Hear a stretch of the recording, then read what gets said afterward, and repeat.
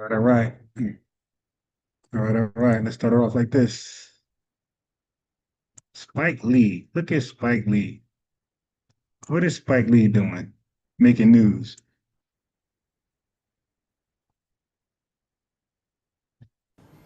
Moving on to some news from West Africa, where Benin has appointed its ambassadors in the US. And these are American director Spike Lee and his author-producer wife, Tonya Lewis Lee. The couple is expected to serve as thematic ambassadors. They are tasked with bringing people of African descent closer to their roots. In fact, the duo is also expected to raise awareness among people of African origin and support initiatives that promote their ties with Benin. President Patrice Talon's government said the move will help African descendants to reconnect with their historical, cultural, and spiritual base. The agreement was reportedly finalized during the couple's visit to the country's capital, Cotonou, last week.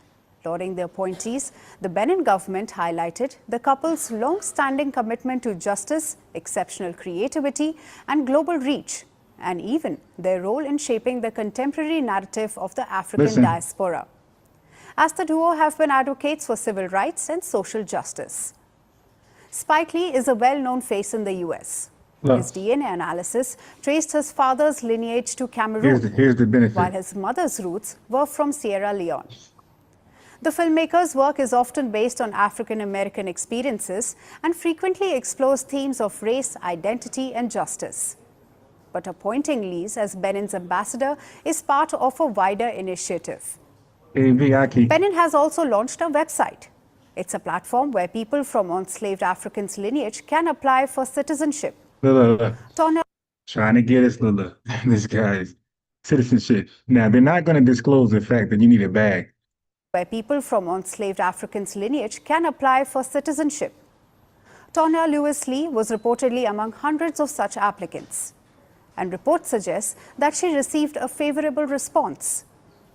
Last year, the Benin government also passed a law offering nationality to people with an African ancestor taken from their homeland in the transatlantic slave trade. Look, do not fall for that. This said taken. We were not taken, okay? Sold. So they're trying to revise history. Hold on 1 second. Back up a little bit. Justice, exceptional creativity, and global reach, and even their role in shaping the contemporary narrative of the African diaspora, as the duo have been advocates for civil rights and social justice. Spike Lee is a well-known face in the US. His DNA analysis traced his father's lineage to Cameroon, while his mother's roots were from Sierra Leone. The filmmaker's work is often based on African American experiences and frequently explores themes of... Yeah, I mean, I came to McDonald's but I'm out of the children's section. I'm looking at it. I got a good spot, but I just could not deal with those flies, man. I just could not deal with those Kwame revenue flies. Yeah, I just could not deal with those flies. I'd probably be in here more than what I want to be. I had to get out of the children's section because it's too loud. All right, so now I'm just an agent.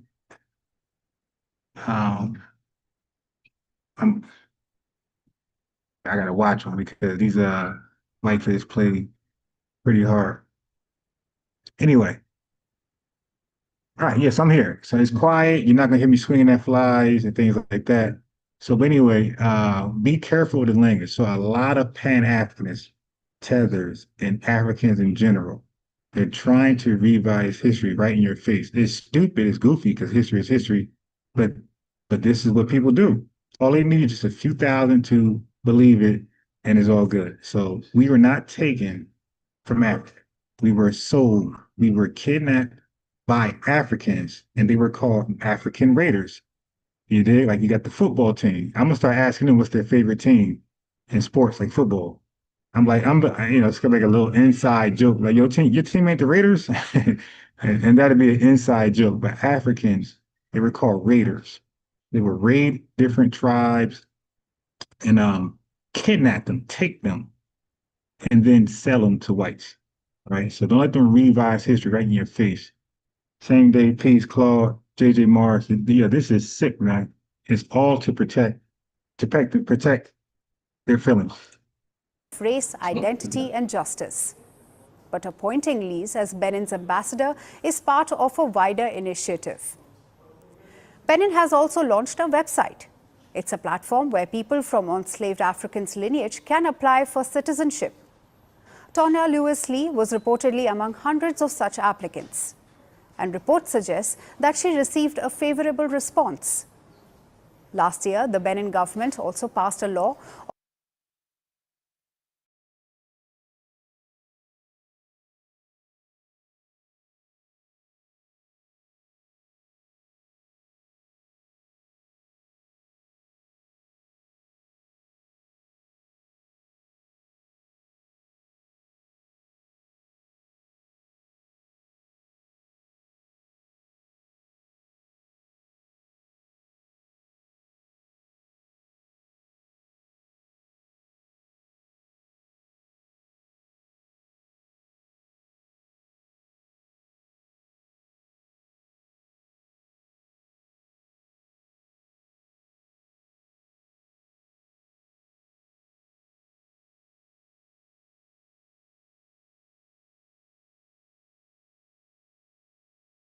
offering nationality to people with an African ancestor taken from their homeland in the transatlantic slave trade. In fact, Benin's coastline was once If you want to drop your auto insurance rate, then don't skip this video. Take a look. I've removed my personal info, guys.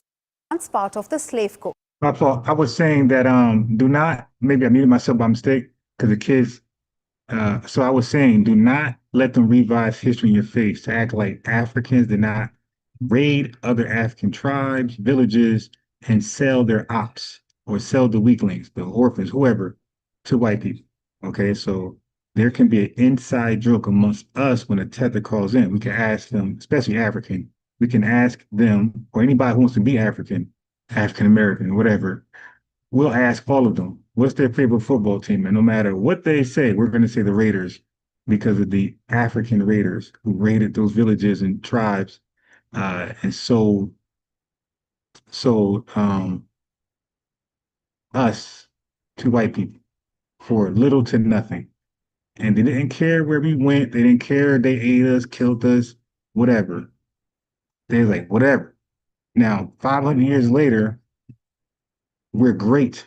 We're the greatest black people in the world. We're greater than the ones who raided and sold us. And now all of a sudden, it's, oh, come home, nigga. Come get, citizenship. Come back home. No, home was disconnected from the umbilical cord when you had sold us to white people. That's out. But anyway, do not let them lie and revise history that we were taken from Africa. Like their biggest lie is that white people are just so invincible, unbeatable.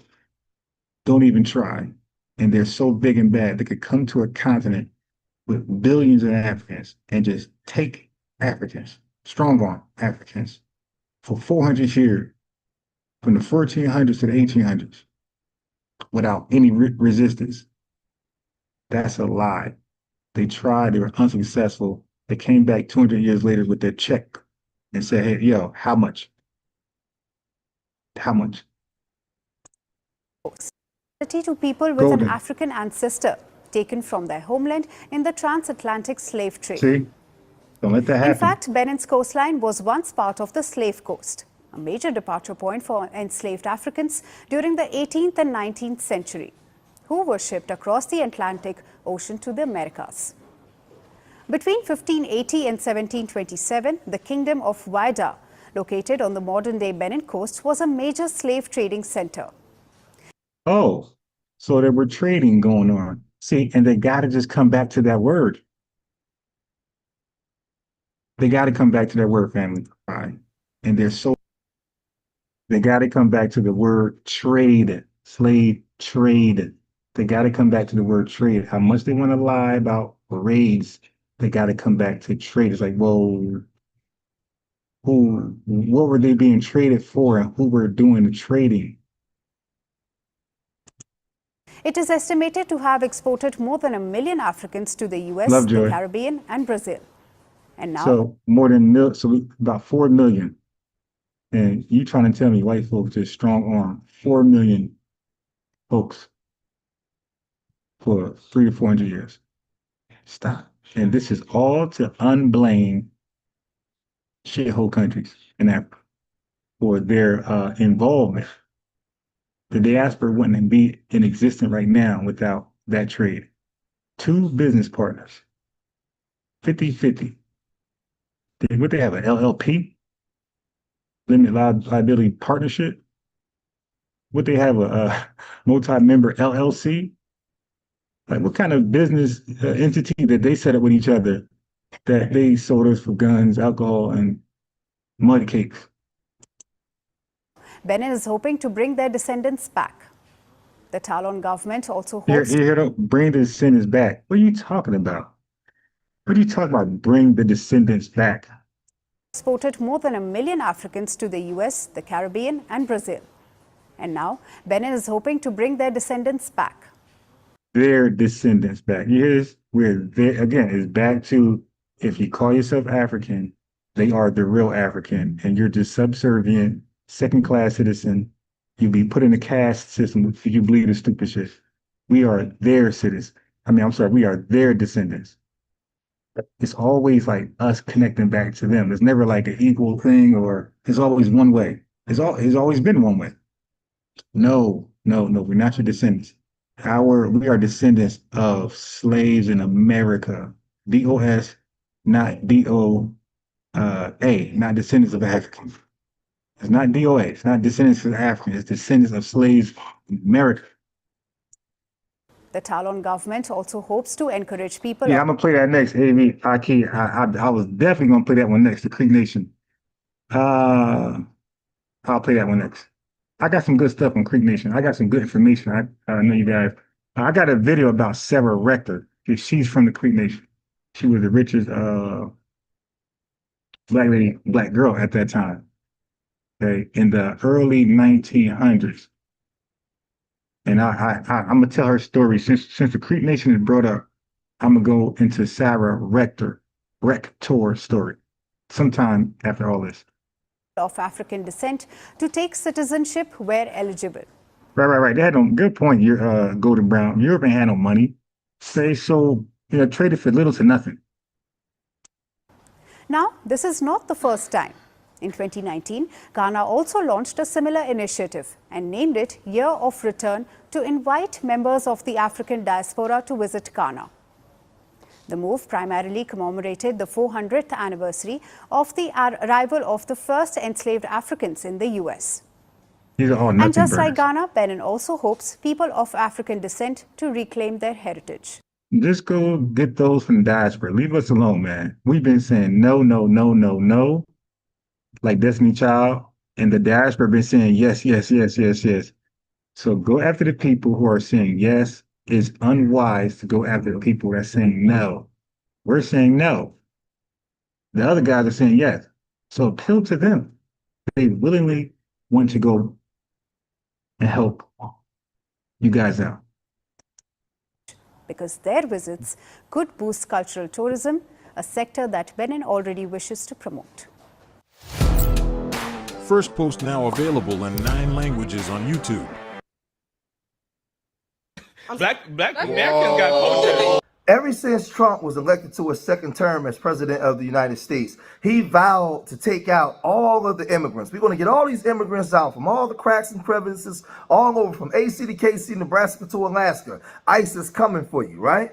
But behind the scenes, a lot of Black Americans at times over the years was trying to protect other Black immigrants, meaning Jamaican, Haitian, brothers and sisters from the continent. But what we started to find out that a lot of these first generation Africans didn't like us. These Caribbeans, they had names for us. They talked bad about us. They said that we was lazy, right? We didn't want to do jobs and all these things, right? And I will often tell my African friends, listen, my grandparents and the people before me fought for unions. People like A. Philip Randolph complained about you immigrants, right? And his You heard that?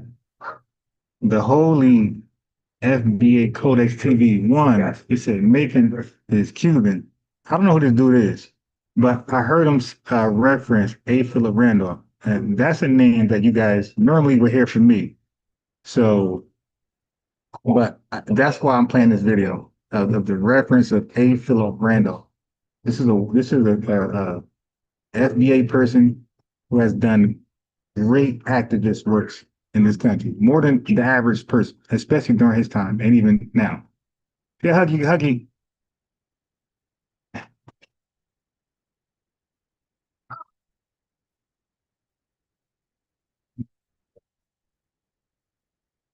Bye-bye. Bye. All right, yeah, so that's what I'm playing because again, a lot of videos I play, bro, I only watch like the first 30 seconds first because if it's online or the topic or the subject, I'll play it. And when he said A. Philip Randolph, and he was correct about him, that's like really rare.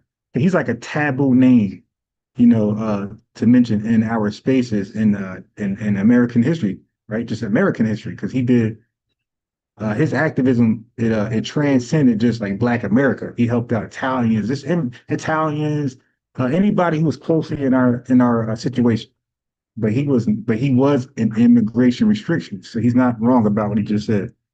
And all these things, right? And I will often tell my African friends, listen, my grandparents and the people before me fought for unions. People like A. Philip Randolph complained about you immigrants, right, in his writings, because you guys wasn't aligned with us all the way back in the 20s. You guys wasn't aligned with us when you guys came here, right? So if we fought for unionized jobs and to get higher wages, why would we go work for $12 an hour when we fought to get it to $30 an hour? Right? So you guys come here, you're not connected to our struggle, don't understand our story, and you start calling us lazy. If you came here and you became a doctor, well, the Black American did it first. You came here, you became a dentist. Anything that you did, we did first. You only came here because you saw other successful Black people. So you guys got to stop talking about you come to America and you start outperforming us, right? So there is a big argument and the struggle going on now between the FBA Black Americans and the Caribbeans and continental Africans. And this is what a lot of these Africans are saying and what they've been saying behind the scenes. Check this out. Of America, right? But what is the All right, culture? so before I play this, I agree with a lot of things you're saying. If we fought for wages, right? But for certain wages, you don't. That's what we did. Like we fought for wages, minimum wages. Nobody wants to work for be undervalued, be cheap labor, be exploited. So we fought for a wage, a minimum wage. See, that's a fair point. Why would we allow people to come over the country, especially illegals, to undermine that fight? And what you guys got to understand is that's what the supremacy does. They passed it. So when they say, okay, fine, minimum wage, but they had something working on in the back end. Like, all right, fine, we'll pay y'all minimum wage. We won't violate y'all like that. So don't worry. And y'all ain't got to worry about it. We ain't gonna hire you. So then they go get some illegals or illegals, the immigrants in general, and then they would abuse them because they just want to. They're coming over here for better opportunities. So they become exploited and we become undermined. So they become exploited and we become undermined. And it's like, well, if you want to work, you gotta take what they take. And now we're being underpaid again. Bro, let me educate you. Every culture starts from a language, a tribe. Every tribe have a language. What is it? Apart from English, what other language do Americans speak? The Black Americans.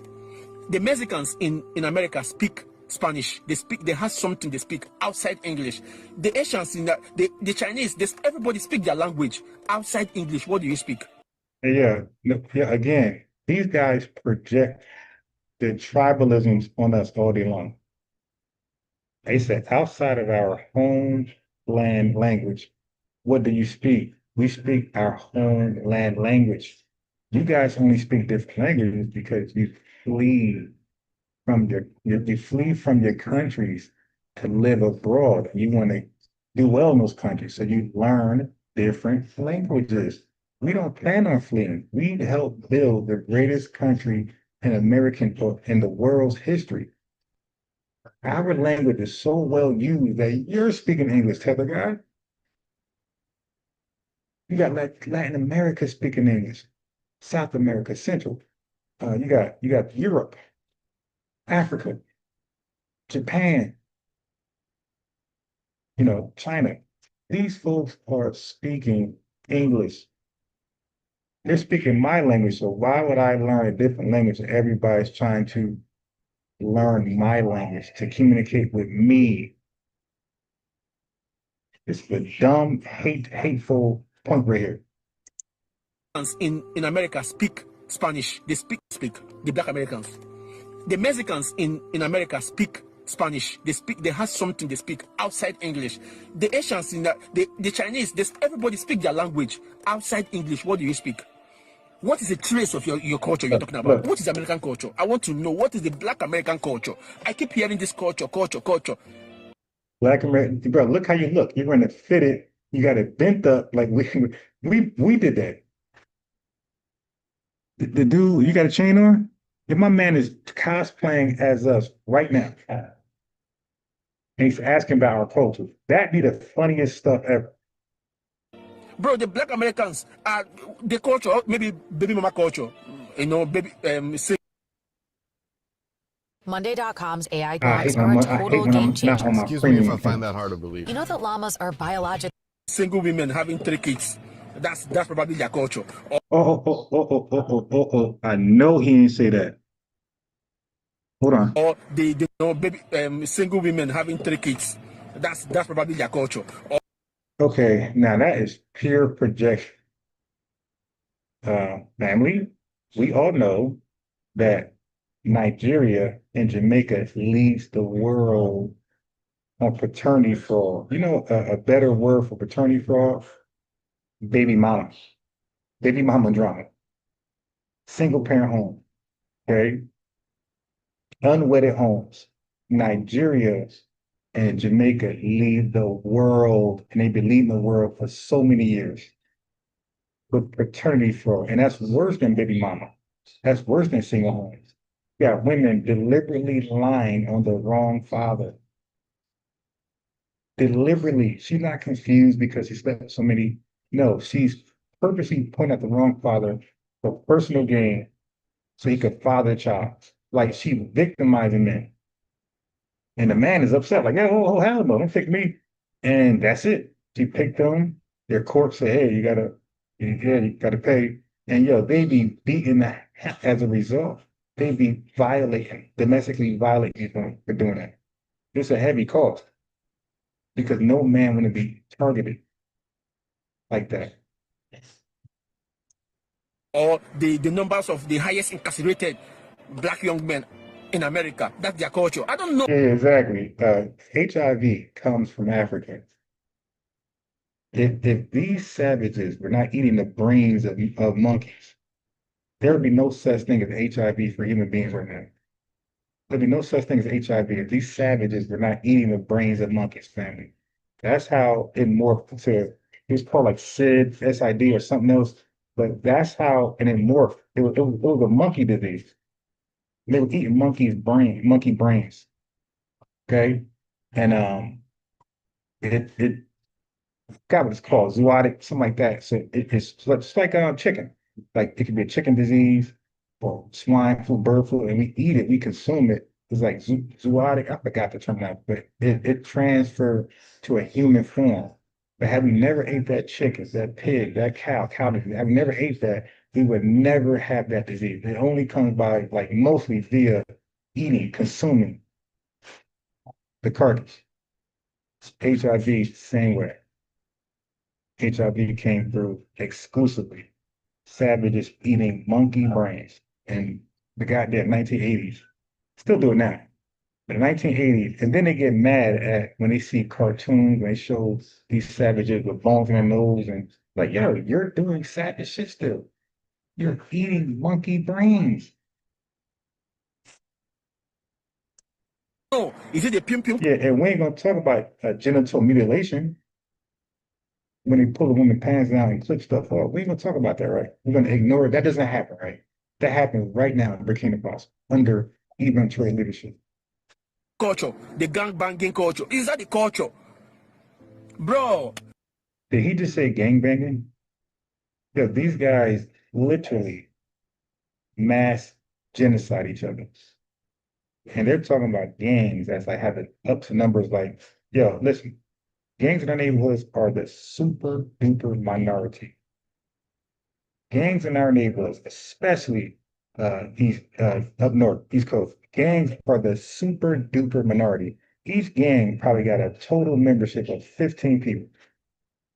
They only look large when you start to like have like a gang meeting, 15th in this city, 15, and it might assimilate 100. It might galvanize 100. But gangs are the super, super duper minority in Black community. Dude, your whole tribal group is a gang. Every last one of them is ready to go in on the next tribe.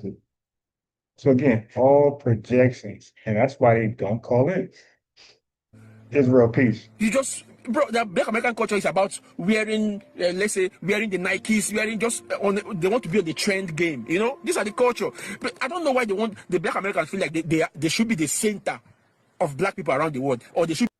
You don't know why, bro? You're in my country, but you're doing all this shit in a Black American country. You're doing all that hate, all that complaining, tether babbling, tether whining, and you're literally in our country. You're not complaining on a floating slum. You're not complaining from the floating slum. You be the face of Black people around the world. Why? Bro, you can have your face. See, you don't even have to declare yourself that you are not African, you are not African American. Bro, nobody give a flying damn about what you think about yourself. That's your own opinion and your own mentality, your own narrative of everything, how you are. That nobody cares. But bringing all your fights about Africa, bro, I don't get it. You talk about culture every time. What is the culture? I want to know. Genuinely, I'm asking. The hip hop. You want to say the hip hop? The music is your culture. I don't get it. Eminem is not Black, but he do more hip hop probably than the Black Americans. I don't get the culture you're talking about, because. Okay, you see, just tether ranting. So that's why in our spaces we attempt to dialogue with these savages. We attempt to debate with these savages. We attempt to combine the different realities and try to figure out where's the truth in all of this. We don't just rant like this guy and just make up shit to be disrespectful and undermine people.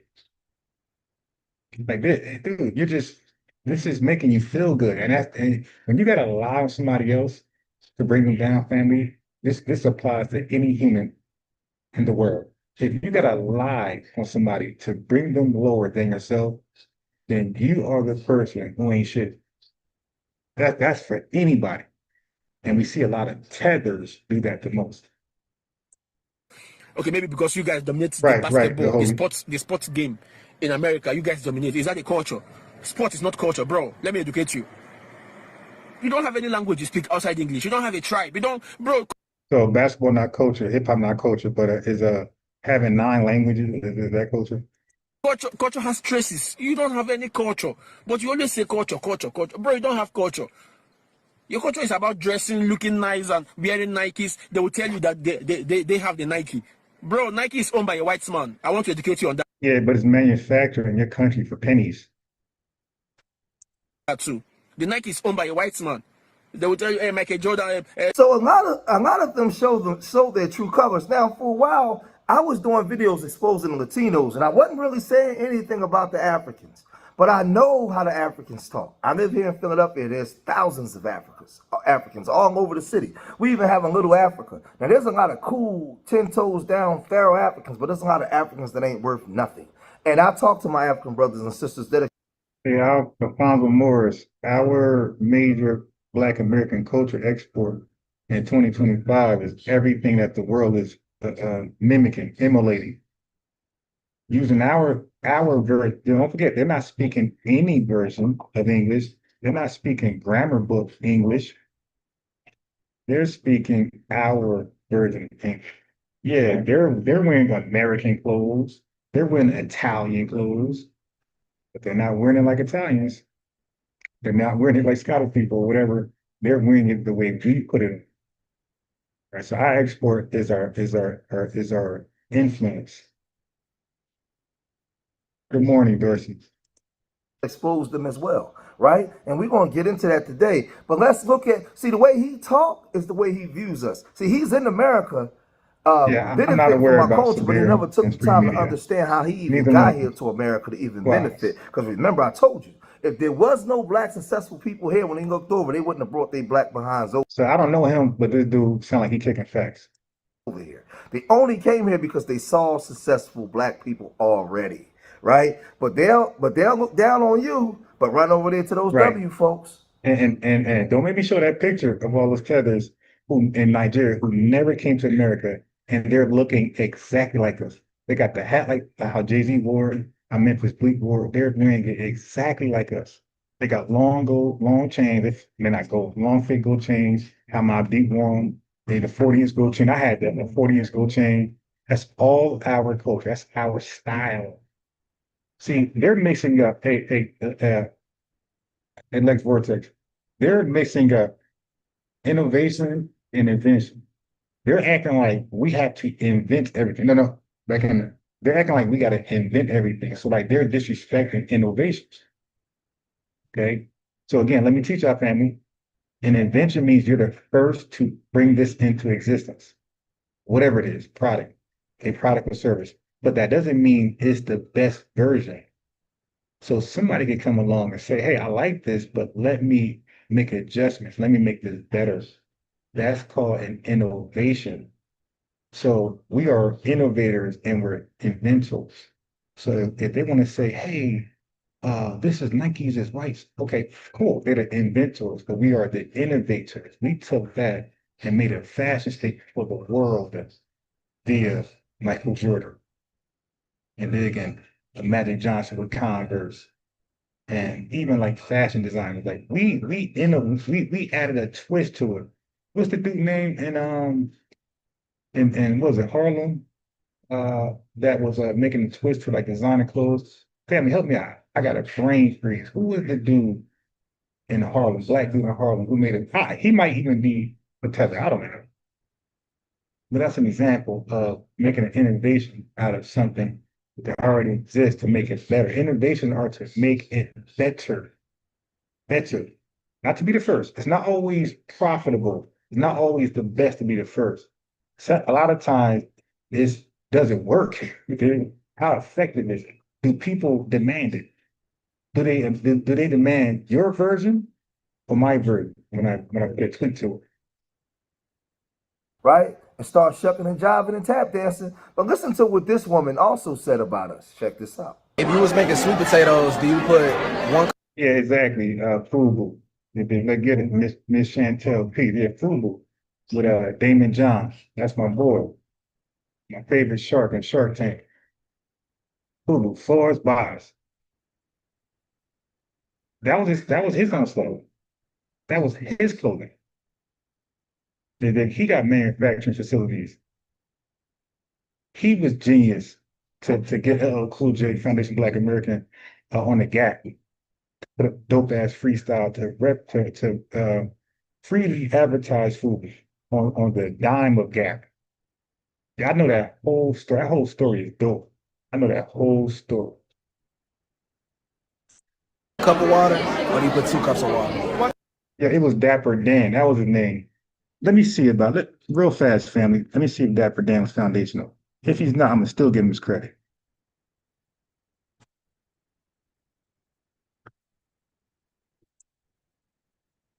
Exactly, Dorsey, basketball, none of that stuff was anything. But this is Dapper Dan. Now I don't know what he is. He could be FBA, could be let's find out. But it's still an example of innovations, right? Still an example.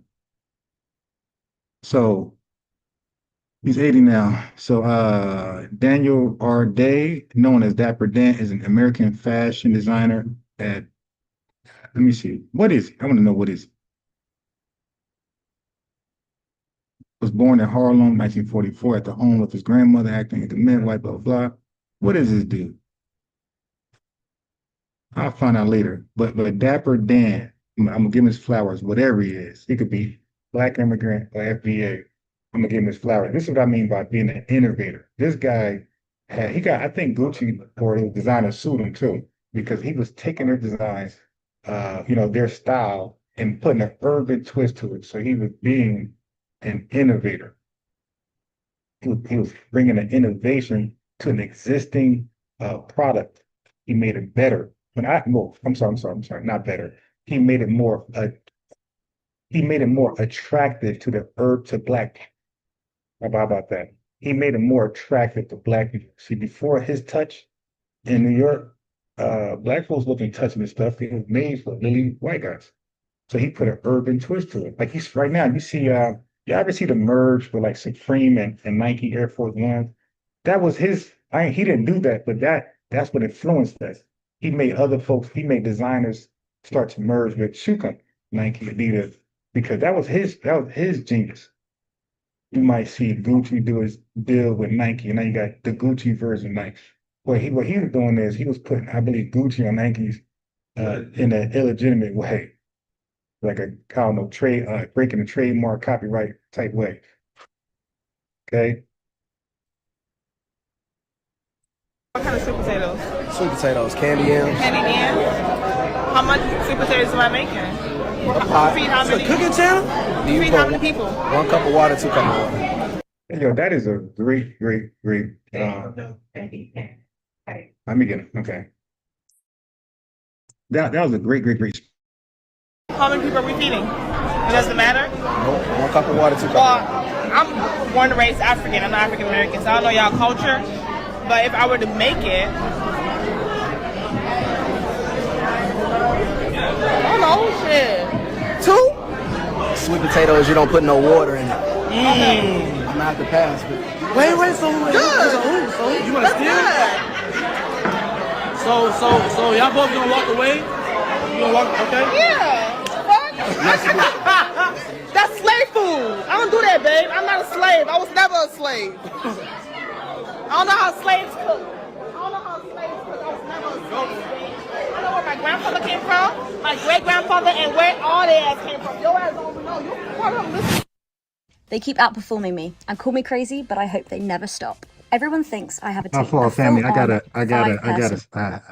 Okay. But it's You see, this filthy, disgusting, primitive tether just sat there and said, water in yams.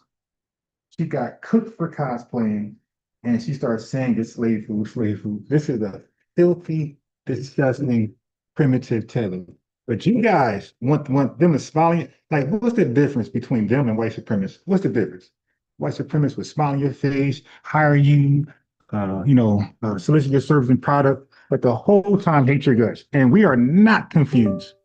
We are not confused that this goddamn white supremacist is our friend. We know it's just business. We know it's just going along to get along. Why do we see these filthy, disgusting people anything different? Why do we see them anything different? It's just a get along to go along group of people. They're just a dark-skinned version. They're Clayton Bigsby. Look, one more time. This is who they are.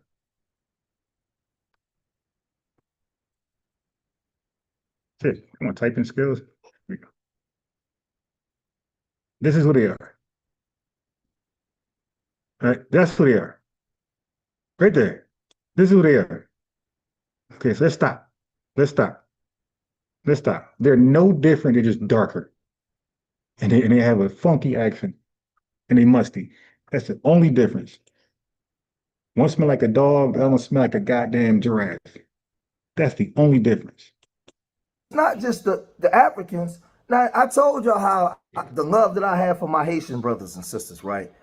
But this is a lot of Haitians that think this way about us as well. There's a lot of jealousy when it comes to Black Americans for some reason. And it's sad because we have always put our differences to the side for everybody else, right?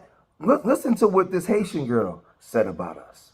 I don't care about nationalities. It's all about the personality to me. You just said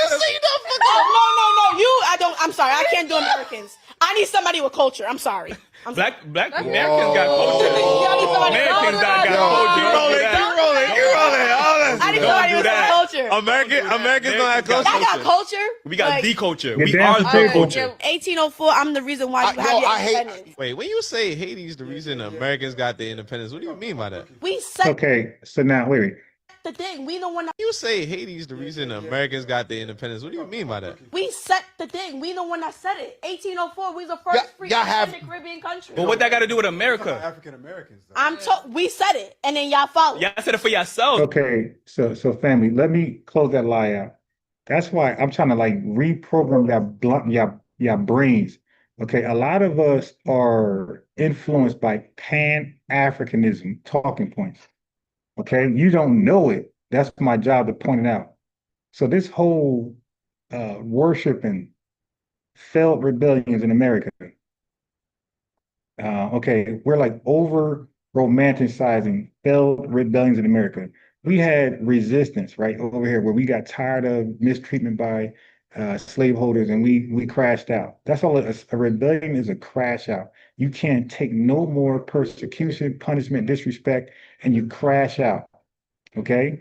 But that is not the way you successfully overthrow your oppressors, your colonizers, your slaveholders, all that type of stuff. You do that in war.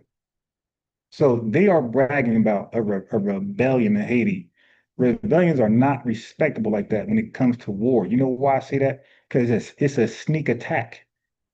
You're attacking people who are unsuspected. You're supposed to win. So in America, in Black culture, in the FBA culture, we don't really champion a sucker punch. And a sucker punch win ain't the most respectable win. It's a win, but it's like, we'll rather you fade up. So in war, it's the same thing. War don't respect rebellions like that. Like a coup.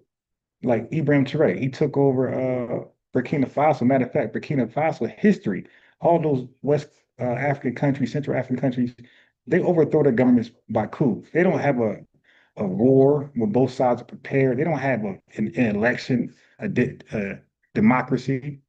They catch folks off guard and win. It's like a drive-by. That's not respectable, a drive-by. Jumping somebody. Or mob attacks from white supremacists. When they do the little mob attacks, ride around and catch us unsuspectingly and then attack us. That's not respectable. We said it and then y'all followed. And we set the stage for y'all immigrants to come over here and profit off of America. You're saying that. And you're mad that we.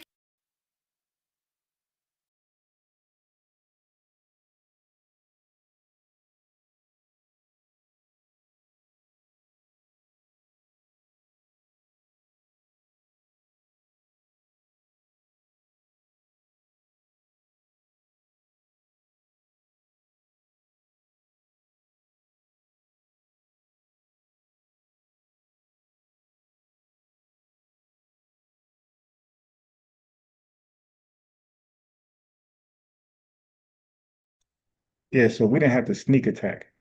We fought in war. We joined the war in 1863. Both sides were well prepared. Both sides were well armed. Both sides had generals, all type of advisors, well equipped. There's no excuses, no sneak attack. Nobody's asleep. Everybody's ready.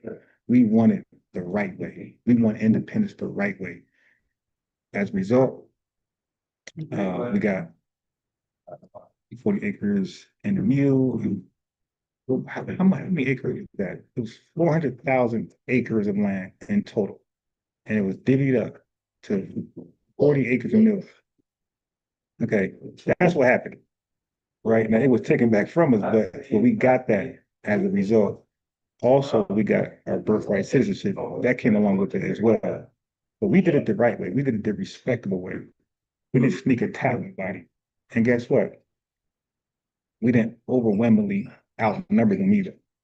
So these degenerates outnumbered the French like 100-1, and they're bragging about, and then they sneak attack them anyway.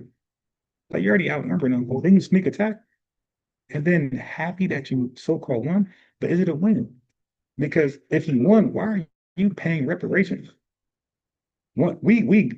We receive reparations, they're paying it. came to. Oh, No, I'm not mad. I'm not mad. I'm telling you what black culture provided for you and your family. See, when you get that, you get a lot of these tethers, right? They come here and they start to undermine Black American culture while at the same time trying to benefit from it. Now that guy, she talked about that slave food. And she was saying it loud and proud with her chest out in the air, right? Slave food. Donnie, we got Miss Chantel. Okay, yeah, so that's my take on rebellions of any kind. It's a crash out, last minute, desperate attempt, and they're normally unsuccessful. Haiti had the largest crash out, and they were unsuccessful because they end up paying, literally, physically, figuratively, and literally paying for the crash out. And it was an L. So look at them right now. Look at them right now. Look at us. Now, I can say a whole bunch of things about Africa and West Africa and the things that Africans was doing to each other in West Africa, right? How they were raiding villages and destroying people, and how the Europeans came and created these countries, these geographical lines that they have. So what is really African culture, right? Y'all been... Yeah, so I don't know this dude, but I'm telling you, he's speaking facts. He did. He's dropping knowledge. And look, he could be Latino, he could be white, he could be Chinese. So I don't get caught up on like ethnic group, ethnicity. Get caught up on that. Or he's speaking facts or you're lying. So to me, I think he's doing a good job. Placed and moved around from kingdoms right into countries, right? We know, a lot of us know this story. Right, Lex. Then they do a fundraiser after that, Haiti, after that, they're doing earthquake. Right? What is your history? A lot of you guys are different different kingdoms amalgamated and merged into because you was forced into different places, right? During war and conquest. We already know what was going on. The Arab invasion, the Mauritania. I mean, I can go on and on and on when dealing with West Africa. The Kanem Banu Empire. So many different things that went on. Y'all wasn't 100. Yeah, he just spitting facts. You got the Prince of Paraphernalia, aka POP in the building. Yeah, so he's really just cooking right now. And yo, Lex, before I went live, I seen a panel of a bunch of Pan-Africanists, and it was like Uncle's one of them.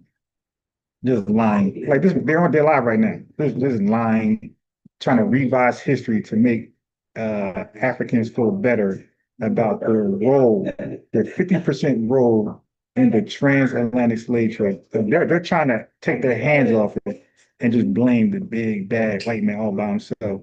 They don't want us to know, and that we know is true. We know that they were in business together. They were in bed. They either had a LLC, it was multi-membership, or they had a LLP, limited liability partnership. But they were in it together. They were in it together. And we ain't gonna separate them. Africans wasn't always good people. A lot of kings were wicked as hell and doing a lot of things to a lot of other smaller villages. But y'all come here and y'all talk trash, right? But there was... Okay, so I do remember him. He used to be on Saturday TV.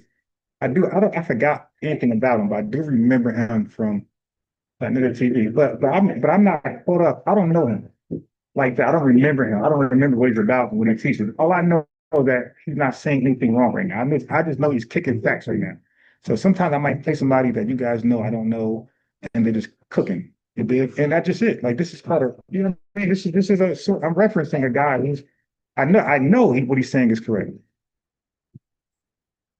A lot of other Africans and Caribbean brothers and sisters that are not tethers, that are 10 toes down, they rock with Black Americans, and they are very appreciative of the work that our people have done in this country, for them to come here and have a platform to become the best versions of themselves, right? And they start talking like this. Game of Thrones King's Road is now available on both PC and mobile with Google Play Games.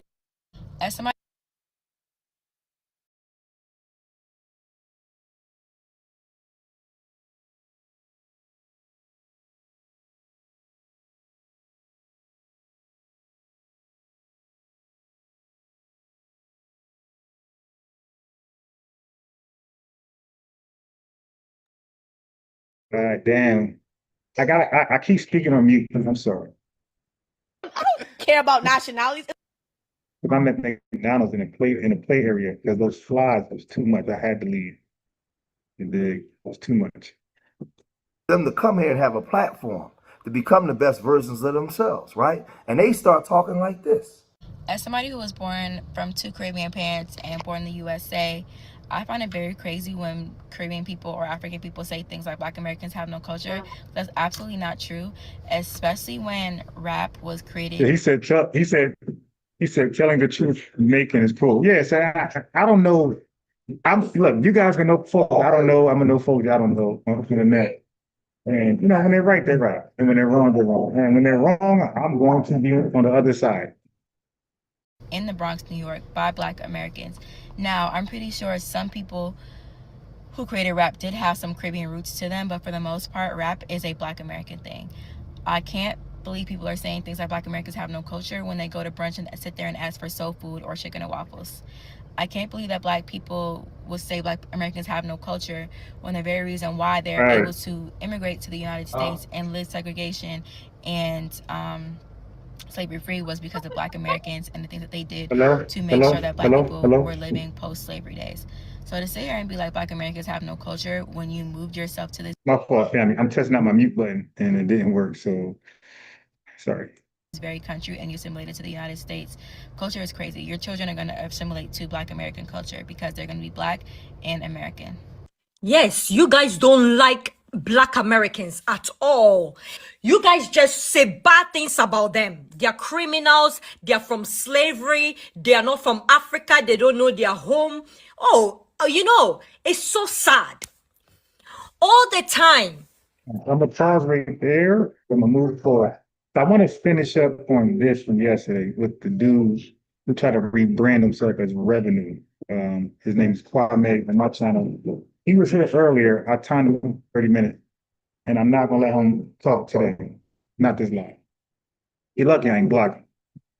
But he just trolls. He's a tether, just trying to find his way. He's trying to find out which FBA channel would like let him be a co-host so he can, you know. No, dude. No, it's not gonna happen. Revolutionary War and these other local militias and all of that, you had to be a citizen. The War of 1812, yeah, you had to be a citizen. Let's stop playing this game. In some places, there were foundational Black Americans before the Dred Scott decision holding public office. Yeah? Come on now. Let's just understand history here. Let's get Max. We got Max, the suspected white supremacist. This is one of Myron Gaines' people. What's up, Max? I haven't heard from you in a long time. Making moves, you know, I'm not begging for reparations like you. I'm out here making money. So it is. White supremacists, what the fuck would you get reparations for? You've already got compensation unjustly. You don't. All right. Well, what's I find it very funny that you're making fun of a guy from Africa because he's not American, but the only reason you're making fun of him is because he doesn't live among white people like you.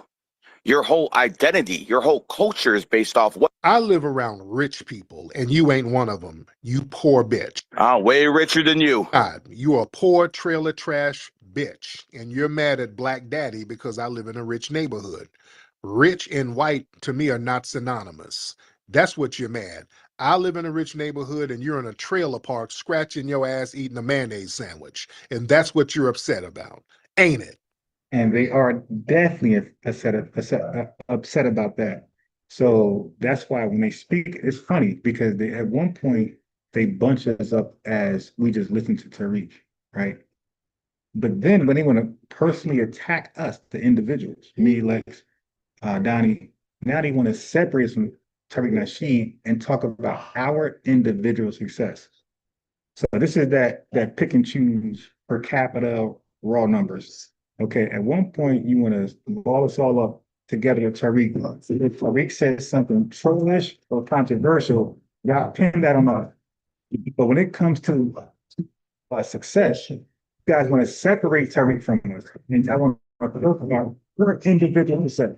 You see how that works? It's like, wait a minute. if you're going to pin us to Tariq trolling or controversial remarks, then you got to pin us to his success. See, but it's the per capita versus raw number pick and choose, pick and choose, pick them, pick and choose. Huh? Go ban for ban, bro. Go ban for ban, brokey. I got more followers than you. Don't have nothing. That's why you always call me whining with your headlights encrusted ass. All right, You put your whine, link in the chat. you whine to Black Daddy for clout. Nobody rocks with you. Nobody listens. You white supremacists are played out. You guys are lame and boring. You're falling off. Hey, Codex, how can I watch you and Q? Because Sinetta was playing y'all build, and I was watching it, and then the video got cut off midway. It went private. So, bro, if you have your dialogue, 'cause y'all was talking about FBA, if you have your it was very interesting. I think it was very educational as well. Bro, if you have the original footage to your dialogue with outside the keys on FBA, Adolf, that type of stuff, so please put the link in the chat. I want to finish watching that. I want to do a reaction as well. Diamond, please, twin, see you. Your birth rate's so low, you're about to go extinct, you're trying to make robots of yourself, you're trying to get into transhumanism, you're over there making robo-hunkies, and you're trying to survive by any goddamn means, and you're mad at Black Daddy, all right? You can't even have a debate without muting people. You're a weak. You are nobody to debate. I debate my... That's the thing again, like they try to make us feel bad for muting them as though we're equals. Like they're a caller. They're a caller.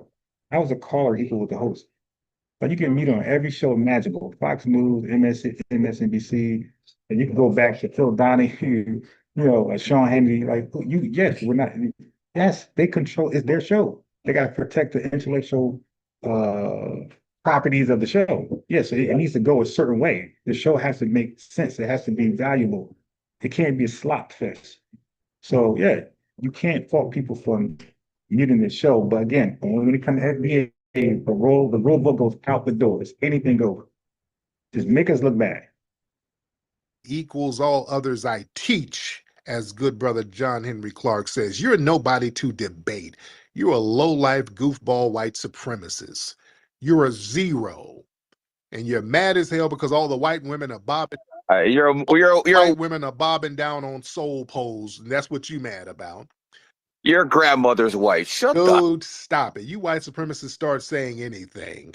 You don't have anything, sir. You're an upset, failed white supremacist. You didn't even... I make more. You didn't even win at white supremacy.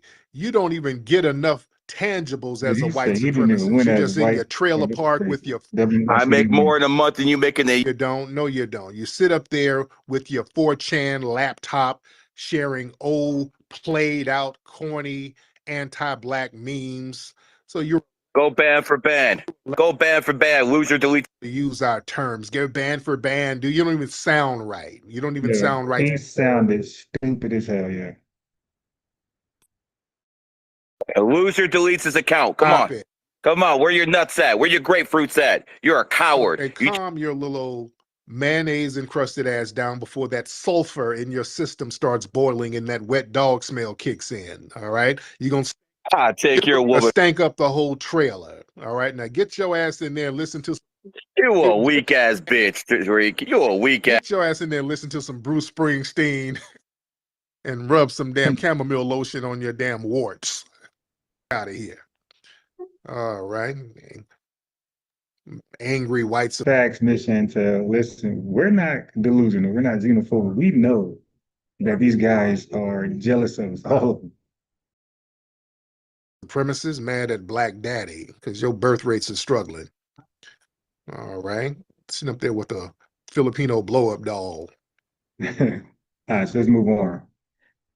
Okay, so this is, I want to keep this in your memory. This is my discussion with Unc West. I'm not going to play the whole thing. I'm just going to play the part where he had no issues with Africans who were not legally due reparations in America. And he sided for them scamming by siphoning our reparation monies. Okay.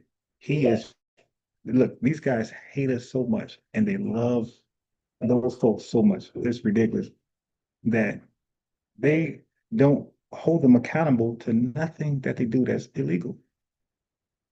Listen to this. Wait. Let me fast forward. Yeah, the chat want to hear you out because I did a poll. I did a poll, and the poll is, are we African American? And 89% said no, and 11% said yes. So I was asking the 11% that said yes if they want to explain. Miss Chantel, nobody drags nobody. It's not dragging when you're speaking the truth, Chantel. It's just speaking the truth. So you guys can be emotional and frame it something else.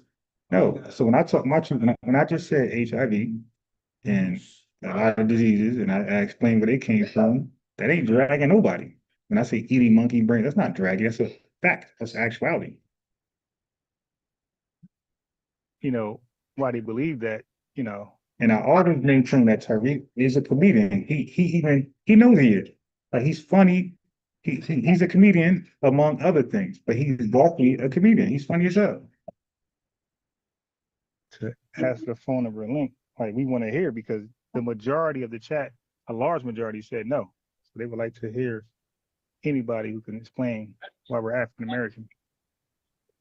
I mean, yeah, that's the audience. Okay, wait. Let me just get to the part where he talks about where we both talk about reparations. He don't mind them citing.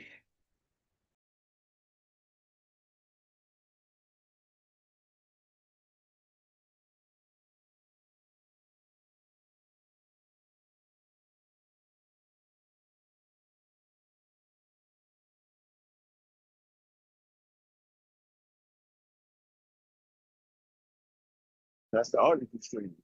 Cool. If you didn't have that, then you'd be a bad stream. Yeah, I mean, I scream to atheist audience, Joe. They say, hey, what's your stance on believing in God? And they say, we believe in it, and that means I'll be a horrible stream. You feel me? Yeah. Yeah. Uh-huh. So why you think you FBA, though? Okay, well, so here's the stance. Yeah, what is that? For me, Friedman is fitting.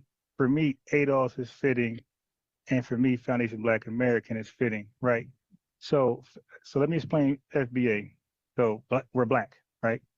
That says it all. We're American. And we were here since the foundation. Matter of fact, we helped lay the foundation. So that terminology to us blocks any other Blacks in the world that claim that maybe naturalized become American, because they're going to be Black American, they're going to be African American, but they can never say that they're FBA American or Adolf American, Freedman, because of that foundational word right there. So it's more fitting, it's more exclusive, and not all inclusive like African American. So you don't think when it comes to billions of dollars in money, they're not going to be able to make that determination? Because last time I checked, nobody gives away billions of dollars. No. And just little recent immigrant. Hold on, let me make my point. Just little recent immigrant, you know what I'm saying, get that money like that. Listen, that's look. Not going to work. Nobody's giving away money, especially with me and you right in this conversation. We can clearly determine who was actually. See, look, you would say dumb stuff like him, but when you're he's used to talking to yes men, yes women. He don't like to be challenged. So now he's gonna say the most retarded stuff because he don't take real challenges, like people who really vehemently disagree with him. He aligns himself up with people who pretty much agree with him. So he's about to say the ridiculous stuff ever. On the slave, who got put on the slave trade, and who recently came over, yo. That ain't even hard to do that, yo. Thanks, FBA Curtis. I appreciate that, bro. Definitely coming from you, because you definitely, doing your thing, and you study, and you go hard, and you don't lightly give people, flowers like that, because a lot of folks be cosplaying, they be doing BS behind the scenes. So I appreciate that, brother. Yeah, so you don't think $1 billion on the line is gonna be different? Nah. And let me answer. Because okay, so what I mean by what I said here, so they get like to talk. So he just said, so well, on this proposition for his family, listen to what he said. He said that we shouldn't be uh, uh, distinguishing who is old and who isn't. He's saying we shouldn't do that. He's saying we should leave it to white people or the government because you think, this is his words, because you think they don't know who is old and who gets paid and who doesn't. You think they're going to just pay any old body that asks for a check? So he's saying, let go of that power. Again, like he's playing us like a fool. He believes that we don't have the intellectual mindset to determine for ourselves who's due or not. He's saying, y'all don't worry about that. Yeah. Let white folks worry that out, sort that out. Let white folks sort that out. That's what he's saying. Let them sort that out. Let the government sort that out. You don't worry about who's old and who's not. This is a sick individual who got a sick love for a country that he never lived in. A lot of them come over here scamming, period. And just a recent immigrant. Hold on. All right, so listen, he about to say, right now he's about to say the unthinkable. Last time I checked, nobody gives away billions of dollars. And just little recent immigrant. Hold on, let me make my point. Just little recent immigrant. You know, you might be right because listen to this. This is some wild stuff, man. This is wild. This is agent talking. I think it's more exclusive and not all inclusive like African American. So you don't think when it comes to billions of dollars in money, they're not going to be able to make that determination? Because last time I checked, nobody gives away billions of dollars. And just little recent immigrant. Hold on, let me make my point. Just little recent immigrant. You know what I'm saying? Get that money like that. That's not how that's going to work. Nobody's giving away money, especially with me and you right in this conversation. We can clearly determine who was actually on the slave trade, who got put on the slave trade, and who recently came over, yo. That ain't even hard to do that, yo. Yeah, so you don't think $1 billion on the line is going to be different? And let me answer. Because a lot of them come over here scamming, period. So we want to discourage. I got to reply now. So we no, go ahead. Okay. I say them. And a lot of them come with their hand out. Are you familiar with Cobra website, Cobra and their movement? Yeah, I heard of it. Go ahead, keep going. Yeah, no, you're familiar with it. Yeah. Go ahead. If you read their website, like we're not even aware of the different positions of the organizations. So we're not aware of the different organizations' positions on reparations, but we're talking about it like we do. That's why I asked. You ever heard about? No, come on, man. Like, come on. So we want to discourage. I got to reply now. So we no, go ahead. I say them. And a lot of them come with their hand out. Are you familiar with Cobra? All right. So, Miss Chantel, you're showing your true colors. Look, I know that some of you guys come from these platforms, right? That I cook, and you guys are mad that your numbers are not growing. So she said, I believe in sleeping with the enemy. I don't. He says you should all allow them in the cookout, and I say ban them. Now, she just misrepresented me. Hey, listen, Miss Chantel, you got to go. Yeah, so now go back to whoever you were sent from. Okay, so what the hell is he talking about? So go back to wherever you were sent from. This is them trying to undermine, sending their folks over here to try to undermine and spin stuff. Get out of here. It's not going to work. They are mad that they were live earlier, had 6 folks in there. They are mad that their channels are not popping, they're not growing. Subscriptions are good, they're lessening. They're mad. They're sending their flunkies over here to try to undermine and do the worst things over there. Ain't gonna happen. Site Cobra and their movement.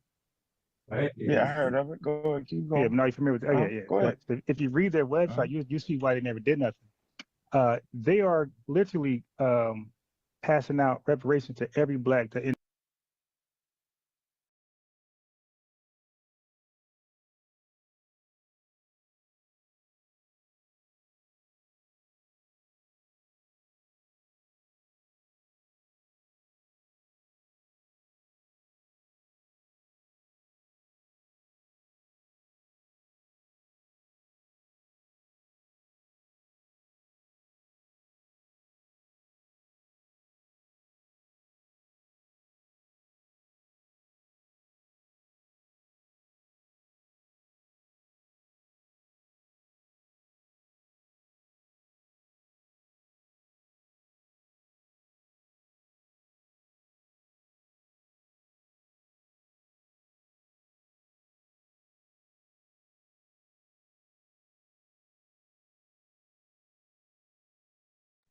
I hate talking on mute.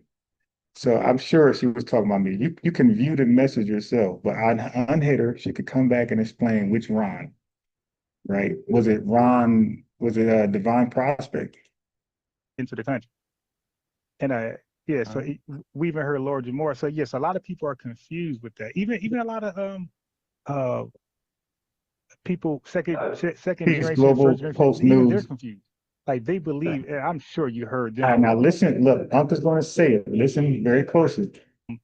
Before make an argument for why they deserve reparations from our American government. So what you do is you don't leave it up to people to determine who's qualified for what's owed to you. You come now go to Brown. I understand what people are saying in the chat, but when you start to misrepresent me or misrepresent one of you guys, that's COINTEL.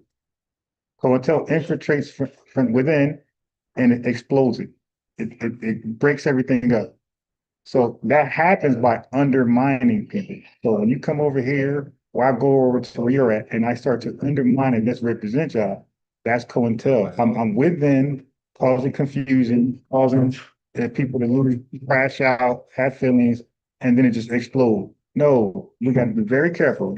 We are growing. We are very influential, and nobody can get any views unless they mention our name. But we got to be very, very cautious and read people, look at who's trying to sabotage us. And you know it's coming. It's coming. So I unhit her, but I give her a chance to explain what Ron she is talking about. But if she does not explain, I gotta hide her again. come up just like the ADL, right? That's their thing. Nobody made the ADL for them. They come up with their own thing and set the standard of what's anti-defamation and what's anti-Semitic. So we're doing the same thing. We're smart enough to not let folks decide for us. No, we're gonna tell you who is inclusive and who is exclusive. So that's why you got terms like freedmen. Like that's their attempt to do it. That's their attempt to tell and dictate and gatekeep. ADOS is their attempt, and she also made a slick comment about Tariq's was that mother-in-law? Like, just read the chat, man. Like, I'm watching the video, I'm giving commentary, information, and I'm also reading the chat. She was even talking about his grandma, like his mother-in-law. Like, what do you? And she said that he was dragging white people. She said that before she made the comment about me. She said Tariq was dragging white people. I'm like, dragging white people?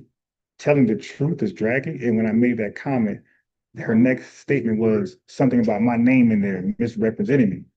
So that's how all that, that's how that domino effect happened. FBA is another attempt. But she's still there to defend herself.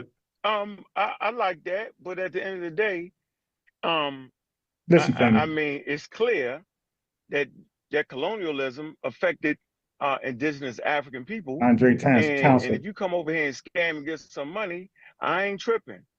You heard that? He just said, if you come over here and scam, I ain't tripping. But this same guy, he calls Tariq a scammer. He calls Umar a scammer. He calls certain people scammers. The same guy calls FBA scammers. But when the real scammer scams, he has no problem with scamming. This guy, and if you come over here and scam and get some, ADOS is their attempt, and FBA is another attempt. No, I like that, but at the end of the day, I mean, it's clear that colonialism affected indigenous African people, and if you come over here and scam and get some money, I ain't tripping. You see what I'm saying? I am. I know you can't have my money. But let me finish my point. They can have your money though. Yeah. But look, they're never done. I told you about those guys that said, "Let me finish my point, or I'm not done." When they say, "Let me finish, I'm not done," they got some bullshit coming next. Ain't tripping. They got plenty of money. Now that's not gonna stop our money. You know what I'm saying? Like I ain't tripping. Like seriously, like how can we really trip? The colonial. Yo, he's really justifying family. Listen to what he's saying. He's really justifying people from a whole nother experience had nothing. The people who sold us, the people who sold us, he has no problem with them tethering into what's owed to us. Listen. Colonialism was stop our money. You know what I'm saying? Like I ain't tripping. Like seriously, like how can we really trip? The colonialism was why, bro. The colonial powers came in and colonized indigenous people. And so African Americans come from an indigenous people. So I ain't never tripping, dog. Like if you scammed them, you scammed them. That's not you. Y'all No, make no, it seem I'm not like talking it's about gonna that. down money. No. Now Word on. So he supports scamming as long as it's done from non-FBA, which we don't condone anyway. But that's his sick mentality. If it's Umar, if it's somebody else he believes is scamming, Jay Morrison, it's no good. If the FBA, no good. But if it's a complete tether, he has no issue with it. These guys, again, Pan-Africanism is their religion. And it was created by white people. We're gonna find out. I'm talking about scamming reparations money. hold on, you cut me off. Yeah. No, I'm saying, but reparation money, yo, it is what it is, bro. I ain't tripping. Oh nah. What I'm saying is African American had their stuff together. I'm saying as an African American, you gotta have your thing together, bro. Okay, so they're the scammers, but he's saying we don't have our thing together. He's allowing them to scam, but he's saying we don't. It's back to blaming us. And I hope y'all understand this. They blame us. We could do no right. I showed you different Pan-Africanists. You had Professor Smalls talk to like little kids. You had Professor Grift. Same thing. All they protect Africa. Africa could do no wrong, and all of their anger and hatred is towards foundational Black Americans. They could scam, and it's all good. But then blame us and say we need our shit together. Listen, peace, bro. When you got your thing together, you're gonna get what you're supposed to get. If that thing gets sent out like that proper. That's all I'm saying, bro. Yeah. Well, okay, but so let's deal with the FBA. So the FBA is clearly coming out of the mouth of Tariq. And then then he changed the subject. So he says scamming is okay as long as it comes from Tether. Then he says we need our stuff together. So let me go. We don't scam. You know, that's not our culture. That's their culture. And now he wants to move on to a different talking point, which is they love talking about Tariq Nasheed. There's no separating that. And I'm saying is he explained what that was. And I'm saying African Americans or Africans that came to America by way of slave trade was never indigenous Black people in America. That's what that man said. So y'all got to fix that. Fix that. No. Gotta fix that. Gotta fix that. All right, okay, we don't. Okay, so it's my turn now, right? Are we taking turns? Okay, so Tariq is I'm quiet. Go ahead, bro. Okay, cool. So Tariq. All right. So I'm gonna put the link in the chat. I just want y'all to hear that one part. This video I already did. I made a separate link just for me and Unc 34 conversation. I said right there. So I just wanted you guys to hear, right? Pan-Africanists, they never have a problem with non-FBA Blacks scheming, being degenerates, violent, drug smugglers, drug dealers. They have no issue with that. All of their criticism is reserved just for foundational Black Americans. That's all. Let's move on. Oh, it's just legislation. The Black American dollar is, since they don't believe us. I think it's time to boycott the braiding shop. Now, that was the sister that sparked off the whole boycott their salons or whatever. That's just American dollar is, since they don't believe us. I think it's time to boycott the braiding shop. I'm making this video because I wanted to. Yeah, I remember that dude, Dorothy. To support Shaya's Shelf, who is promoting a protest for August 1st. Complete blackout on African braiding shops, restaurants, and stores, right? I'm absolutely here for this. I'm showing my support because I do this in my everyday life. I do not Yes, shop with the sir. Africans. Ain't no African ever braided my hair, put their hands in my head, or none of that, right? I don't do the restaurants. I stopped like years ago. I do not shop with their stores. If I walk into a store and I accidentally realize, oh, not for me. There's been an ongoing conversation online that is really causing quite a stir, and some Black Americans are calling for a boycott of African braiding shops starting August 1st. And while a few are agreeing with the idea, the overwhelming response from the community is, wait, what is going on here? Hello everyone, and welcome back to Training. Yeah, you can hear that language, you can hear that accent, you know what's about to happen. Straight undermining. Pulse Worldwide, your space for real, respectful conversations around what's trending, especially within the Black global community. And if you're new here, you're very welcomed, and go ahead and hit that subscribe button. So let's talk. This whole situation kicked off when a Black American woman boldly called for people to stop supporting African braiders. And now, I guarantee you, she don't tell the whole story. After that, some other people quickly jumped in support. So you don't want to explain why she wanted to boycott? You don't want to tell her story? You don't want to give, she's giving a backdrop, but she's not giving a backdrop. She's just telling the conclusion. Why not give the reasons why she called for a national boycott? Undermining. And some said they too would stop visiting those salons. But here is where it gets even more interesting, because the majority of voices online aren't buying into this, and many Black Americans are pushing back, saying they won't participate in something that only. So why are you complaining? Okay, so if she suggested a boycott and it went on deaf ears, then why would y'all even give life to this? That's stupid, because now you are low-key promoting a boycott. If it's fluff, and you're calling her bluff, why would you give life to it? So by talking about it, you're giving life to it. So if it was a fluff, you're adding more strength to it, because they know it's more serious than a fluff.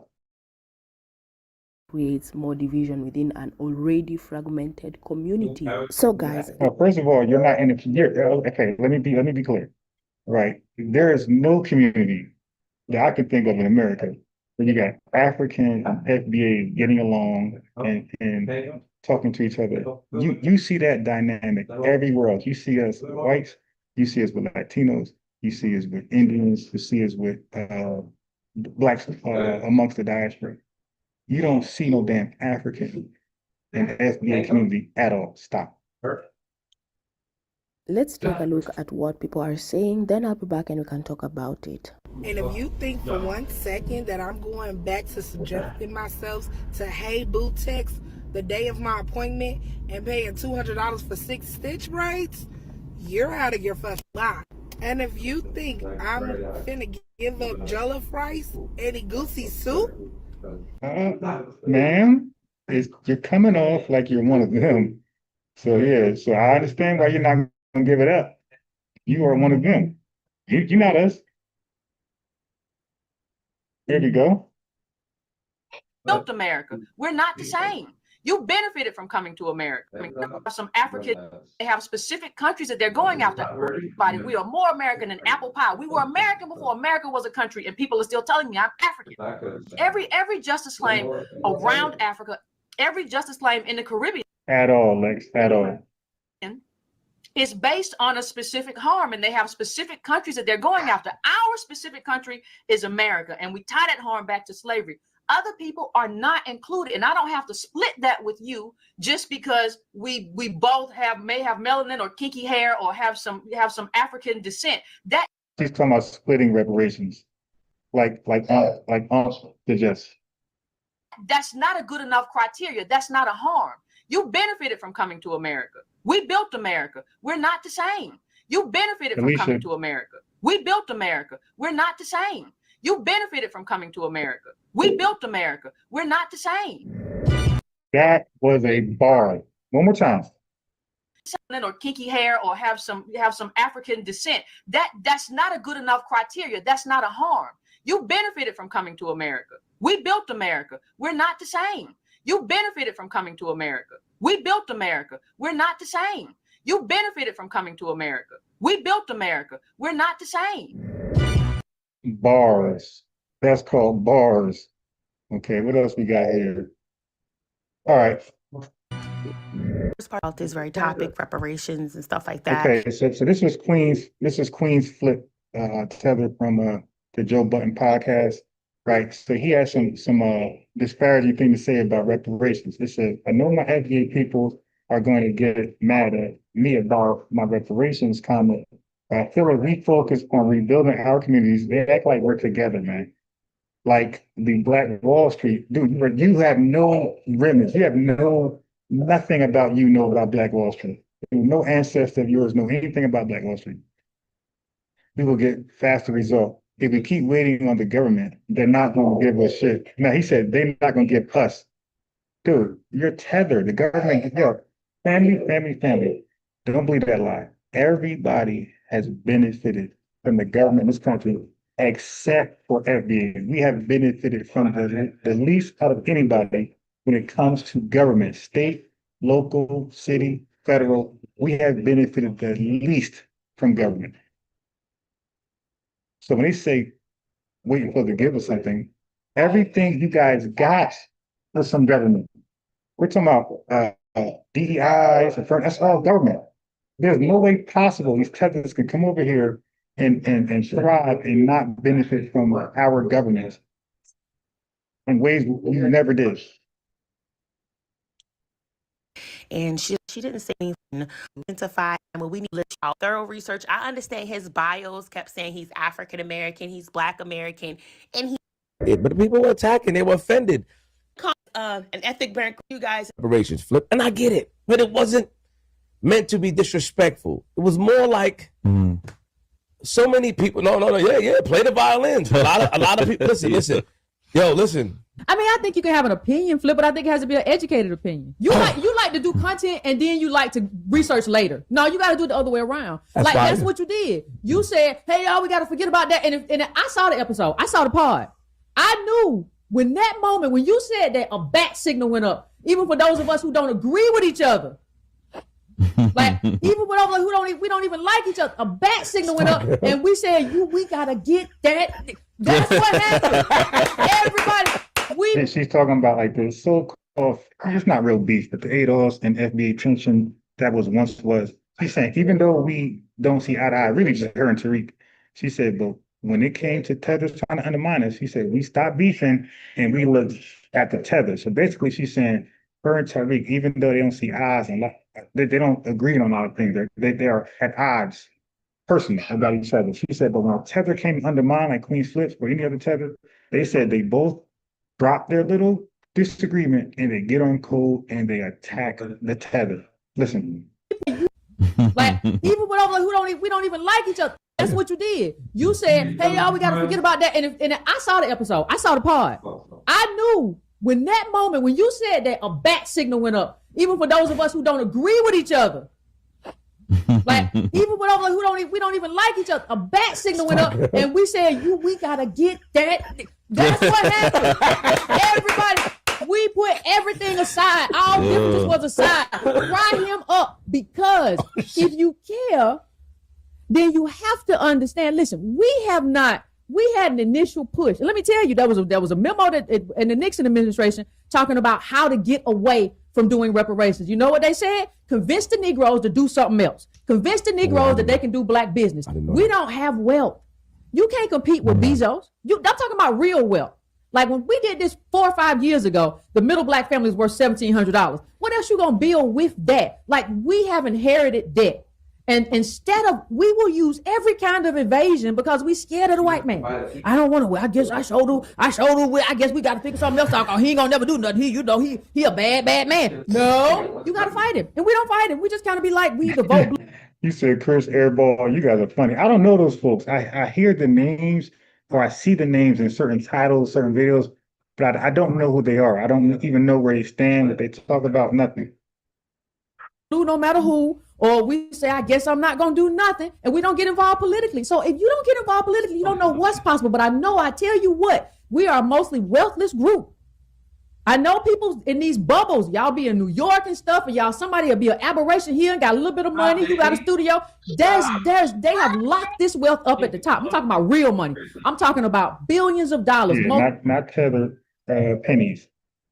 Millions of dollars at the top. We don't even have a tax code for redistribution. You're not going to get that back unless you do some kind of redistribution specifically for ADOS. You can't get robbed for 400 years and just start from zero. Once you get robbed for 400 years, you got to get some of that back. So if y'all don't take any away from this channel, what I do is I do give rebuttals. I do debunk. I do show you how to debate these folks. You see how I debate them. I try to be calm as possible, because I don't want to give them a crash out moment where they can't face the truth or face something they said prior, and now I'm holding them accountable to the lie that they said. So, yeah, over here, you get nothing else out of this channel. Some of y'all might disagree.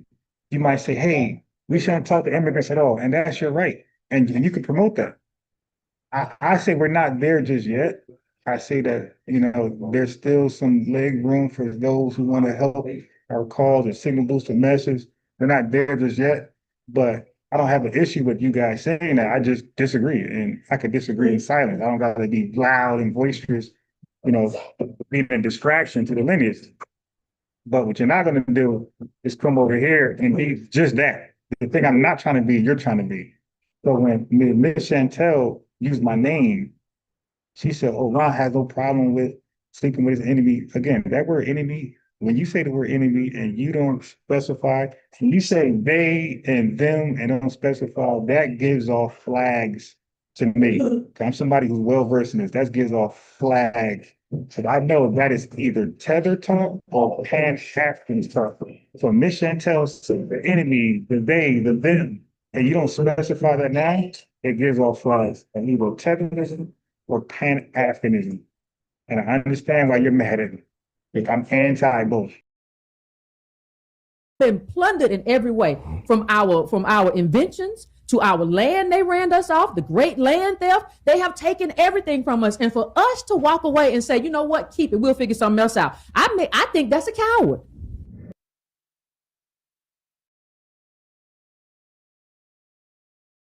Which means you're half-half. I'm not a continental African. I don't have relatives in Africa at all.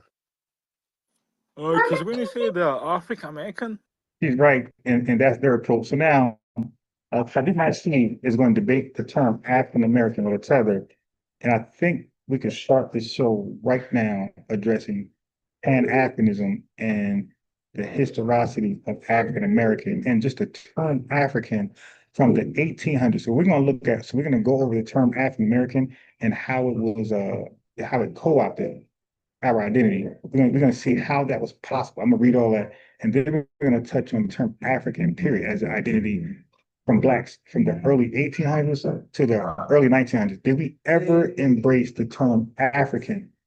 Did we ever acknowledge it like a lot of these liars say? Right. So right now, just watch the debate, and then we'll cut to the chase.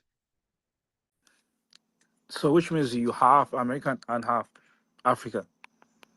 No, I means half-half. I'm not acknowledging a basic truth. This is, am I Black? I'm asking you, am I Black? You correctly, Brian. Right. Am I an American? So let me read that. Go to Brown. You said, I think FBA can keep up if we form credit union and co-op businesses. That's interesting. Keep up with what, though? When you say keep up, you didn't really specify. That's like left to our imaginations. Keep up with what? So Gordon Brown, come back with that and explain keeping up. What are we keeping up with? And then I could see where you're coming from. But what are we keeping up with? You left it right there. It could be what the Joneses, like, right? What are we keeping up with? Donnie, yep, she gave us a stance. So I'm just listening. D4 piece, you big win in the building.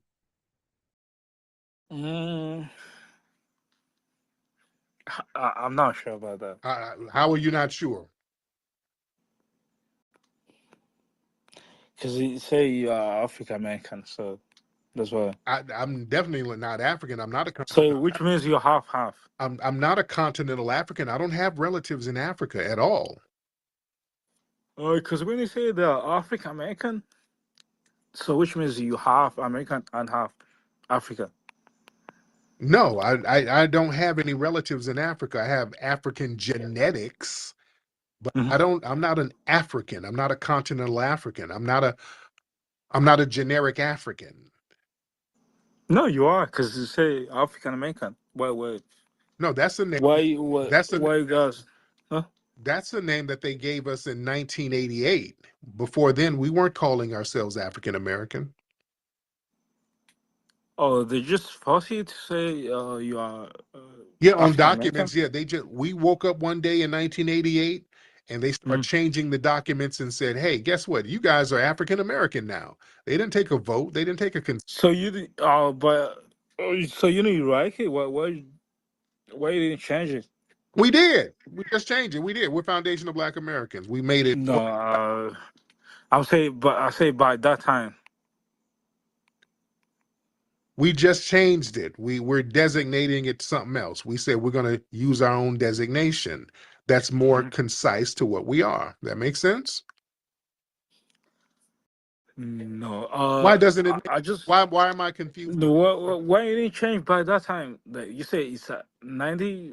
In 1988, we didn't know that it was. 88? We didn't know it was going to be so detrimental later on down the line. We didn't know that the shit was going to be used as a weapon against us. We didn't know that. So what's the problem you have by that? Because I think it's a generic term. It doesn't really describe who we are, and it lets people leech off of us. It's a horrible term to use. And our good brother, Dr. Claude Anderson, had been telling us for decades to stop using it, and he was right. Because that's a term that doesn't reflect who we are. And the term makes us comparable to immigrants, which we are not. Right. And so he basically gave the answer. I'm going to read. We rejected that word African associated with us when it comes to. No, you can play with that one. Yeah, you were just loud. Yes. Well, he gave the answer. We didn't want to deal with that word at all, African, because it associated us with immigration status. Okay? Immigration status. But we'll read it in a second. I know you're not immigrant, but I think the name so it's a good name. What, African American? Yeah. But that doesn't describe what we are. So do you believe you have some African ancestry? Yeah, I said that. I just told you that earlier. Y'all don't really have any arguments against it. So what y'all do, a lot of you tethers, y'all just talk in circles because because you're asking the same dumb questions over and over, and you don't really have a rebuttal. Because you can't rebuttal our lineage. There's nothing you can do about it. There's no reversing. So what do you think we're going to do? So I'm asking you. I think No. I'm asking you. What do you think we're going to do? Okay. Hey, Golden Brown, I kind of felt like you were saying that, but I didn't want to believe it without confirmation. But yeah, I pretty much already knew you were talking about that. But sometimes it's better to just say it because some folks might thought of that another way, right? But yeah, I kind of gave it the benefit of that you were talking about finances, but it could have been somebody else's mindset can be like, hey, he's talking about keeping up with, something else, politics or whatever. Yeah, so sometimes family it's kind of good to just be very clear because if you leave it up to interpretation, people come from a different mindset, and everybody's experience is different. They might take that to mean something totally different and miss your message. But yeah, cool. I agree with some things you said. I think that's about right. Finances, keep up with the finances. That's good. It's like no, you're gonna do nothing because it's just on social media. No, it's not just fair use. Fair use. She said Ben Franklin said we were God's first family. on social media, black people all over the country are acknowledging. I think a lot of black people hate this shit. Who? A lot of people. So I'm gonna Yeah, fast forward till he tethers. gets Yeah, to it. tethers. No, I'm gonna fast forward. no, He's, no, he's no. gonna get to No, something. they Yeah, they do. a few self-hating people. Create this time. Stop talking. It's too janky to be talking. Don't talk over me when I So I'm gonna just get questions. to it. Because you don't really have a rebuttal. I think, Why are you so upset with us? People don't argue with you. That's what don't argue with. Enough people do. Prove something to. That doesn't change anything. No, you're gonna prove to everybody. It is or it isn't. I don't have to prove nothing. So I'm just gonna you get to it. because you just, I think, Is my audio good? because It's you this new want to create computer. something. It doesn't. I It's don't not as create good as the old nothing. one. Projecting your little old tether scams. I don't know what you're talking about. I create the organization that. I've never created it. I don't have an organization called FBA. There's no. Okay, who created this? There is Here no we are. organization. Here we are, Sir. families. Who created This is where I want to be. No, just asking. Keisha Cooper. We're born into it. We don't create lineages. You're born into it. Because it's the African American is that's our government name, right? Who created African American? Here we are. Who created African American? So I'm not sure who created, but that's the government name, right? The government? Yeah. The government is made up of people. What person in the government created African American? Crickets. So I think they were created, and people argue they don't have any problem with that. Just you. Who created African American?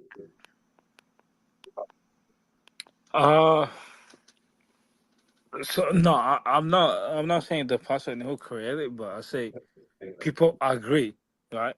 Agree that name. No, it was forced on us. I've already went over that. That name was forced on us. We didn't get a vote. Wait, why they force you? Forced us. They start putting it on paperwork, and they didn't give us no other option. We just started looking at paperwork, and it said you white, I'm going real Hispanic, decent on this. African American, Asian. So yeah, that's forcing us to.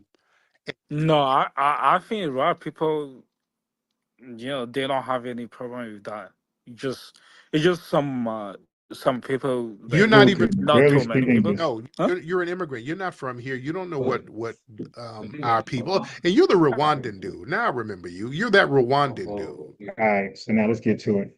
So the label African American became the dominant identity term for Black people in the United States in the late 1980s, largely due to the influence of Reverend Jesse Jackson. His announcement in 1988 helped normalize the term, but it did not come from legislation, Democratic vote, or widespread community polling. Okay, I gotta keep that in mind. You gotta use this against these Pan-Africanists and peddlers. Okay, so again, one more time. Jesse Jackson announcement in 1988 helped normalize the term, normalize it the same way FBA is being normalized by us. No difference. Just like FBA, African American did not come from legislation, Democratic vote, or widespread community polling. Instead, it was a product of elite census, elite consensus. Media hopped on it, and a desire to assert a more dignified ethnic-based identity for Black Americans. This is disrespectful. A more dignified ethnic-based identity for Black Americans. Now, but why not just say Black Americans? See, they're saying for Black Americans, but why not just use Black Americans? Why use African Americans? So let's get into it. So before African American, what were Black Americans called? Throughout U.S. history, the name for Black people shifted many times, often reflecting external labels imposed by whites, like Terry said, forcing us. Internal debates within Black communities about self-definition, like FBA. This is normal. Internal debates within Black communities about self-definition. Okay, now watch this. Time period. Common labels. 1600s throughout the 1800s. Negro color. There's no Black, there's no African American. Watch this. 1900s, 1950s. Where's African American family? That's why I told you guys, ain't nobody was using that goddamn term. So when I was talking to Aunt Lioness, he said, oh, because the church was called AME. Don't worry, I'm gonna address that too. I said, but yeah, but that was still like a nothing burger. Like nobody grasped that, and nobody called themselves African American. African nothing. So in the 1900s, 1950s, color Negro used by NAACP, Negro, I'm sorry, national, and this is colored people right here. And then Marcus Garvey, UNIA, that's universal Negro. No African American, nobody used that. And I look, 1960s, 1970s. Where is African American? I always said black. I said Elijah Muhammad pushed black. Where's African American? So not until the 1980s, on a widespread where they became common. Nobody used African American as a common label until the 1980s. Don't let these goddamn clowns lie to you and revise history.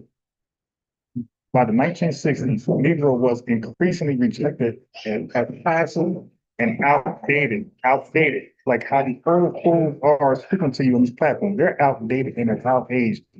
Okay, black became preferred during the rise of Black Power, used by groups like SNCC and the Black Panthers to emphasize pride, resistance, and solidarity. I'll disagree. Elijah Muhammad is on record way before these folks using black for that same reason. Or maybe both can be true. Maybe both can be true. How about that? It's not either or.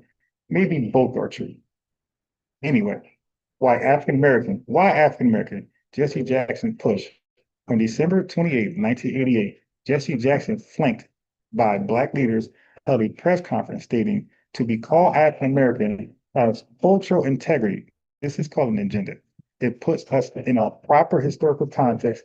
Every ethnic group in this country has a reference to some land base. See, he disrespecting the land of America.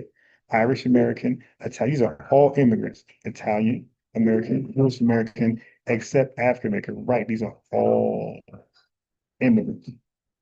Okay? That's why we can't be called that. So he's tying us to immigration.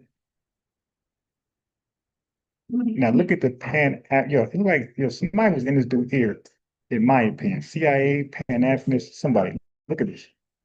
Now look how it was declared. Look, he just made a declaration, no different from Yvette Parnell, no different from Tariq Nasheed. Don't miss that. So when they say, well, who is Tariq Nasheed to say FBA?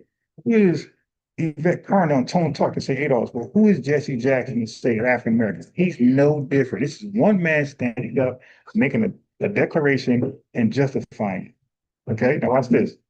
The difference was that he was a boule and he was tied with the Democrats, and he got it passed through, forced on us.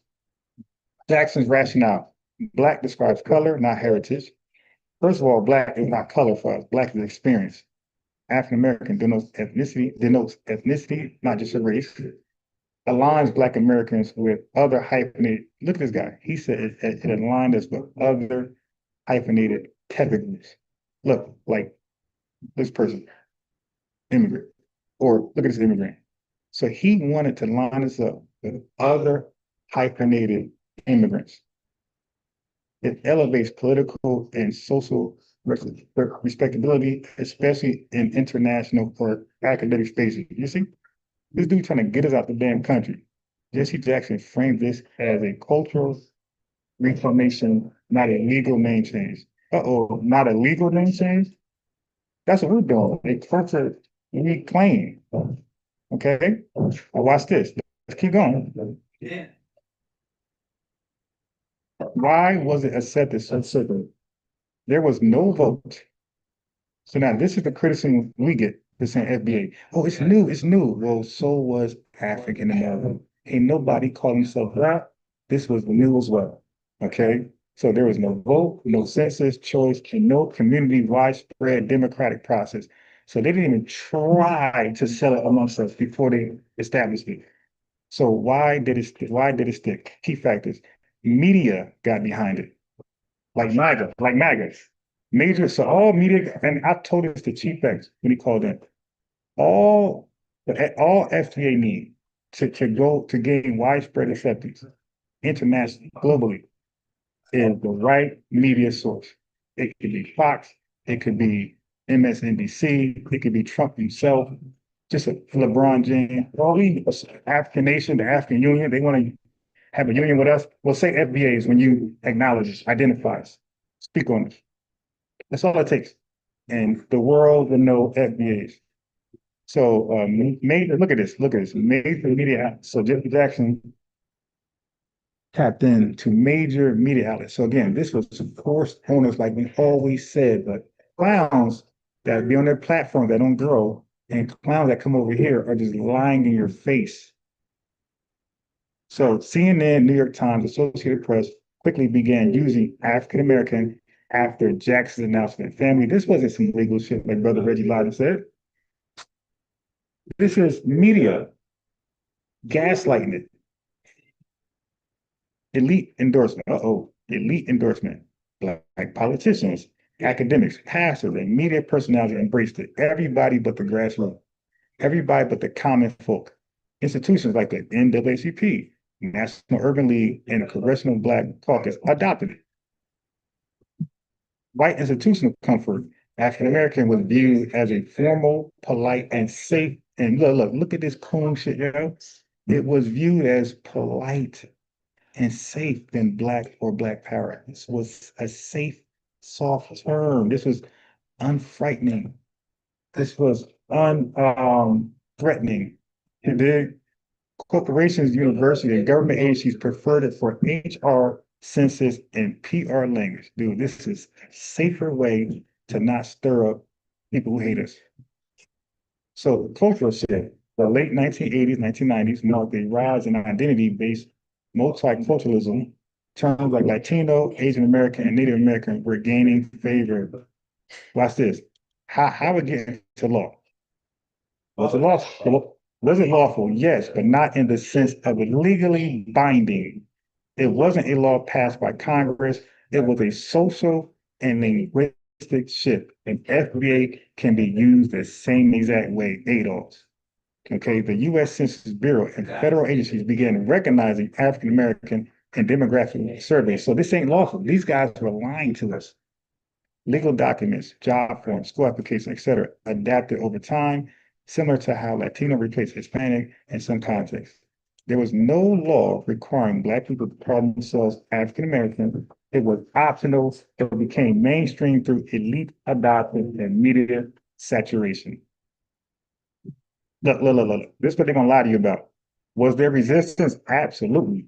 Many foundational Black Americans, that's it, and everyday Black folks questioned or outright rejected the label. So when we told these folks this was the reality, they said we were lying. Ain't nobody come out against it. Yo, so when all of us tell our story, all of us in the 40s, all of us in the 50s, 60s, all of us in the 30s, the late 30s, mid 30s, when we say, hey, I always hated that man, I never accepted that. That's true. Okay? Critiques included.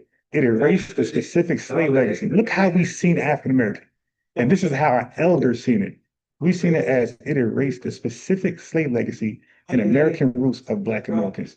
Many Black people had no recent ties to Africa, unlike African immigrants. The term was imposed from the top down without input from the broader community. Some saw it as political respectability rather than empowerment. Right? That means caving. That means, laying down. Many SBA and ADOS makers today argue that African American groups together Black immigrants and foundation Black Americans, muddying claims for reparations and historical grievances. There you go. There you go. There you go. There you go. There you go. Now, final thought. The adoption of African Americans was a political and cultural branding decision, not a legal or democratic one. While well-intentioned by Jesse Jackson and others, it sparked a lasting debate over authentic identity, ethnic distinction, and reparative justice that still continues today, especially with the rise of terms like FBA and ADOS, which push back against Black push back against pan-Black generalizations. You dig? So we clear. Now I'm gonna go now. So that was an updated 1980 to now. Now I'm gonna go from the early 1800s to the early 1900s, okay? Right, so let me see what the chat talking about. Chat, y'all like that one? Cook them. Cook them. Liars, man. Liars. So now let's go further. Let's go further. Let's go further. It's an excellent question. The term African American was not widely popular or commonly used amongst Black people in the 1800s to the early 1900s, not in the way it's used today. In fact, for much of that time, the word African was often rejected by many Black Americans, especially free Blacks and educated class, because, so family, listen, the time frame now. The time frame, family, 1800s to 1900s, family. We did not accept the term African. We never did until the late 1980s. These guys, we could just say 1990. These guys are lying. Now think about 1990s, family. Think about 1990s, family. This is perfect timing. Look at this connection. I'm gonna kill it right now. I'm gonna kill it right now.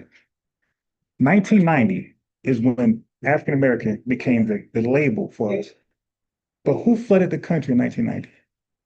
It was the who? Jamaicans, Haitians, all these dark immigrants, all these Black immigrants. So they came as soon as Jesse Jackson decided to call us African American. Now you guys can say coincidence. You guys can say coincidence. I'm gonna say conspiracy, but not conspiracy theory. And not in that negative way. I'm gonna say it's conspiracy to incorporate them with us as one big immigrant. I don't think that's a coincidence that Jesse Jackson had decided to call us African American after the most influx of Blacks came into this country by the millions.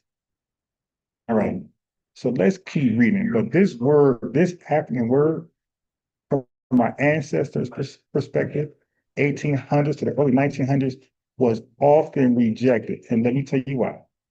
Let me tell you why. It was associated with slavery, inferiority, and uncivilized Africa, as portrayed by racist white narratives. It implied foreignness. It implied you're an immigrant. Okay? So Jesse Jackson did us a disservice. And he even compared it to Irish Americans, Scottish Americans.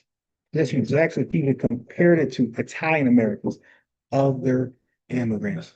He didn't compare it to white people, that's white Americans. He compared African American to other immigrant groups. So it implied African implied immigrant.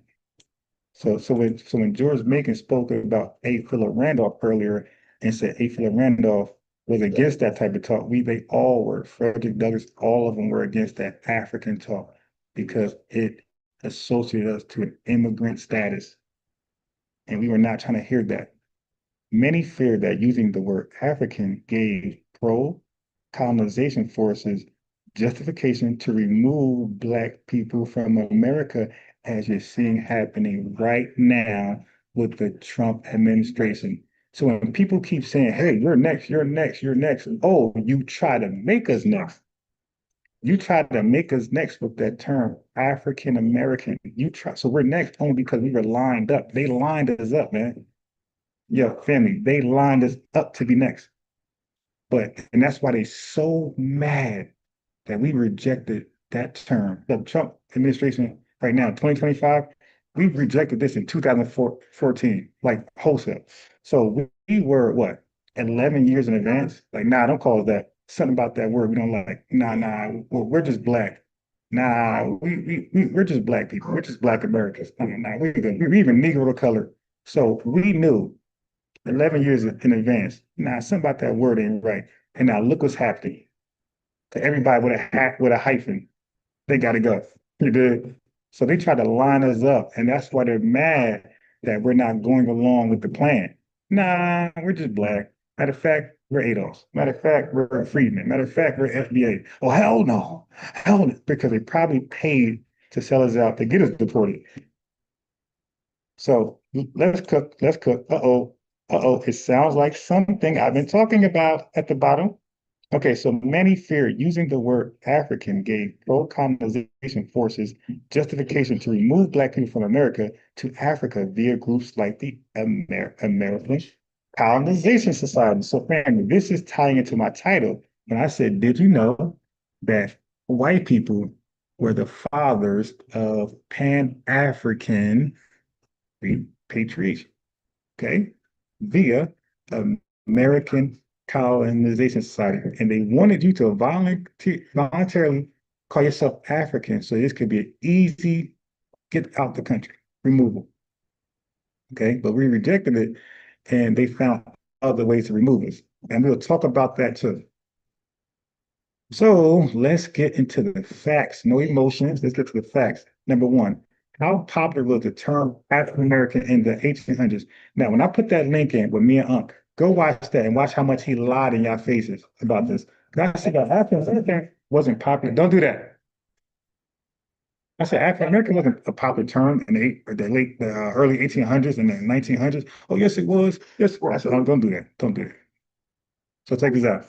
Not popular at all, not in any sense, and certainly not used as a self-identifier like today. So just lying. And I tell you guys, a tether, white supremacist, and a Pan-Africanist, they cannot be trusted. They lie the most, more than anybody. It's in their soul to lie. And look at it. You'll rarely find African American used in Black newspapers, speeches, or writings from the 1800s. They're sourcing up. They're challenging you. They say, yo, go find this rhetoric. AI, stop it. You're going to come down and sit. So AI is challenging these clowns. They're saying, go find newspapers, go find speeches or writings from the 1800s where the term African American was widely used. Most Black leaders refer to themselves as colored, most widely used in the 1900s. Negro used respectively in its time, especially in the 20th century. American, emphasizing their nativity, not foreign status, especially among free Black Northern elites. Black abolitionists like Frederick Douglass, Sojourner Truth, Henry Highland Garnett, and Martin Delany, because Tethers love to talk about him, did not refer to themselves as African Americans. They either said colored people, Negroes, or simply Americans. So it's goofy for Umar to have Frederick Douglass as part of his school name. Yeah, he's definitely misrepresenting Frederick Douglass. He was in a Pan-Africanist in no way, shape, form. Now watch this. Did Black Americans reclaim African as a way to reconnect to roots? No, not during the 1800s or early 1900s. In fact, many Black Americans rejected the term African for the following reasons. Association, I already read that. And then to justify deportation to Liberia, we were not going to do that. Political rights. Black Americans wanted to claim their birthright as Americans, not be viewed as foreigners. But all you keep reading historically is African equals foreigner. We were wise and educated. We knew the game. Because these are white supremacists right in our face. We knew what they were trying to do. Oh, nah, you won't be throwing an African term on me. So 1990, Jesse Jackson was finally able to get white institutions, Democrats, and other Republicans, all white folks together to finally say, yeah, this is the time. Call them African American. We're going to line them up 40 years later for mass deportation like the other illegals. Okay, so in 1830, at the First National Negro Convention in Philadelphia, free Black delegates voted to stop using the term African to describe themselves and their institutions. So look, they said, stop putting this damn filthy title on us. Yo, in 1830, family, at the kids just keep yelling. My son leads the pack. The yelling in the background, that's my son. He's encouraging to do it. In 1830, at the First National Negro Convention in Philadelphia, free Black delegates voted to stop using the term African to describe themselves and their institutions. Okay? The AME Church, because this is what they all like to bring up. Watch this, watch this, watch this. The AME Church, did people try to remove the word African from our lists?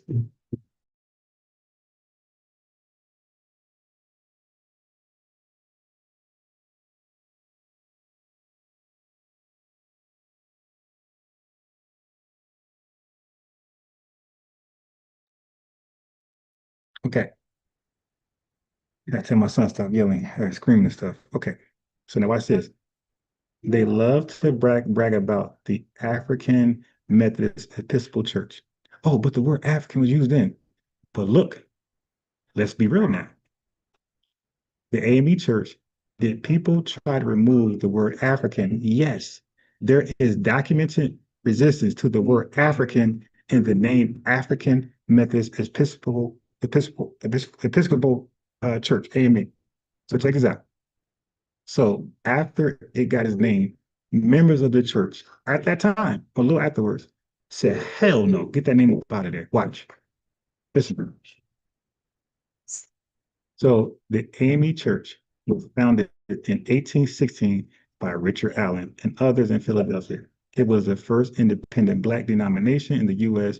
and embraced the name African to express Black autonomy, spiritual dignity, and racial pride in direct defiance of white religious exclusion. In the 1800s, right, the resistance happened, not 50, 100 years later. As the 1800s progressed, some members of the AME Church expressed discomfort in the 1800s, family. So this is right after it was named and founded. Yeah, you could jump and play, just don't yell. Okay, don't scream.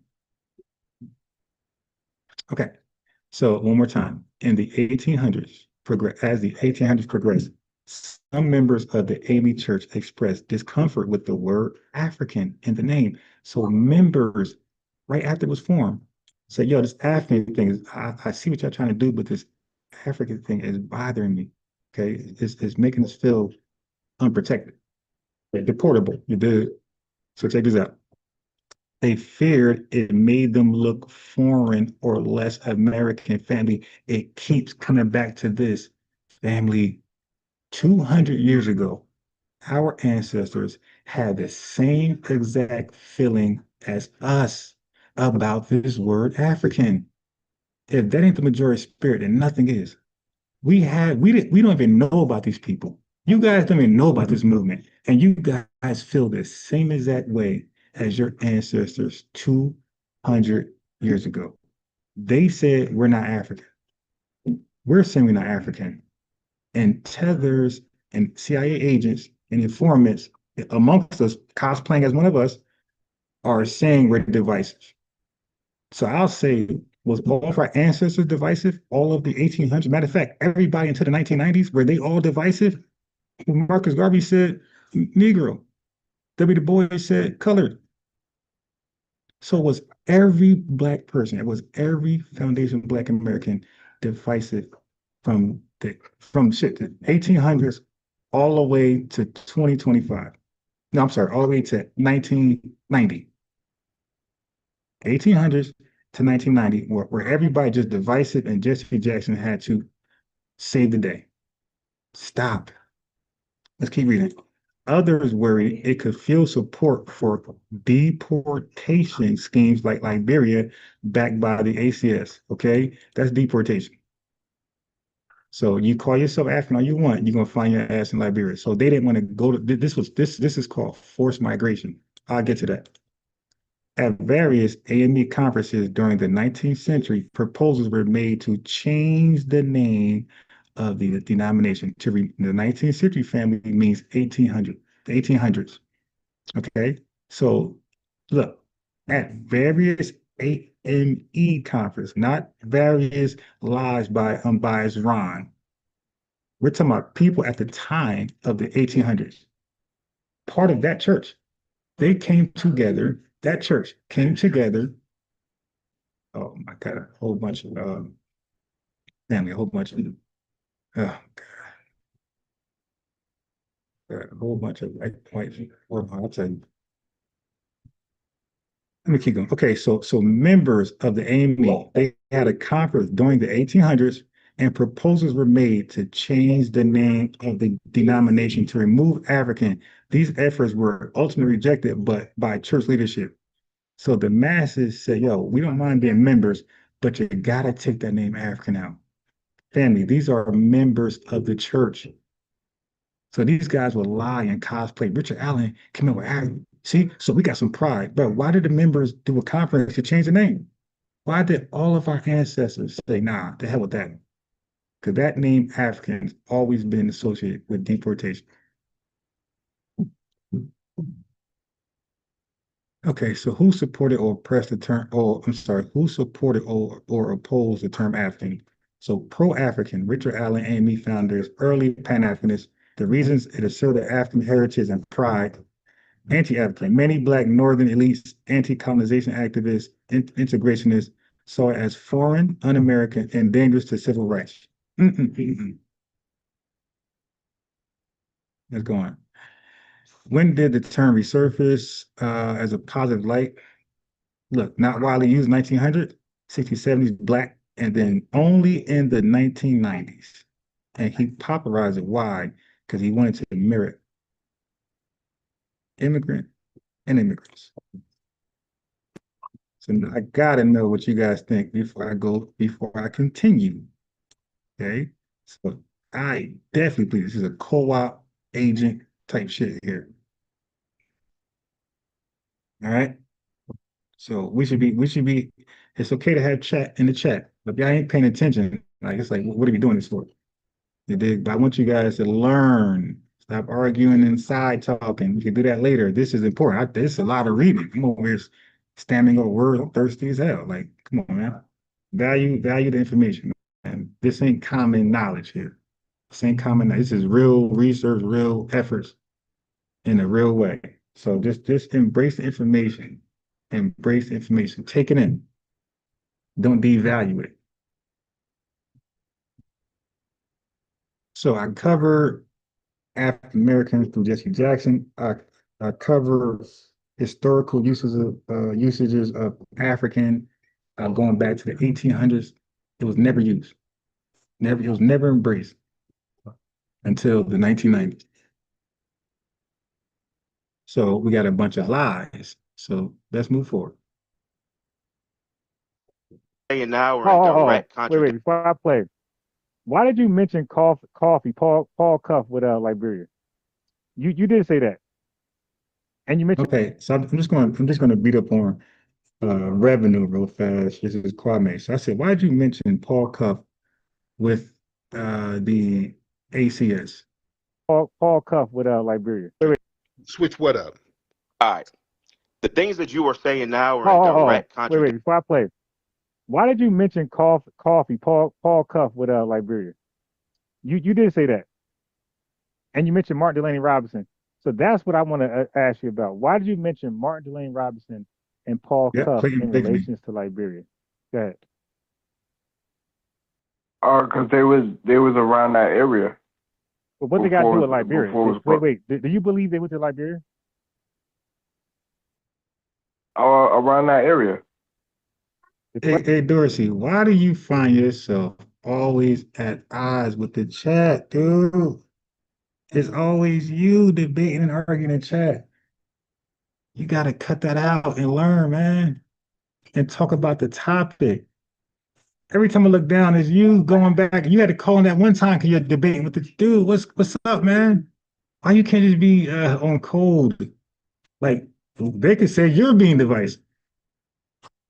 Like, dude, relax in the chat, man. Let them learn. You're distracting from them learning.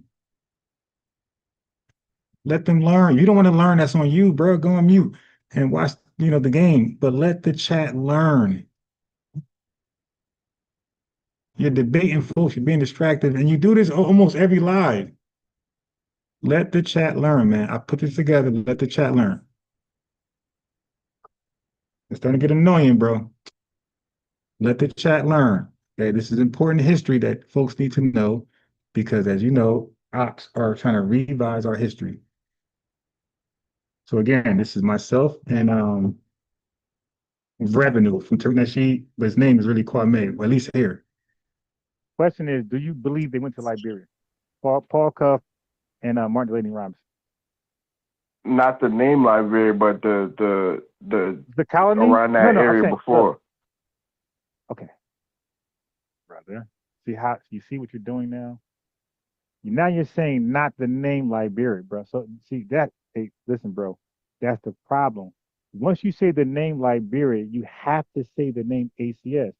Once you say the name United States of America, you got to say the subjects of Britain. So when you say certain things, you got to tie somebody else in automatically. You can't divide. So once you say Liberia, the ACS is involved right away. That's why I say, bro, I don't know if it's on purpose or Yes, Paul Cuffey. He actively promoted black settlers to Africa, specifically Sierra Leone and Liberia. Okay, you heard him? He said Paul Cuff promoted Liberia. This is a fool. That's what I said, around that area. My question was, did he and Martin Delaney go to Liberia? The name Liberia. Yeah. Okay. So now he's dead. He's done. RP to revenue. He said Martin Delaney and Paul Cuff went to Liberia, established by the ACS. That area. My question was, did he and Martin Delaney go to Liberia? The name Liberia. Yeah. Okay. So basically the colony. Okay, cool. And Martin Delaney Robinson went there too. Yeah. Who funded? And Nigeria. Cool. No, bro. I'm not. Listen. Okay, so just real short, family. I'm not gonna finish playing this one, but just know that Paul Cuff died before the ACS became the ACS, and they died before there was a colony called Liberia. So before the ACS was even formed, Paul Cuff died. And before, obviously, if he died before the ACS was formed, then he died before the ACS established a colony called Liberia in Africa. All right. Just idiots on the net, man. Just idiots playing on the net. We go again. I'm only speaking about Liberia under the ACS rule. That's it. I don't care about another destination. I'm saying Liberia under the ACS. Yeah. 22. Okay. So Paul Cuff, when he left America, he went to the ACS controlled Liberia. Yeah. And Martin Delaney Robinson, when he left, he went to the controlled ACS Liberia. Yeah. Okay. How did Paul Cuff get there? By who boat. financed his trip? Who financed? He went. All right, so I ain't gonna play no anymore because he was lying. All right, so I'm gonna correct it all in a second. But again, Paul Cuff was dead before the ACS even formed the ACS. Let's just move forward. But it is on the net, just cosplaying as like intellectuals. Well, we just got information from an HHS official that shows that 13,061 unaccompanied minors have actually been located under the Trump administration. And ICE, we're learning, is also arresting some of the sponsors. 442 sponsors have been arrested for involvement in suspected child abuse. Damn.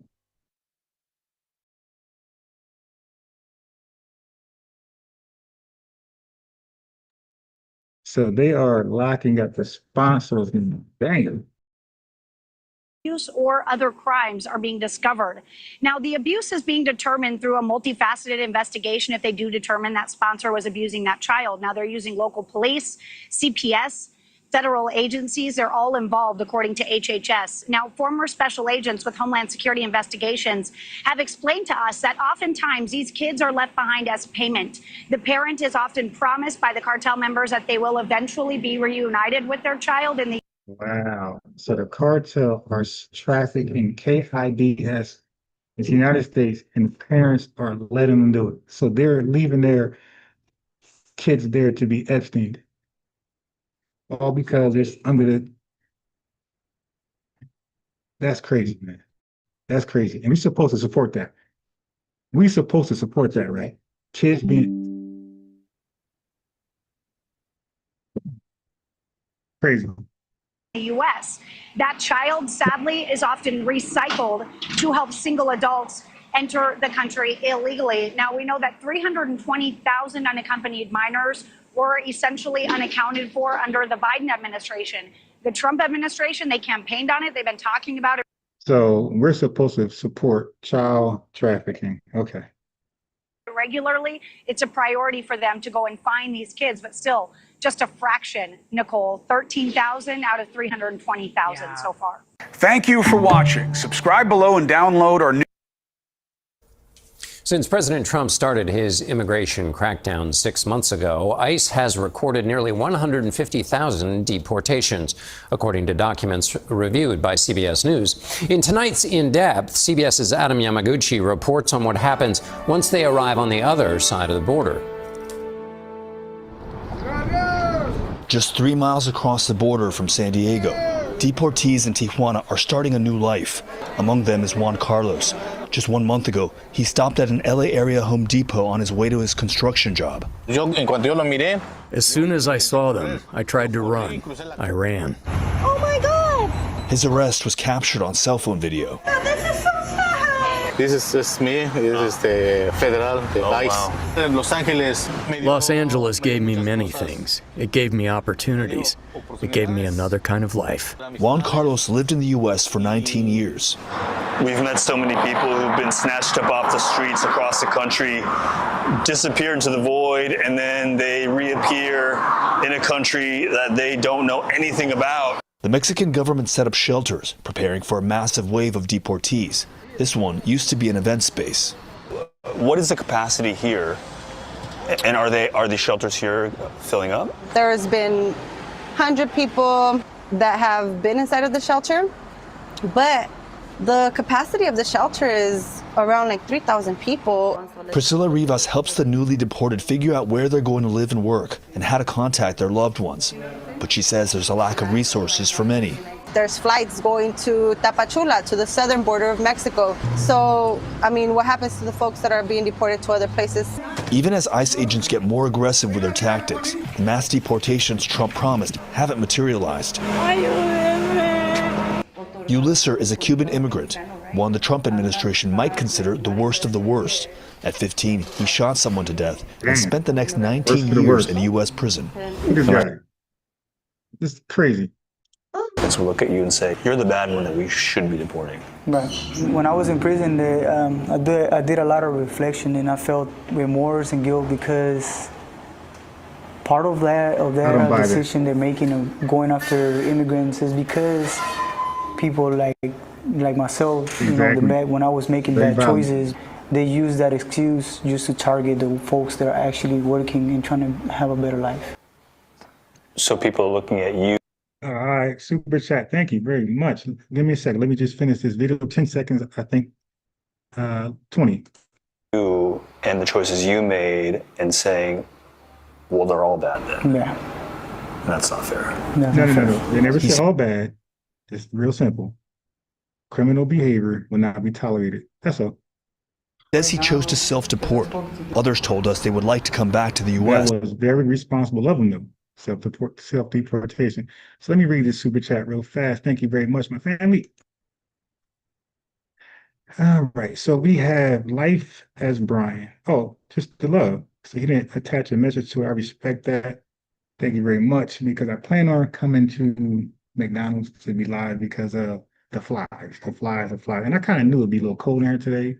So I brought my son like a long sleeve, but I didn't bring myself anything. So I gotta be prepared. I gotta buy some coffee again.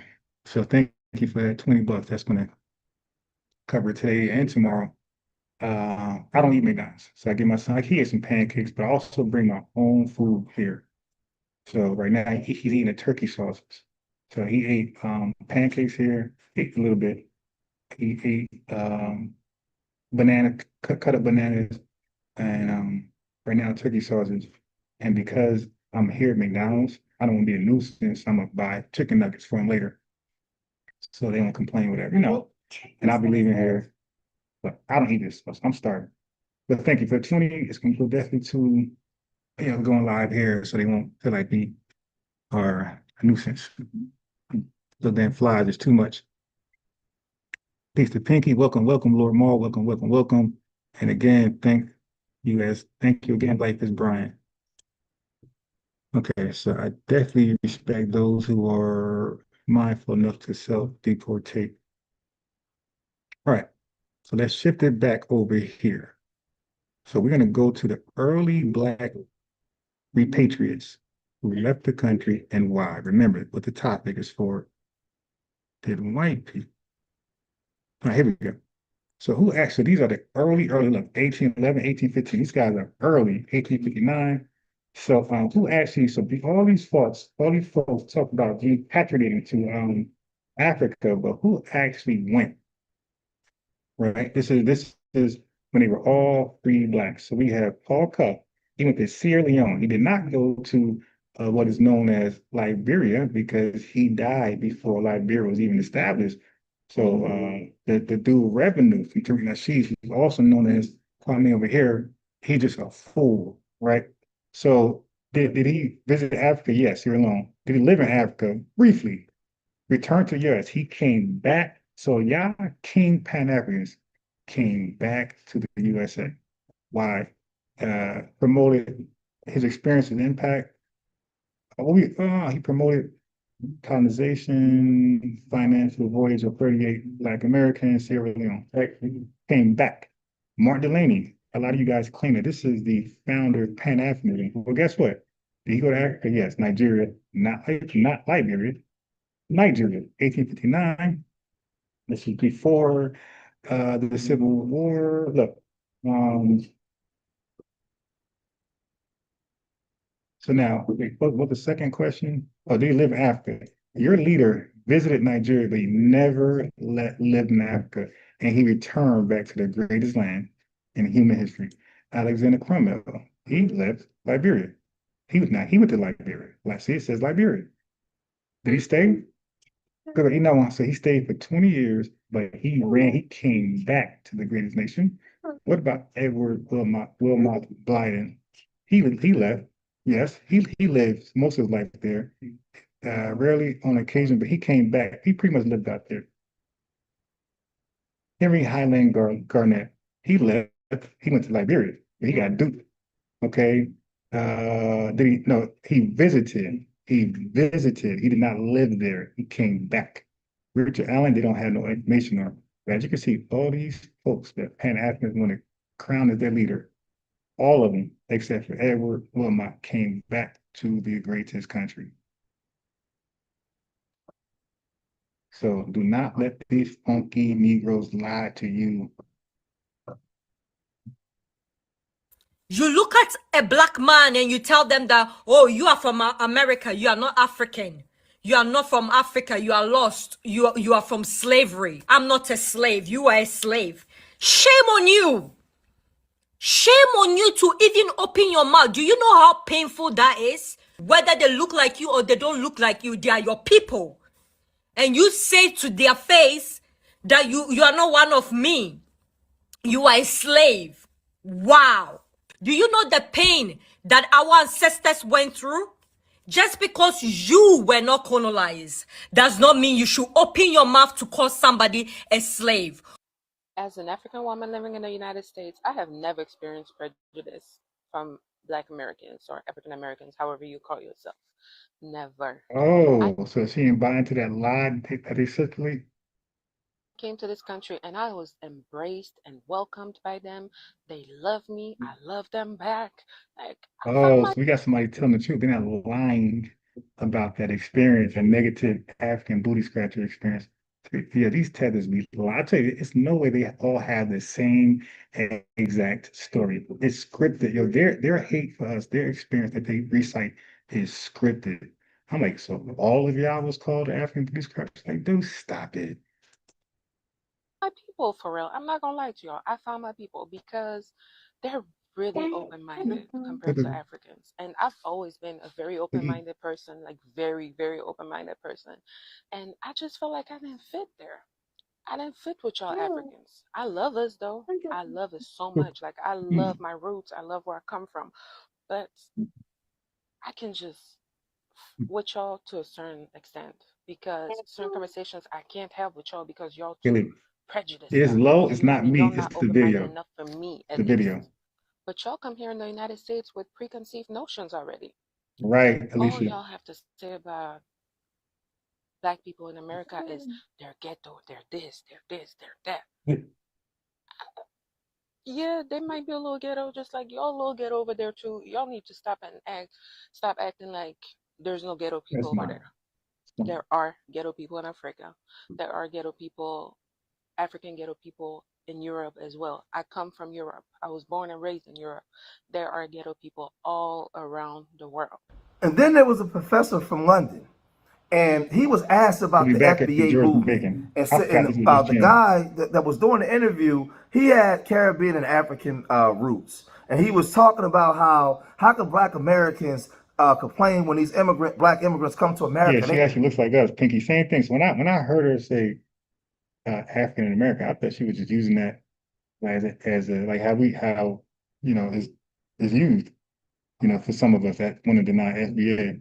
But nah, she's really an African and American. Yeah, she definitely looks like us. They outperformed them and they're better than them. And the professor from London put him in his place real eloquently and said, "No, young man, you got it wrong. You don't know what." Exactly, bro. And that's why they were sent over here to undermine it. And they're doing a great job at it.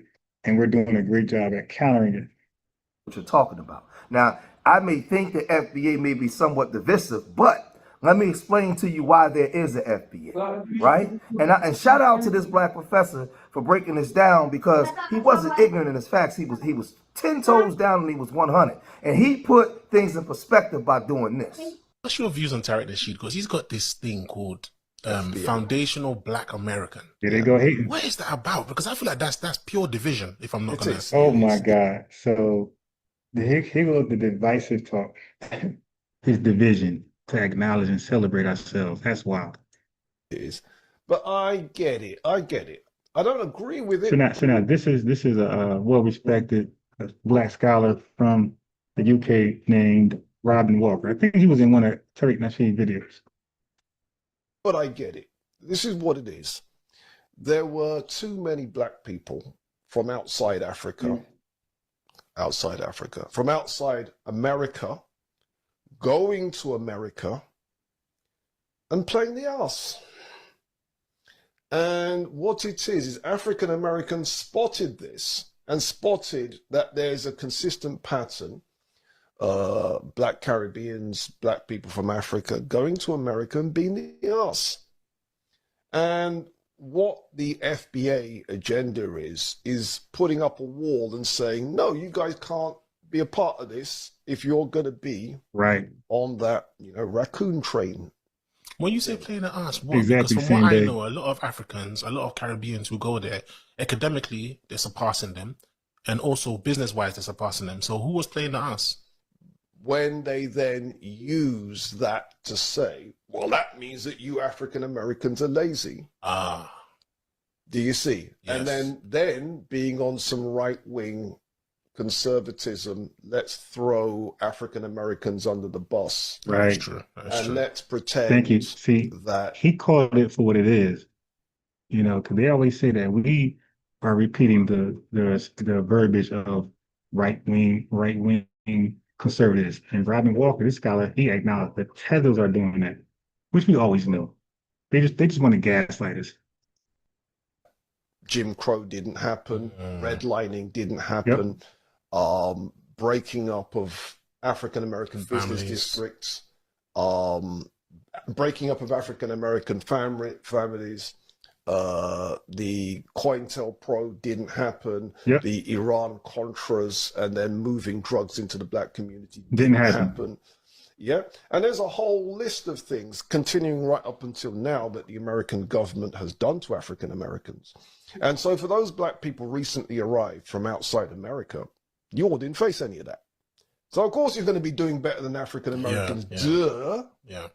Right. But not all of them can be affected by this. There's always got to be certain people who rise above it, regardless of what the situation is. It's just You hear this? This guy wants us to somehow.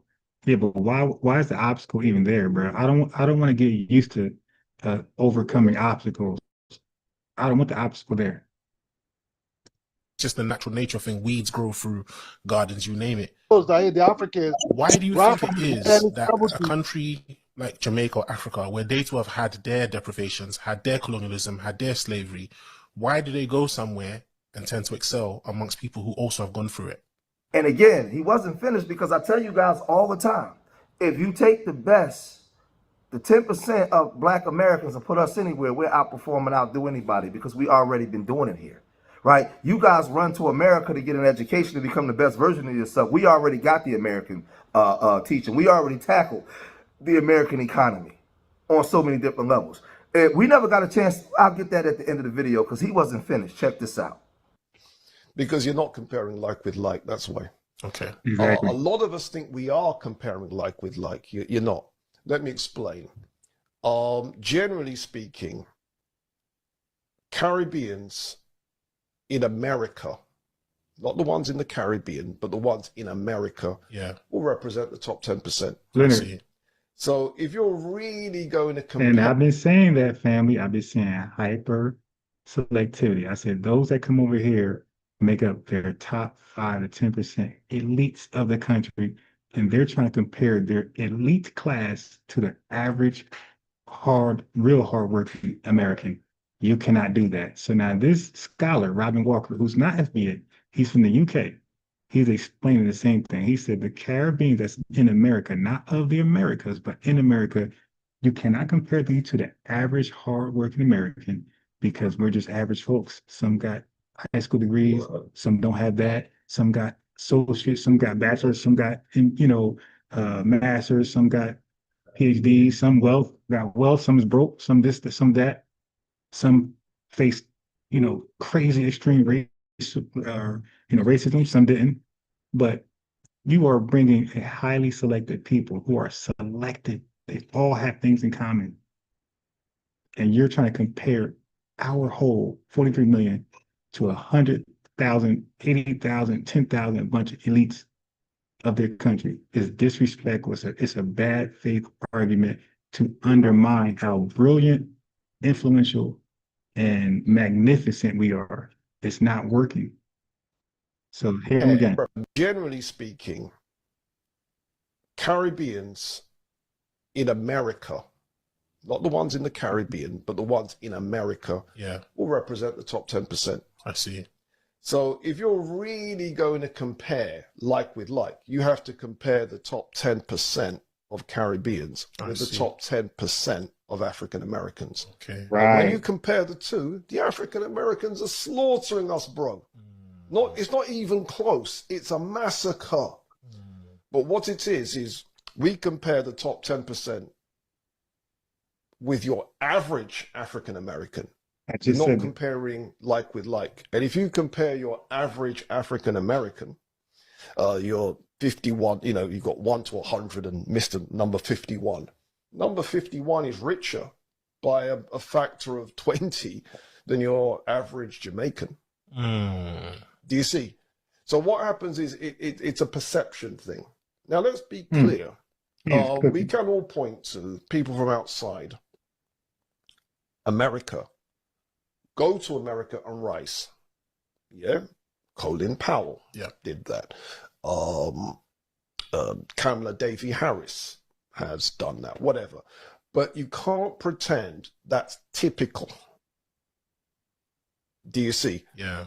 But what happens is because we live in a world where people don't really have full pictures, you can take the exception, use that to smack around African Americans' faces. This guy just got off the boat. He's doing better than you.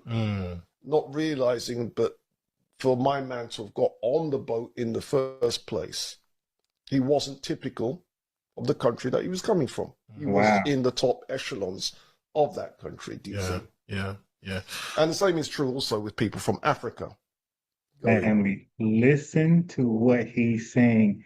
He said everything I've always been saying. He's just a scholar, so he's putting it in better words. To Black America. So if we're going to compare the top 10%, let's compare the top 10%. And when we do that, African Americans are slaughtering us.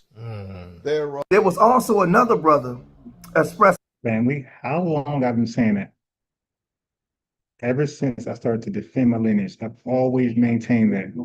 And I explain what it's called: hyper-selection, hyper-selectivity, brain gain, brain drain, brain waste, top 5, top 10%, the educated class, the wealthy class. I've been saying that. Down he knows. All right. Family, that was very important for a scholar who's Black, who's not FBA, in the UK, to say exactly what we've been saying. It's just common sense, it's common knowledge. It's not hard to know, it's not hard to find. His situation in regards to how Africans come and how they're judgmental but don't know our story, nor do they respect our story. Here's another one. I feel like a lot of Africans don't understand the African American experience. I never knew until I came here and started learning the history of what happened here. Like all the way from the end of slavery, Jim Crow laws, red. See, so some of these people purposely don't want to know this, or some of these people learn it and then purposely block it out their mind and then delude themselves. Lining, you know, the civil rights movement, the pipeline from, you know, from. Exactly, Gordon Brown. So that lie, I came with nothing. Yeah, you came with nothing, believe me. You were in a welfare line and then receiving something. If you came with nothing, you were in a welfare line or soup kitchen or some type of charity church receiving something, for sure.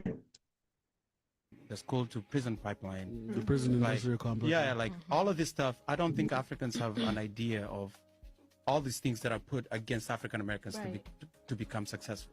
Like even the Africans that are brought here, we're brought and we're put into like nicer neighborhoods. They don't put us in Southside Chicago in like the worst neighborhoods where you literally have to get a gun to survive, you know. He's cooking. Family members in the US, you know, when they go to the bank to take a loan, they will be given a loan. But when their African American friends go there, you know, to take the same loan, they will deny them, I mean, from having a loan. See, and that's why I disagree with Miss Chantel, who needs to come back and prove she's not an agent, okay? Because she was in that hate, like she's trying to, family, you gotta be careful with things you say, because they're already trying to label us as a hate group. So you want to be wise and not be grouped like that, and don't have us grouped like that.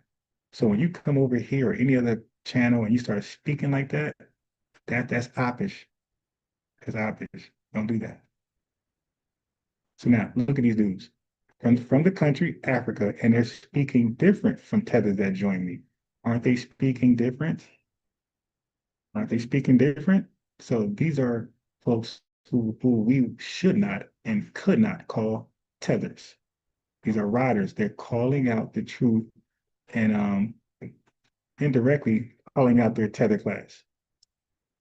When it also comes to jobs, for example, you know, just to apply some jobs, my African family, you know, with African passport, they will give them some jobs, you know, and then the African Americans, they know they will not be able to have the same jobs. So He's God cooking. bless this brother here for explaining these things, you know, to the Africans who thinks that they are in the United States and they are better than African Americans, you know, because of their hard works, they are there.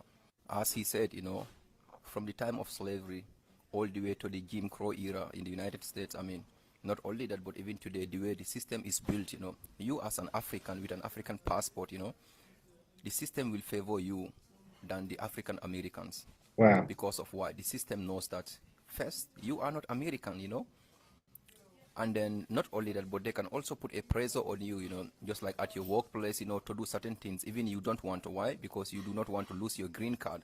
Or you do not want to lose your job, you know, which might just put you at the risk of deportation. And that's why that's called taking our jobs. You back to your home country. I have seen a lot of Africans, you know, on the internet talking about African Americans being lazy, being this, being that, you know. Right, all lies, I mean, projection. if you think because of your hard work you are in the US, why don't you sit your ass in Africa, you know, to work hard to get what you are having right now in the US? But no, because you can't make it in in Africa because of the way our system back home here also is not enough jobs for people, you know, not only jobs, you know, but you, for example, who is from a minority family, let's start with, you will not have the chance, I mean, to be able to do something here, because it's not about what you know, it's about whom you know.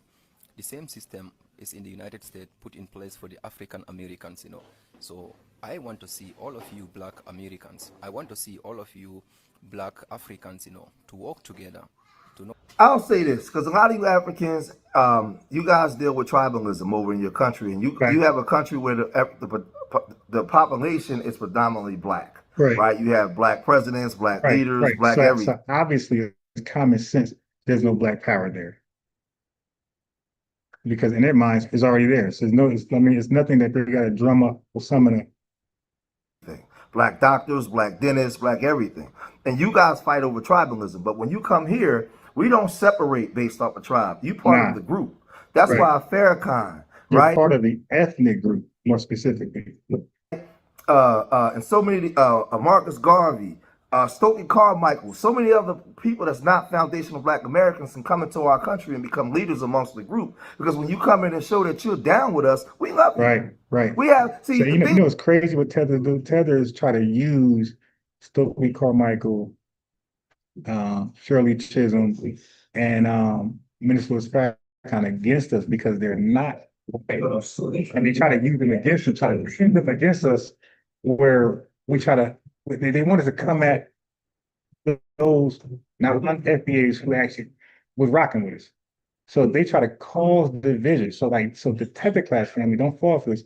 The Tether class do not want to acknowledge and embrace the non-FBA Blacks who were riding with us and supported us. They wanted us to they wanted to be foundational Black Americans just against all immigrants in general. Don't fall for that thing. Don't fall for that. Okay, don't fall. Let them divide amongst themselves. Let them delineate from the Tether class and the rider class. Do not let them lump themselves all up as ops. No, let them divide against themselves, the Tether class and the rider class. The dig. The thing that separates us from you guys is we have the history on our side to prove why we're upset. I'm going to say it again for the people in the back that's slow. We have the history on our side to prove why we have an FBA, and it's justified. Because we've opened up our doors and our arms to everybody. Farrakhan is well respected here. Marcus Garvey, Stokely Carmichael, Schomburg. I can go on and on and on of people that came into this country and embraced FBA culture and was part of the group. Right. They didn't go and separate themselves. So you mad because we want to separate while you come here at the same time, still hold up your Jamaican flag, your Ghanaian flag, right? But benefit off the culture, but don't want to be a part of it. Right. And by holding those flags up in our country is very disrespectful. Everybody who did that is disrespectful. When you come to this greatest country, we fled here for a reason. And you'll all say opportunities, financial opportunities. So you better represent our flag. Put that fucking shithole flag down and hold up our flag. We are the flag that took you in and gave you opportunities to be successful. And you're gonna bring that shithole flag that failed you and you failed it. That's always disrespectful for folks to fly their own flags over the American flag. It's always disrespectful. So he's saying he's cooking. And by the way, when you bring that American flag, you're representing inclusiveness, right? You guys are including us. But when you bring that goddamn Jamaican flag, that is not inclusive. That is all exclusive because we're not Jamaican. So you guys divide every time you hold those Tether flags up. You divide it. Like you against us every time. Hold that American flag, that's showing inclusion. You bring that Tether flag, you're saying you're being divisive. However you want to call it. You are divided. And we're like, all right, well, keep that energy. Now we're dividing too.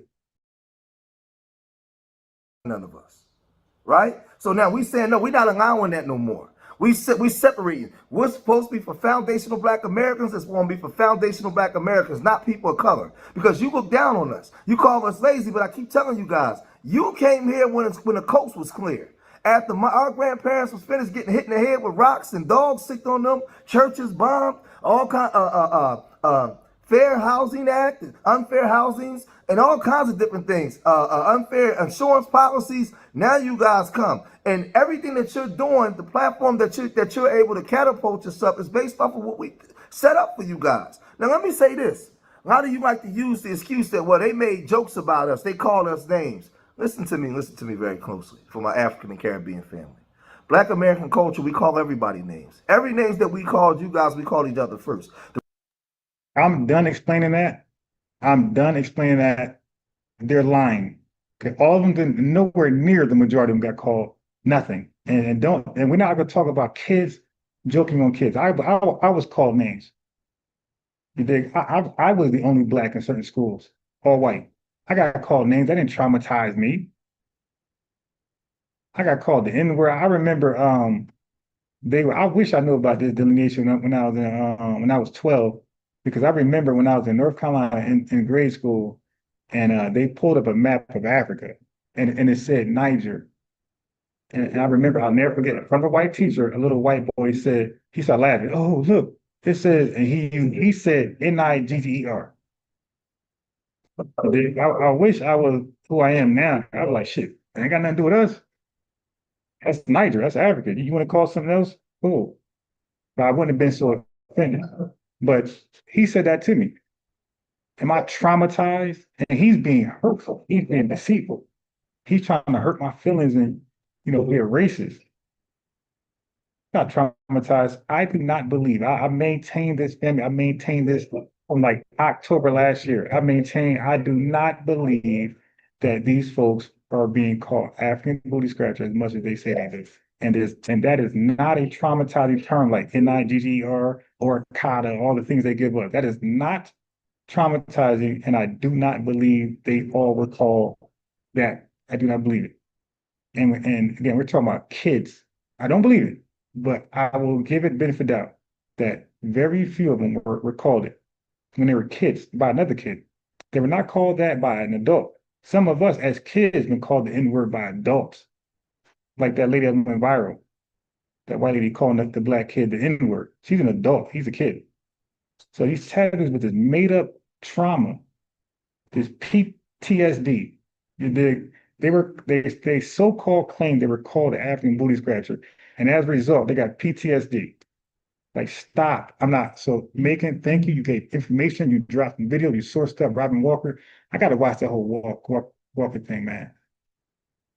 Because that dude was dropping fire. I got to clip that up. So, I appreciate George Megan for dropping that good information and giving good endless, and a good commentary. I think he did an excellent job, but we're going to stop capping about African booty scratchers. Now they got PTSD as a result. Stop. Like all of us, yes, like all of us just calling them names. Stop it.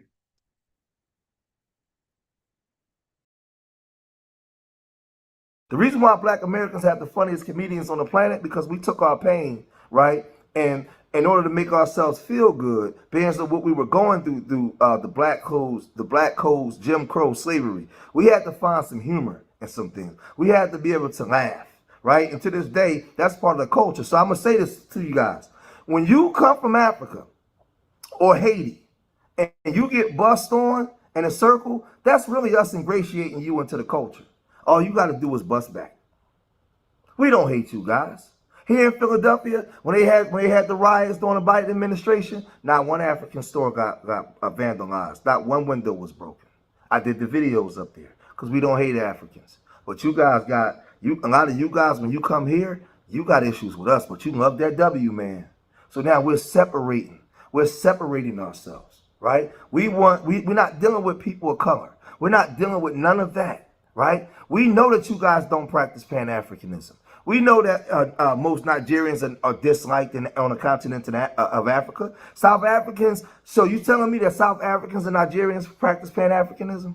You gonna sit right here in front of my face and tell me that Nigerians and Ghanaians practice Pan-Africanism? That's what we're really saying? Y'all gotta stop playing. You wanna tell me that Eritrea and Ethiopia practice Pan-Africanism? We've been the only ones holding that banner and toting the line and holding it. While everybody coming here going to our HBCUs.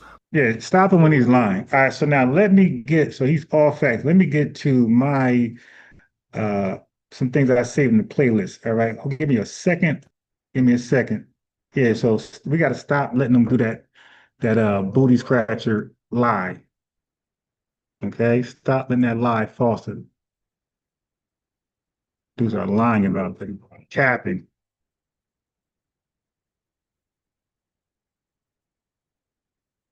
Like I remember what grade I was in when that boy said that, white boy said that.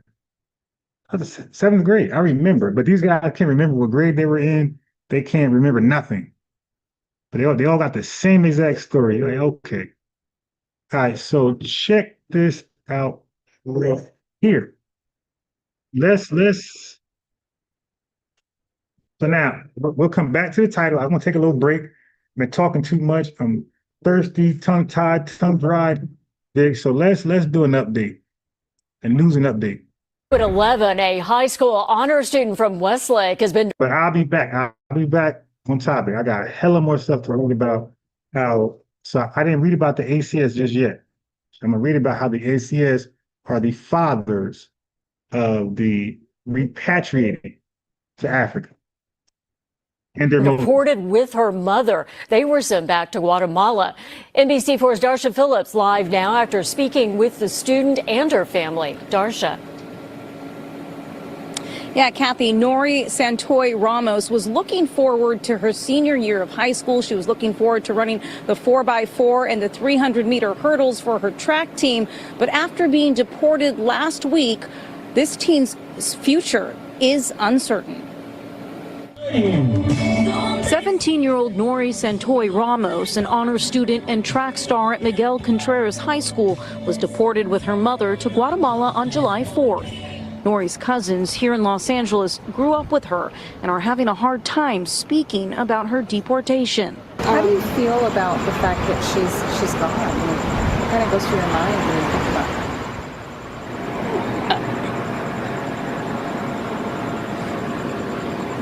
The family says Nori and her mother came to the U.S. 10 years ago as asylum seekers.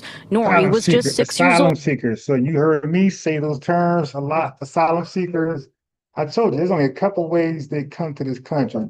So I'm gonna say all the student. I'm gonna lump up all the visas, the H-1B, the student visa, all in one. So it's the visa thing, right? And then it's hey, don't do that. You're gonna break it.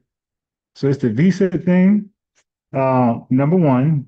Number two, you got the lottery visa, where it's they all got lottery visas, like a lottery, like the jackpot, like the lottery. And then you have asylum seeker status, where they claim that they're being political in their country and they're speaking against tyranny, and as a result, the government is targeting them and they got to flee for their lives, right? That's asylum seeker status. And then you have refugee status, where they actually got turmoil in the country and their country is war torn, and they come like that over here. Okay, and maybe other ways. Oh, so you got sponsored again, the whole sponsorship. I tag all that into the H-1B visa type of way. All right. So now when they come as asylum seekers and when they come as refugees, they are broke. They come over here broke for the most part. Not all of them, but a large majority. They're broke. They're broke. Okay. And then you have the illegal. That's the other way they come over here. They sneak into the country. So they said she came through here. Her family came through here with asylum seeker status. All right, so let's learn about that. She spoke to us on the phone from Guatemala. I feel really sad because I was hoping to graduate with my friends and being there with them, doing track and field. It's really I didn't expect this. Nori says she and her mother were detained at their immigration appointment. Chocolate Bunny, I don't know what you're talking about. I don't even know how you got a wrench for that type of mindset. I'm not going to time you out, but you just can't be you can't be a mod talking like that. Okay, we were I haven't looked into the legalities of Hurricane Katrina, but from what I know, a lot of people saying they did is wrong. So I don't know how you take that into we fled and asylum seeker status. As a matter of fact, I'm thinking about just getting rid of you because, again, I don't know where that came from. Trump stopped that refugee program. Well, they are so their status. Let me say this. A lot of their so this is the scam behind that. The status, the asylum seekers and refugee status. The scam is that we have to check into it. So we take them on face merit. We take them in on face merit, and we give them access to our country. But we're looking into their case. But a lot of these cases happen so often. So many hundreds of thousands of immigrants come to this country like that with these statuses that they're 4 years behind. So about time we come to realize their status and look into it and then reject it, they're 4 or 5 years into the country. They're assimilated, they're working illegally somewhere.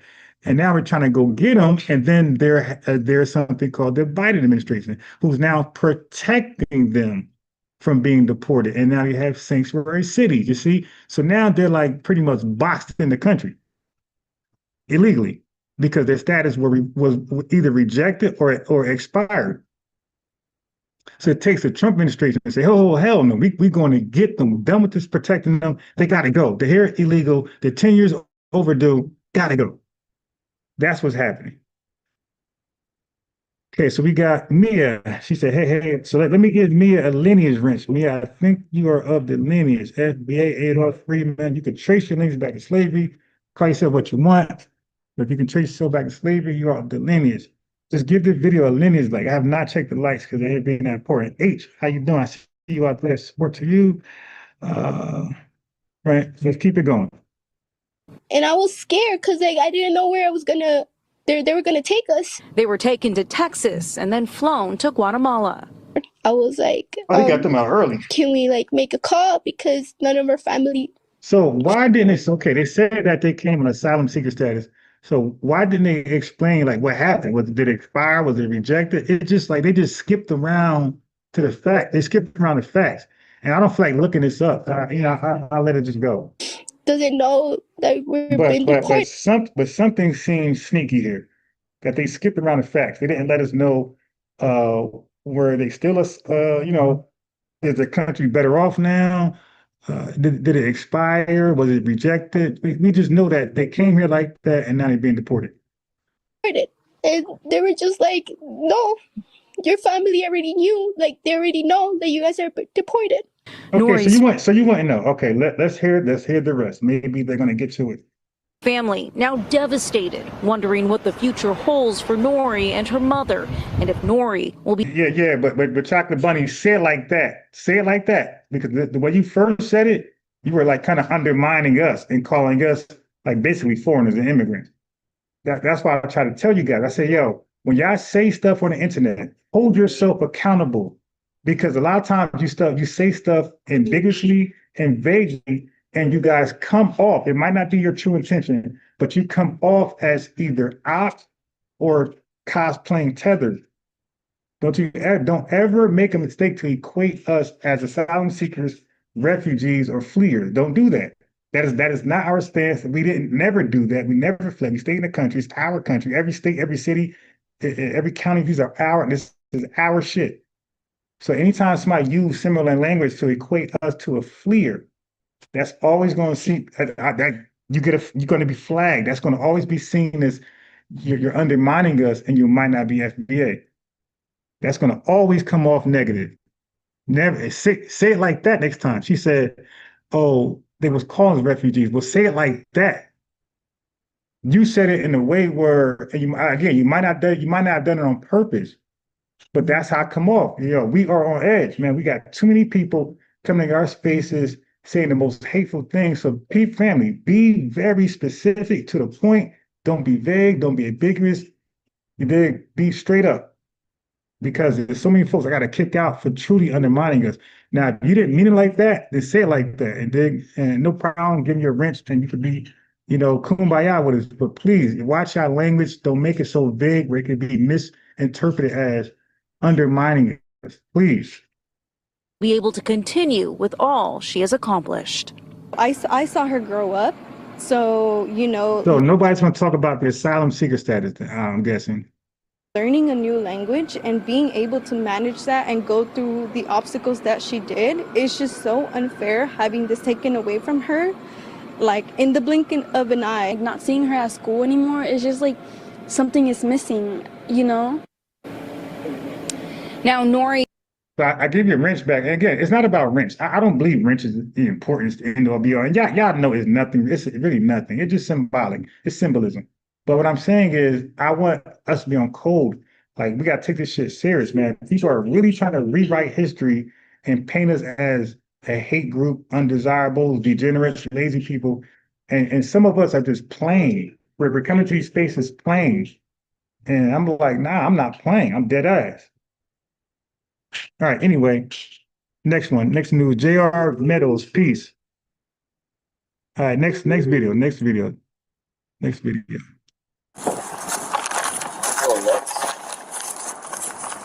of get lucky. Gotta ask people for money. Those are like $9.50, $10.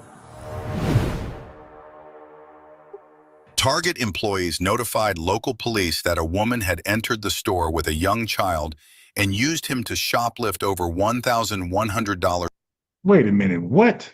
She used her kid to shoplift not just $10 of stuff, $1,000? Stop. Target employees notified local police that a woman had entered the store with a young child and used him to shoplift over $1,100 worth of items. This is wild. These items included a barista machine and a vacuum cleaner. The woman's photo was spread to the entire department, and a few days later, an officer spotted her when he was responding to a report of a woman who was panhandling. Hey. So, unfortunately, you're not allowed to panhandle like you're doing. No, not anywhere in the county. You can't stand on the corner anywhere and ask for money. Okay, sorry, but I'm not going to come here anymore. Oh, do you have an ID or anything? And why would you panhandle in 2025 as an illegal immigrant under the Trump administration? That's just suicide.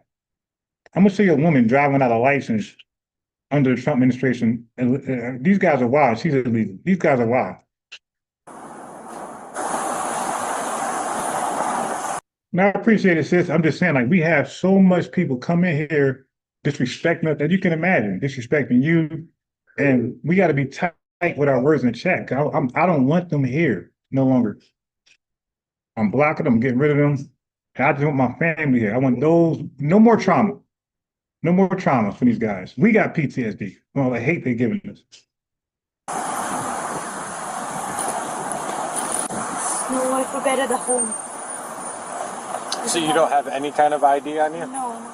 Okay, is that your van? No, I'm coming with the Uber. Okay. That's her van. The officer calls the detective as they had been attempting to identify this suspect for other crimes. At the Target at Santa Barbara Veterans. Excellent. Great. Does she have any ID that she gave? She said she left it at home. But do we have any kind, well, I mean, obviously we've got some PC. Wow, he told the detective, she claimed she left the ID at home. The detective lied. Damn. She's got a bag with her. Does that give me enough to double check to make sure she doesn't actually have ID on her?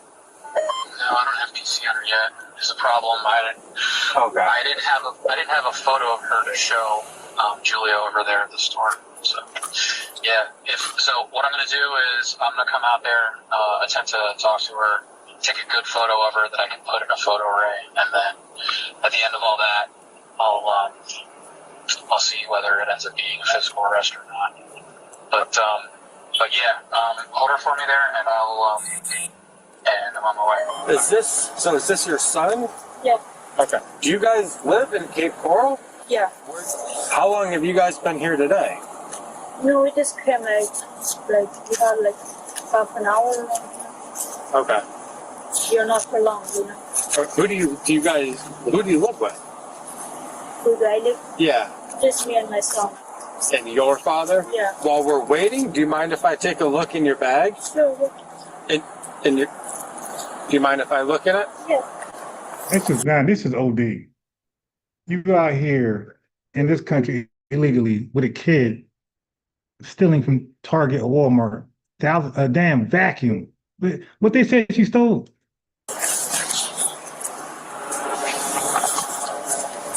And how long have you been here? Just like half an hour something. And you got all that? Did you bring that money? No, I have some money, right? Mine's money. Okay. How much? I mean, standing here in that half hour, how much stuff did you guys get? We did like $50 something. Okay. How often do you guys come up here? Like Every day. 2 times a week. Something. Damn. Okay. Really? But we're not gonna come anymore here. Oh yeah, Just we know that. You're gonna have a goddamn first class trip to Venezuela somewhere. Yeah, we know you're not coming back. And I'm not, I don't mean to be like that because it ain't funny. It's kind of sad because she got a kid with her. That's why it's sad. The kid is like innocent. The kid don't know what's going on. The kid trusts their mother. The kid trusts their father to be, to put them in great situations. And this ain't the best situation for her. So the plan that she had to come to this country, I don't know what it was. It evidently wasn't a real plan because she's panhandling and stealing from the store as an illegal immigrant under the Trump administration. That's just bad all around the world, all around. It's just horrible. Them today, like to get some help, That's right. Because I'm about to find a job, because right now I don't have a job. But is it like a big problem because we stay here? I think there's something else that they need to talk to you about, but I'm not sure. Yeah, he's sure. He's talking about her immigration status.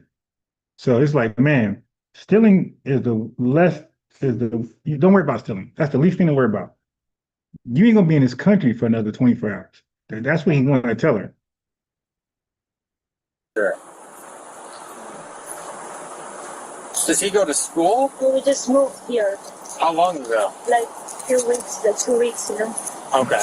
From I want to where? fast forward because long as hell. No, don't put it in there. From where? Maryland. Maryland? Don't put it in there. Okay. How long were you in Maryland? Sorry? Yeah, don't put How it in long there. were you in Maryland before you moved here?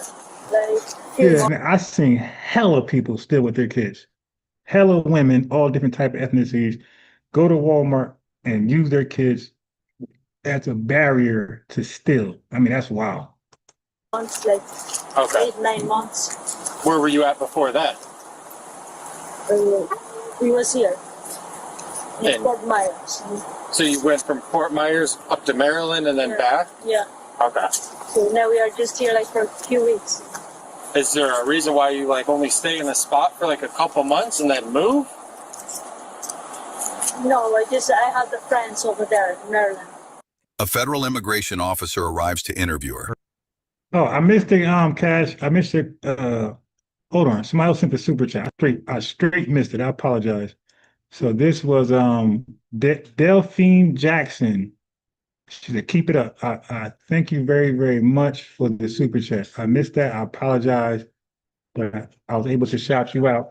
Thank you very much. Good. Hey, how are you? Speak English? Hi, yeah. Yes.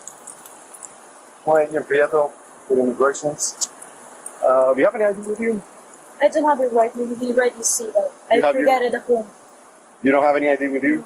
Not at all. And then I'm going to get right back to Pan-Africanism and how the ACS were the forefathers, the father of Pan-Africanism, repatriation. Yeah, no documents at all? Nothing. Okay. I ended up finding her through some prior call history. Okay. Driver's license doesn't match us or in the picture. Mind if I ask you a couple of questions over here, immigration related? Yeah. And by the way, I never watched this. I just seen the title, like, wow, this messed up, and I'm playing it. So the live reaction. What's your status in the United States? Uh-oh. Like how I live here. Or Peppermint Patty. we have the papers from the What kind of papers do you Yes. have? So the kid, sometimes they take the kid, sometimes another relative. The kid is tricky. So sometimes the kid goes to another relative in the country, and sometimes the kid does go with the mom on that first class trip. immigration. I'm immigration, so what kind of paper do you have? That one. Oh, he said, I am immigration. Hold on a second. She's trying to lie. He like, oh, I am the guy. Like how I live here. Or we have the papers from the What kind of paper do you have? immigration. I'm immigration, so what kind of paper do you have? Damn. That one, the A94, it's called. There's no such thing as A94. Uh-oh. I don't know how you. Yeah, no. Because somebody smuggled her in the country, right? So they're lying to these folks, the cartels, whatever. They're lying to them, and this shit doesn't exist. Call, the papers, but they give me from the immigration. When did you come to the United States? It's around like 2 years. 2 years ago? Yeah. To where? From back home, Europe. Okay. Well, how did you get here? I came like from the Mexico. So you crossed to Mexico? Yeah. So you flew from where? Where's home for you? From Hungary. So Hungary's home? Yeah. Not Romania. You're Hungarian. I came from Hungary. So you're Hungarian. No, from Romania. So how do you get from Romania to Hungary? The Hungary is not far from Romania. Right. So you drove, you flew. How do you? Yeah, with the plane. You flew from Romania to Hungary. Yeah. And then from Hungary you went where? To Mexico. You flew from Hungary to Mexico. Yeah. Why didn't you fly from Romania to Mexico? Because I don't know. It was. It's not adding up. We didn't know enough. It was like. It's not adding up. It's too complicated to fly from Romania to Mexico, Right. but it's not complicated to fly from Hungary. Doesn't make sense at all. From Romania. So then, Just you go say to the Mexico. cartel. Where did you fly to Mexico? To Mexico. No. So when you flew to Mexico, where in Mexico did you flew in? We were the Cancun. So you flew to Cancun. Yeah. Okay. From Cancun, how did you cross? Where? Harlem, Arizona, New Mexico, California. How? Where? To Mexico. You crossed into, right, but which state? You crossed into Texas, Arizona, New Mexico, or California? It's California. You went to California. Yeah. How do you get from Cancun, which is in one corner, to another corner in California? How did you do that? I don't know too much because I came with my father. As I said. So you came with your father. Your father is here also in the United States. Yeah. How did your father come here? With me. Me and him, my kid. So it's the three of you. Yeah. Okay. Who's the dad? He's not here. Where is he at? He's in Europe. Did he get permission to his kid being in this country? Did the dad give permission to his kid be outside of Romania? I'm not with him anymore. So you have full custody of him? Yeah. You have the paper for that? For the full custody? Yeah, the baby is born here. He was born in the United States? Yeah. So he was not born? He's not born in Europe. Okay. Here. So you were pregnant when you crossed? No. You said you've been here 2 years, right? No, I was here like before. As well. So your whole purpose was to intend to immigrate to the United States? Yeah, this officer sounds like me when I'm debating. Like he's cooking it right now. And again, it ain't funny because she got the child, but it's unfortunate. Before? Like baby. That's what I'm trying to figure out. I was like long time. When was that? A few years. How did you come that first time?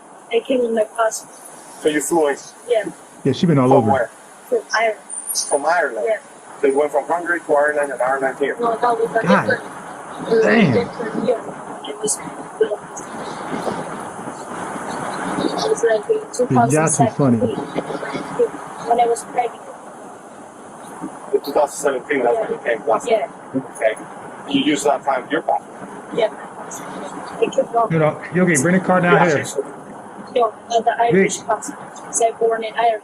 So you're, okay, let me get, because this is getting more confusing. So, you're Irish. Yeah. So you're from UK. You have your, from Ireland. You have your Irish passport. Okay. So what is the connection to Romania? No, there's only my country for me. Romania is only your country. He wants to know your plug, man. He wants to know the plug. I live in Ireland. So I born there. You were born in Ireland. How long did you live in Ireland? I lived like 13, 14 years. In Ireland. Yeah. And then you went back to Romania. Yeah. Right. How long were you in Romania? Yeah, he's cooking. A few years. How many years? 5, 6 years. 5, 6 years in Romania? Yeah. Then I came to years. Yes. Yeah, she just swing everywhere. She just swing everywhere. Okay. Did you ever apply for a visa to come to the United States legally? No, why not? Because I had my passport. Right, but you're living in the United States. Yeah.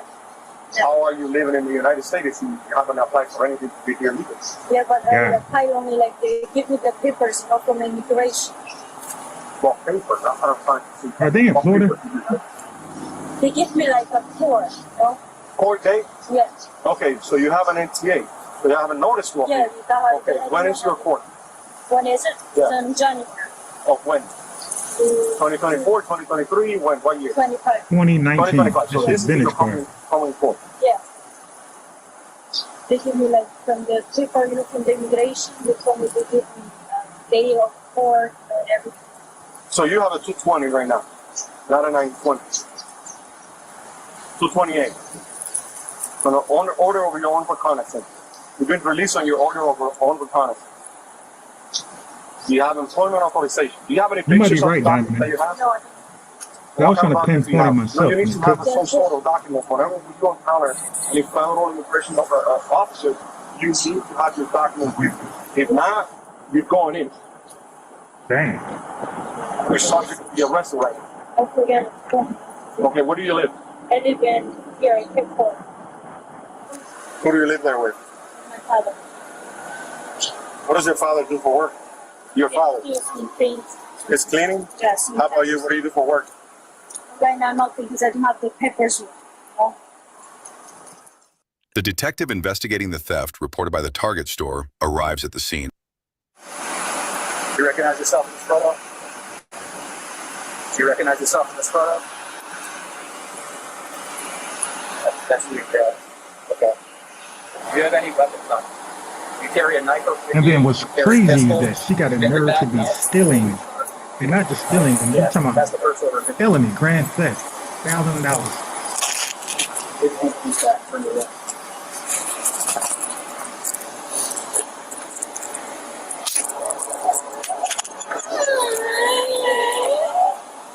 Presently, you're under arrest for 2 charges. One is grand theft. The other is contributing to the delinquency of a minor.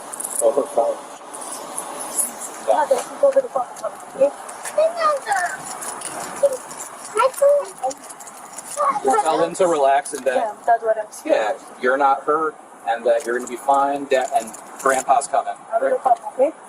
All right. So I told you, a lot of times a relative come and get them. They don't always go with them.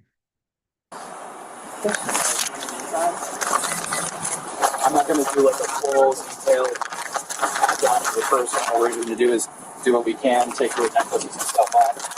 Officer Hurst, body worn camera is recording so that No. we can all document exactly what happened. Nothing untoward is going on here. I'm just going to be removing your necklaces right now. All right, thank you. It's pretty slim unless they come from lower. Yeah. You don't have anything else, any other contraband items that's hidden on your person, any drugs, anything like that?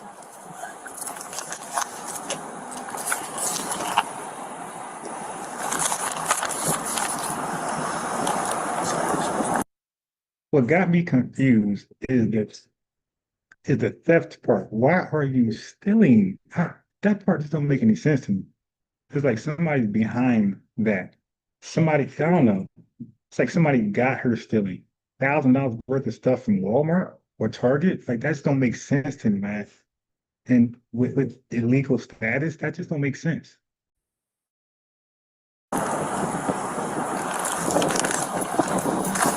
And you're gonna do it in Florida at all states. Florida works, they cooperate. Yes, they do, ICE.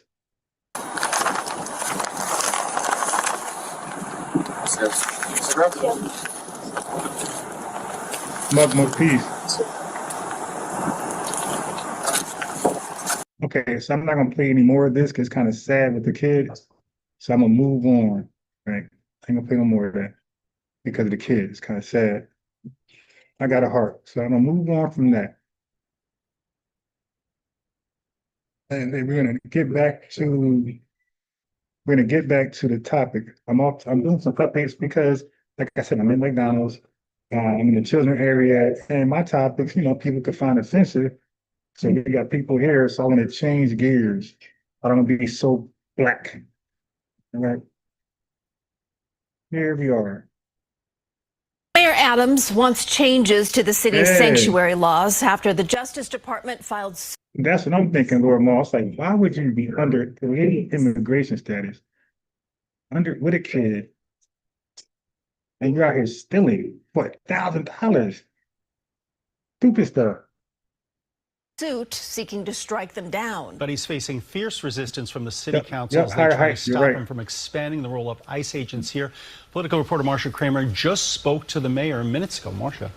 Well, Dick and Christine, Mayor Adams told me that while he thinks it's important to have sanctuary laws to protect the undocumented, modifications are necessary to help go after people who commit crimes, like the shooting of the off-duty Customs and Border Patrol officer just last week. I think we need to tweak the current laws to allow us to coordinate with the federal government when it comes down to removing those dangerous people from our streets. Mayor Adams. I love it. I love it. Adams made no bones about the fact that he wants changes to the city's sanctuary laws. The need brought home to him in dramatic fashion when 2 Dominican Republic nationals here illegally were involved in the shooting of an off-duty Customs and Border Patrol agent. It is mentioned in the lawsuit the individuals who shot him, peppermint patty, that's the shooter and his co-conspirator, they had a number of violent arrests.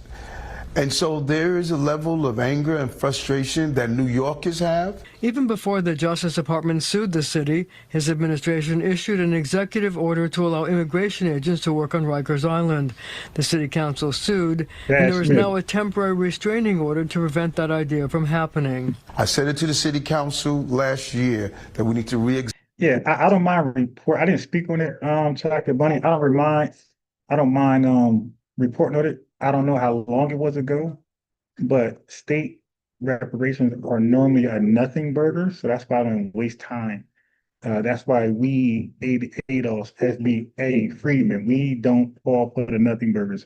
We are after federal reparations. We're not after nothing burgers.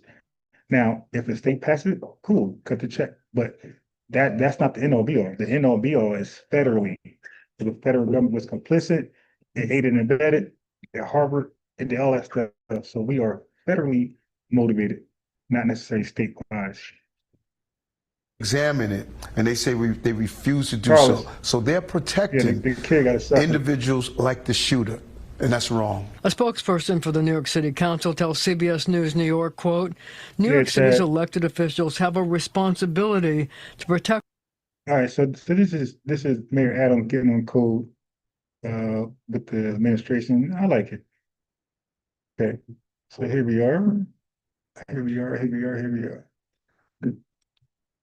To Tennessee now, where new immigration laws take the crackdown a step further. The laws create sweeping criminal penalties for anyone who provides shelter to an undocumented immigrant.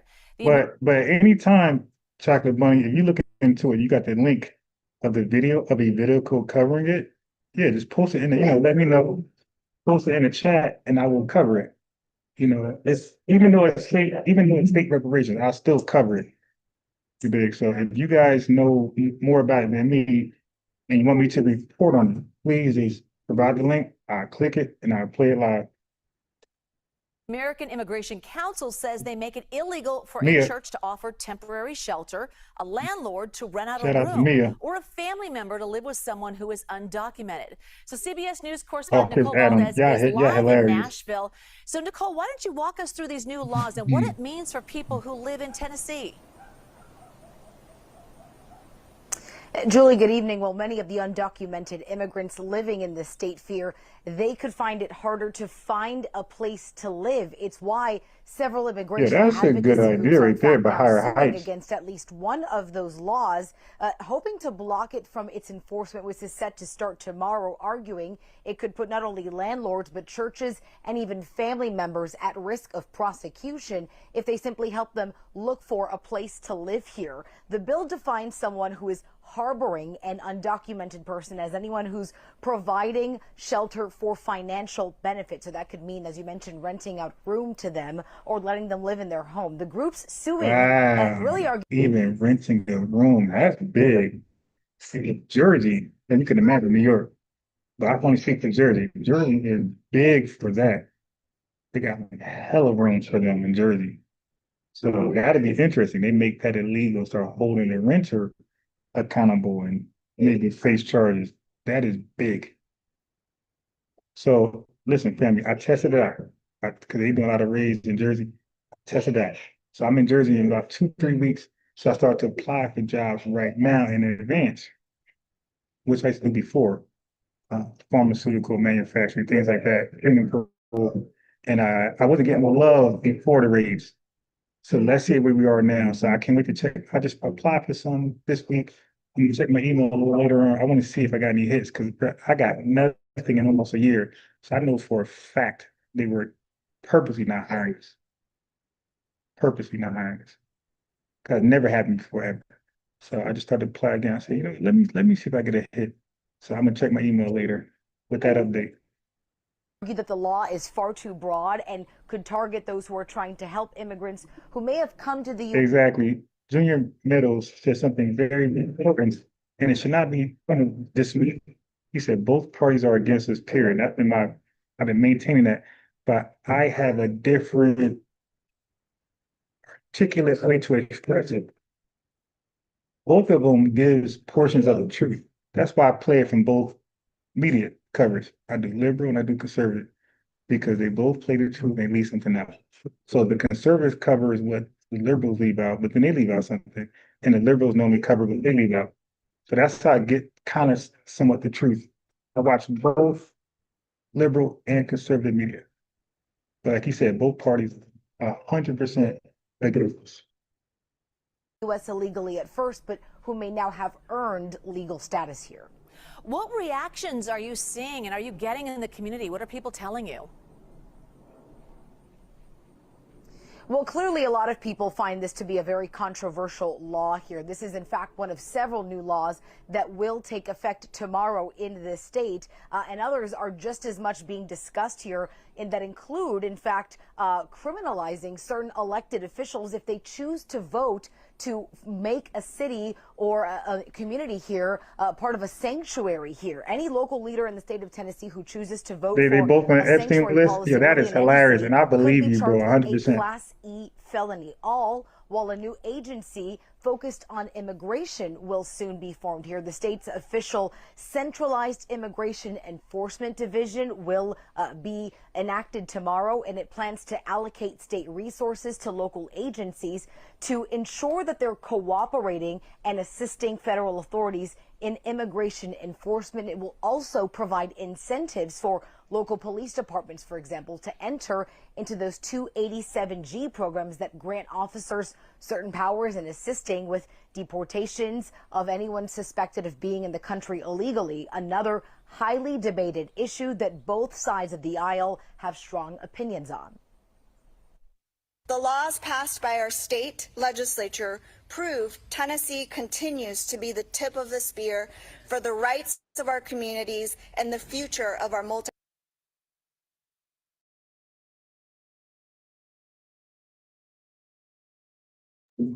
I was on mute. H, what you're saying is 100% correct, and that's actually happening right now. They are doing it. I'm going to cover that as well. I got that. I got that here in the queue.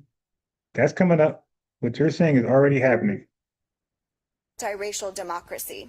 Even if you disagree, the law is the law, and President Trump and his immigration enforcement officials, including Border Czar Tom Homan, have made it very clear they are going to come into our communities in our state, and we want to make sure that we're all cooperating with their efforts.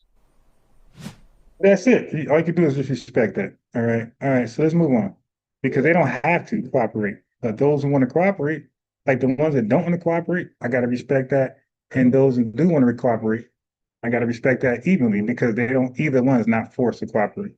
All right, so now here is the one, family. Here's the one I want you guys to see.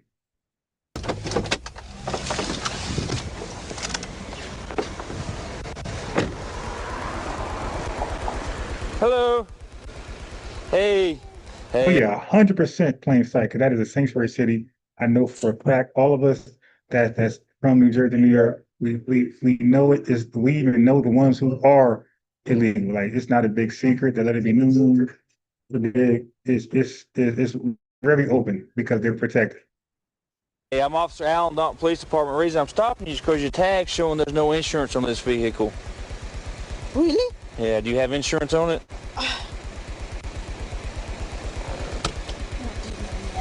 Claro que tengo mi aseguranza.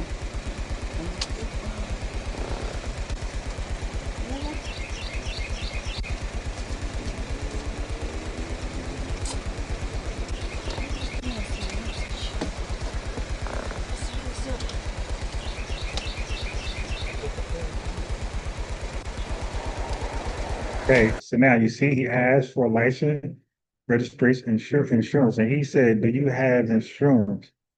Okay, so now watch this. I'm gonna fast forward. It's a long video. I'm gonna fast forward. Do me one favor. Can you just ask her if she still lives in Georgia? UTC preparation. Now, if y'all thought the last lady, if y'all thought the panhandling lady was a bit confusing all over the place, she is going to be as well. 7076.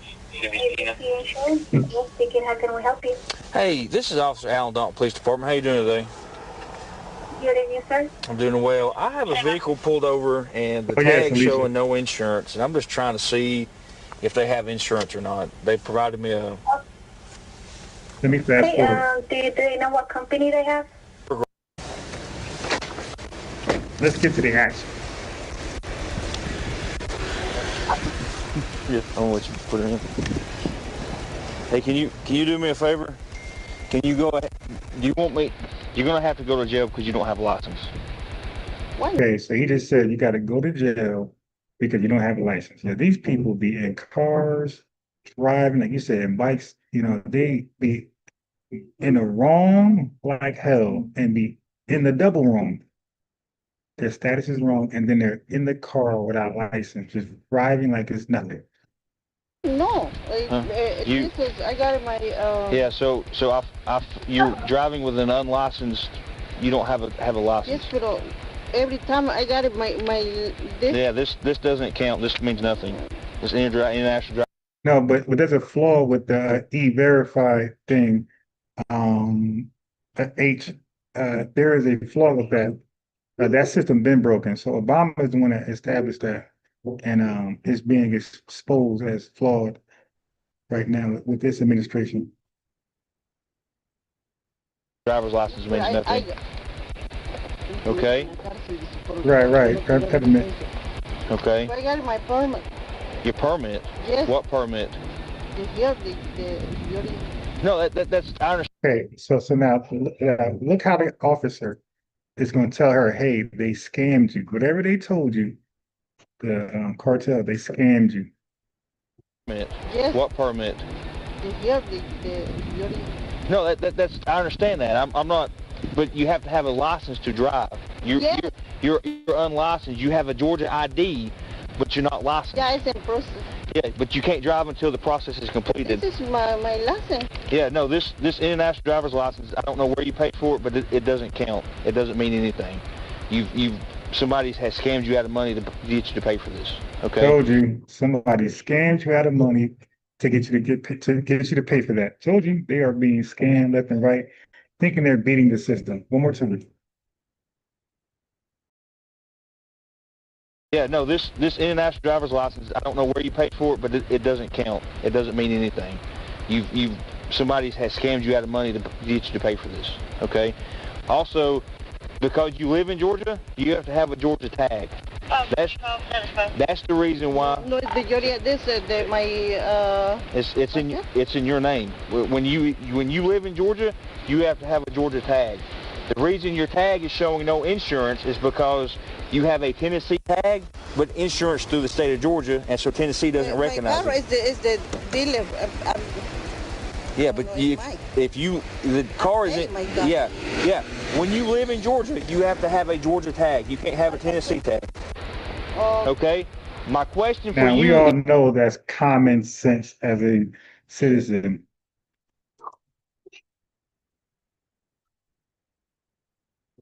Georgia tag. You can't have a Tennessee tag. Okay?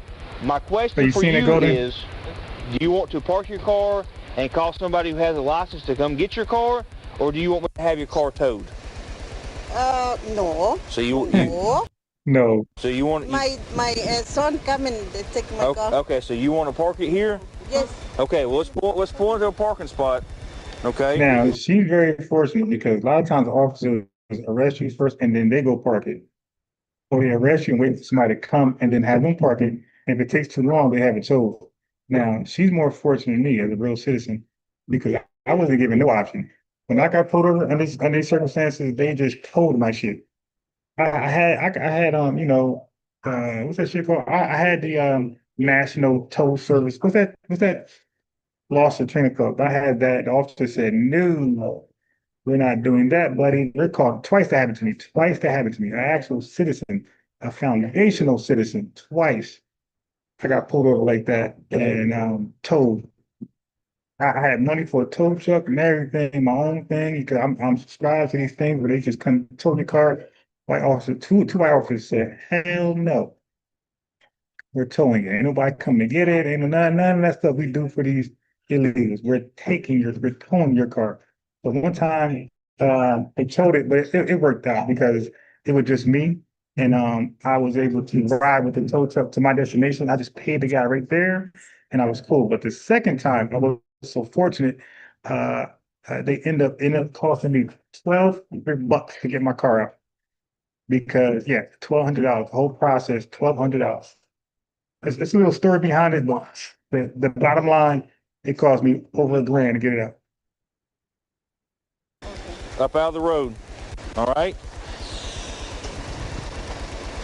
Yeah, so let me skip past this. She's going down, down, down, down. Remove that from the playlist. What else do we have? Okay, now this is, chat. Y'all gonna wild out right here. Y'all are going to wild out. Listen to this one. Y'all gonna bust out laughing. Diamond Bar mother of 4 and an avid Trump supporter taken into federal custody by immigration authorities. K-Council's Delia Caballero shares why her husband is standing firm in his political beliefs, even as they test his own family's strength. Thank you. It was a quiet morning in Diamond Bar until federal immigration officers arrived. The Sahakian family's home security cameras capturing the moment their lives forever changed. That was it. Thank you. She came back inside, hugged my kids, kissed me.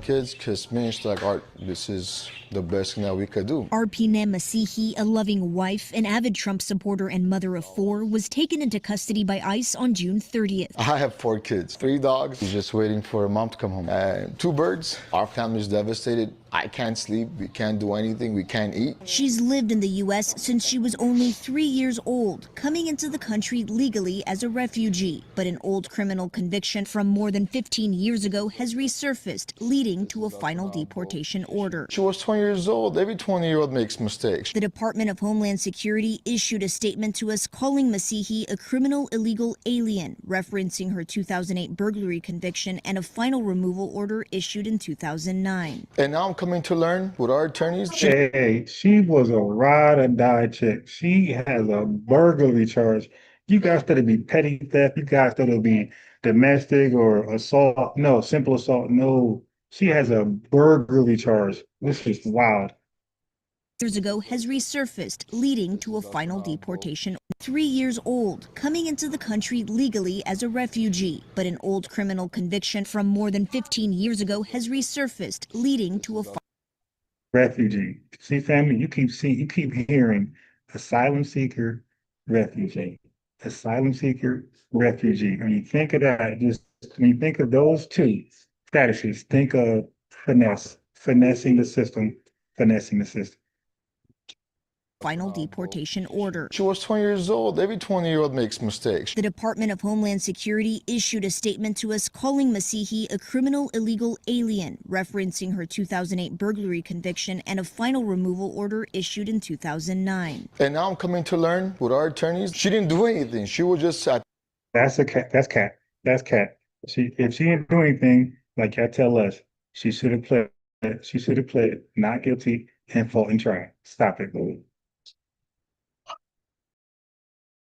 In 2009. And now I'm coming to learn with our attorneys, she didn't do anything. She was just at the wrong place at the wrong time. Despite the pain, the Sahakians continue to fly their Trump flags outside. Arthur, an outspoken supporter of President Donald Trump, says he still believes in strong border security, even as his family is caught in the middle. Yes, I support Trump. I believe. Ain't that a contradiction? How do you support him but then get mad when you're affected by? I mean, that's just wild.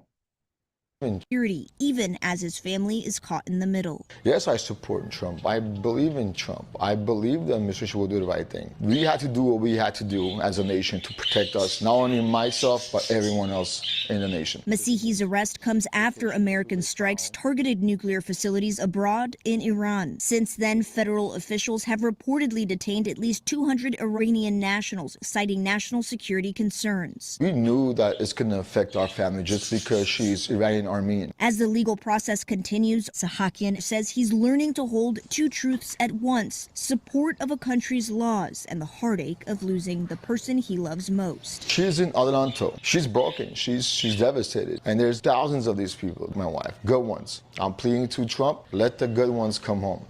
Masihi remains in federal custody with no clear timeline for release. There's no good criminal, brother. There's no such thing as a good criminal. Right? So ain't no good ones coming home. Good ones don't leave. Right?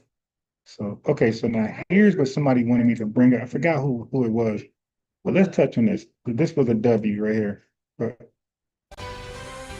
in a landmark decision, the Muskogee Creek Nation Supreme Court ordered citizenship for Creek freedmen. Thanks for joining us tonight at 6. I'm TJ Eckert. I'm Naomi Kidd. I've been covering this story for years, even sitting through arguments in front of the Supreme Court just 43 days ago. Today, I dug through the court order and talked with an attorney who says this decision is decades in the making. It's a joyous occasion. Attorney Demario Solomon Simmons represents Rhonda Grayson and Jeff Kennedy. The pair applied for citizenship into the Muskogee Nation in 2019, but were denied because their relatives were on the Dawes Freedmen rolls, not the blood rolls. Wednesday, the Muskogee Creek Nation Supreme Court said they will be citizens because the Treaty of 1866 guarantees it. And I just appreciate the Supreme Court for looking at the law and applying the law as it's written. Demario has been at the center of this fight for years, and it's deeply personal for him. Hold on. We got Chocolate Bunny back. Well, not back, but in the lineage super chat. Let me read if there's a message attached. Okay, no message. You just shouting out the lineage, showing love to the lineage. Thank you for valuing the channel. All right. And if you guys don't mind, please like the video. I will be coming to close, not now, but eventually if I got to run to Walmart. I promise you, I won't be stealing anything. And to know that when I was born a Creek citizen, and now because of this decision, I can once again become a Creek citizen. He told me his great-great-great-great-grandfather helped negotiate the Treaty of 1866 between the Muskogee Nation and the federal government. It grants citizenships to Creeks of African descent who were primarily the tribe's enslaved people. But in 1979, the Muskogee Nation Constitution added a citizenship clause, saying members had to have relatives on the blood rolls. 46 years later, this Supreme Court decision struck that down, saying, quote, "Are we, as a nation, bound to treaty promises made so many years ago?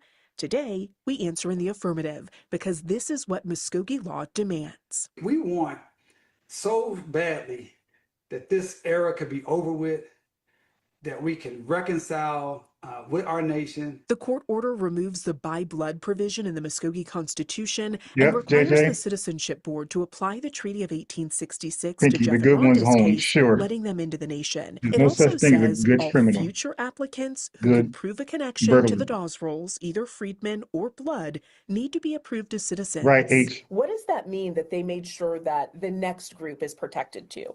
Well, it means two things. One, it means that they understood the gravity of the situation. Number two, it says that this issue again can be behind all of us Black Creeks or Creek freemen, and we can just go by the term of Creek. Just let us be who we are. DeMario says the ruling upholds the Muskogee Nation's sovereignty since the same treaty was used to justify.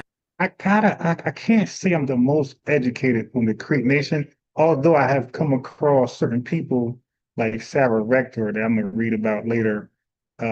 So this is good because this ties into topics that By the landmark McGirt ruling upholding tribal jurisdiction. They understood that this treaty, by protecting Article 2 of the treaty, you protect the entire treaty. The decision would grant the freedmen access to all benefits of tribal members. DeMario told me he plans to reach out to Principal Chief David Hill to see how they can start the reconciliation process. I did reach out to the Muskogee Nation after the decision. They said in part, quote, "We are currently reviewing the order to understand its basis as well as its implications for our processes." I do have their full statement for you in this story on our website at kjrh.com. that doesn't a W. I know it was a W. All right, so I'm gonna get back to the topic as soon as McDonald's clear out a little more. The Trump administration tonight is touting what it calls a surge in arrests of undocumented immigrants, stating in a press release the president is delivering on his promise to step up deportations. The White House says immigration agents are targeting, quote, killers, rapists, gangbangers, and other violent criminals. While our investigative unit has been digging through ICE's own numbers through the Deportation Data Project to see how many immigrants detained here in California have criminal records. Senior investigative reporter Bagad Shaban joins us now with more. Bagad. Yeah, we are in the midst of a monumental shift in who ICE is targeting right here in California. Here's what we mean. For the first time in recent history, ICE is detaining more immigrants without criminal records than with. This all started last month. In June, there was a nearly 2,000% spike compared to the same time last year in the number of immigrants ICE arrested who did not have a criminal record or pending charges. That, according to ICE's own data. Now, to give you some perspective here, for every one immigrant ICE detained in June 2024 who didn't have a criminal past or pending charges, ICE arrested 20 more this June. That's over 1,600 immigrants detained last month without criminal records compared to just 80 during this same month last year. We also found the number of immigrants arrested with criminal convictions increased too, this year to nearly 900. That's up from just over 300 last year. If you're doing the math, that's a roughly 180% increase. And since we're talking about criminal records, it's important to note that being undocumented in and of itself is not a criminal violation. It's largely administrative, but re-entering the country. Trying to explain that to that full revenue, quote unquote. Country after being deported is a crime. Immigrant rights advocates say the spike in detentions is having a chilling effect for those trying to navigate our immigration system legally. ICE used to look at cases, at least during the Biden administration, and make sort of balanced equities, make an assessment like, is this someone who really deserves to be detained? And that seems to have gone all out the window. Someone's compelling circumstances no longer offer them any protection, as far as I can tell. Good point, and people have been making that contradiction. Well, we've been pointing out that contradiction. This all amounts to more than 7,000 people arrested here in California by ICE just in the first 6 months of this year. That includes immigrants with and without criminal records. All right, so now let's do some reading. All right, enough of this. Let's read. Remember, the question is, did you know that the thought of repatriating yourself to Africa is a white supremacist ideology. Okay, so when Marcus Garvey came with that, not only was he a scammer and defrauster, he was team white supremacy. Why else would he hook up with the KKK? Okay, so anyway, did white abolitionists free any enslaved blacks? Yes. Some white abolitionists did free enslaved people, but the numbers were limited. So they'd be lying. Limited. Most enslaved people were freed by their enslavers, rare, by purchasing their own freedom, more common, by Black abolitionist networks and free Black communities. Family, don't let the snagger-tooth clowns lie to you. These guys are in a religious affair with Africa. Okay, they don't blame Africa for anything, but they blame FBAs for everything. We're divisive, we're hateful, we're stupid, we can't vote on anything. We need an outside foreign person to help us out. But most is many, this is a mathematical expression, most enslaved people.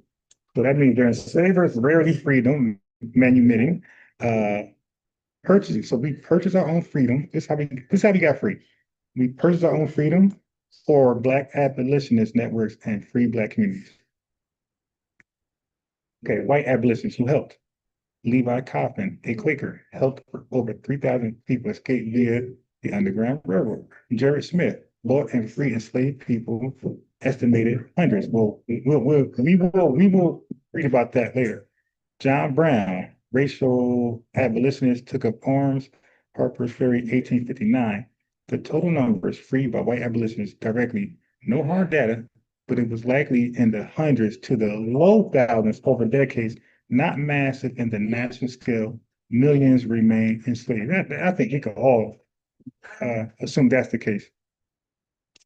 Okay, here we go. Here we go. What were white abolitionists best known for? They were best known for publishing anti-slavery newspapers, deliberated by William Lloyd Garrison, forming abolitionist societies, e.g. American Anti-Slavery Society, petitioning Congress to end slavery in D.C. and stop expansion into new territories, supporting the Underground Railroad, fundraising for legal defensive education, and resettlement for Black people. So now that resettlement, family, remember, I said when you leave things vague, open, ambiguous, our imagination kind of picks up from there. So keep this in mind, document this, bookmark this, resettlement of Black people. Because is that resettlement talking about Liberia? That's not where we wanted to go. Okay, so who did they help? Enslaved, free Blacks, or both? Okay, mostly enslaved people, free advocacy, and the Underground Railroad efforts. Free Blacks were often marginalized in white abolitionist organizations. They weren't always seen as equal. So these same white abolitionists, they marginalized us. We were not equal to them in the abolitionist organizations. They didn't see us as their equal. Somebody supported Black education institutions, but often with paternalistic attitudes. Talking down on us. Watch this, family. Watch this. Watch this. Watch this. Watch this. So, where are the watch this? Because history, white folks like to revise history, like Pan-Africanists, to make it believe that these guys were friends. That white abolitionists have their own agenda, ally or ally white supremacy. So were they our ally or were they ally white supremacy? It depends which white abolitionists we're talking about. Here we go. True allies, minorities. People like John Brown, Angelina, and Sarah Grimke, Jerry Smith, and Lydia Maria Child were genuinely committed to racial equality. That's cat. Believed in Black citizenship, interracial cooperation, and immediate emancipation. Mixed motives, any. William Lloyd Garrison was anti-slavery but struggled with racist assumptions, supported abolition, but didn't always support Black political or social equality. Listen, white supremacy in disguise, ACS type figures So when you hear tethers, anybody else think about ACS in a positive light, these are demons around us. Okay. Busy Bone had a song called Demons Around Me All the Time. All right. So white supremacy was white supremacy was the ACS in disguise. They wanted to end slavery mainly to preserve white society and send free blacks away to redeem Africa, fearing growing free black population in the U.S. and wanted to remove the family. So Negroes today call this repatriation. That was not how it was defined early on. They wanted us to repatriate to Africa, not because they believed that was the motherland or we're coming home. They wanted us out of America and into Africa because they wanted to preserve white society, right? And they feared a growing free black population in the US, okay, which I always said. I said that free blacks made them feel uncomfortable, so we're going to somehow inspire rebellions or inspire folks to be free. Watch this. You got to ask the question. So did the ACS, which stands for the American Colonization Society, which was established in 1816, right? Okay. Did the ACS establish a colony in Liberia for free blacks? Yes. The ACS, so that tether revenue is a fool that comes on Turkish Nasheed. Yes. The ACS founded Liberia in 1822 specifically as a place to relocate free blacks. So don't let these funky snagger-tooth dudes lie to you, tethers lie to you, Pan-Africanists lie to you. This was established for one reason. By white supremacy. Don't forget, ACS is defined as white supremacy in disguise. They wanted to relocate us to Liberia, which is repatriate us to Liberia. Okay? So let's get into it. The ACS background, founded in 1816 by white politicians, listen, ministers, and slaveholders. Slaveholders were a partner to the ACS. And you're trying to tell me they had our best interests, slaveholders? Okay, including Bushrod Washington, Francis Scott Key, and Henry Clay. Claimed its mission was to repatriate, look in quotations, family, it's in quotations, repatriate free blacks, spread Christianity and civilization to Africa. So this is their claim. They want to send us over, Okay, so we got to run that real screen. So now they wanted to use us as missionaries to spread Christianity to uncivilized Africans, ease racial tensions in America, right? So this is what they're claiming. But the real motives were mixed. Some sincerely wanted to help free blacks live free lives. Many saw free blacks as a threat, to slavery and wanted to remove them, family. This is the origins of your repatriation. Colonization was seen by many enslavers as a way to protect slavery, not to destroy it. So colonization was seen by many enslavers as a way to protect slavery, not destroy it. Not destroy it. How was Liberia established? In 1821, listen, family, this is history. That tether revenue will lie to you on Tariq's show when he be cooking revenue. But listen, 1821, ACS negotiated with local African leaders for land. So they didn't go over and take nothing. Like I said, I gave the real history. They didn't take nothing. They negotiated. And for the most part, they never take nothing like that in the 1800s. They go and negotiate with these tethers and they sell it. Okay. So 1822, they sent first group of free blacks. 1824, named the colony Liberia, land of liberty. Capital was Monrovia. You heard about that. That was named after President James Monroe. 1847, Liberia declared independence, still heavily influenced by America. So even in their independent state, they were still led and governed and directed by America, white racial American. Okay. Oh, we're going too fast. Huh? How many blacks did the ACS relocate? The family. Here's the thing. So now we're going to find out what blacks went to Liberia on their own and how many of them were relocated there by these white supremacists. And don't forget why they didn't do it. It had nothing to do with us repatriating to our roots and want to find out who we are and be an African. It was because our freedom was a threat to their slave plantations, the slave economy.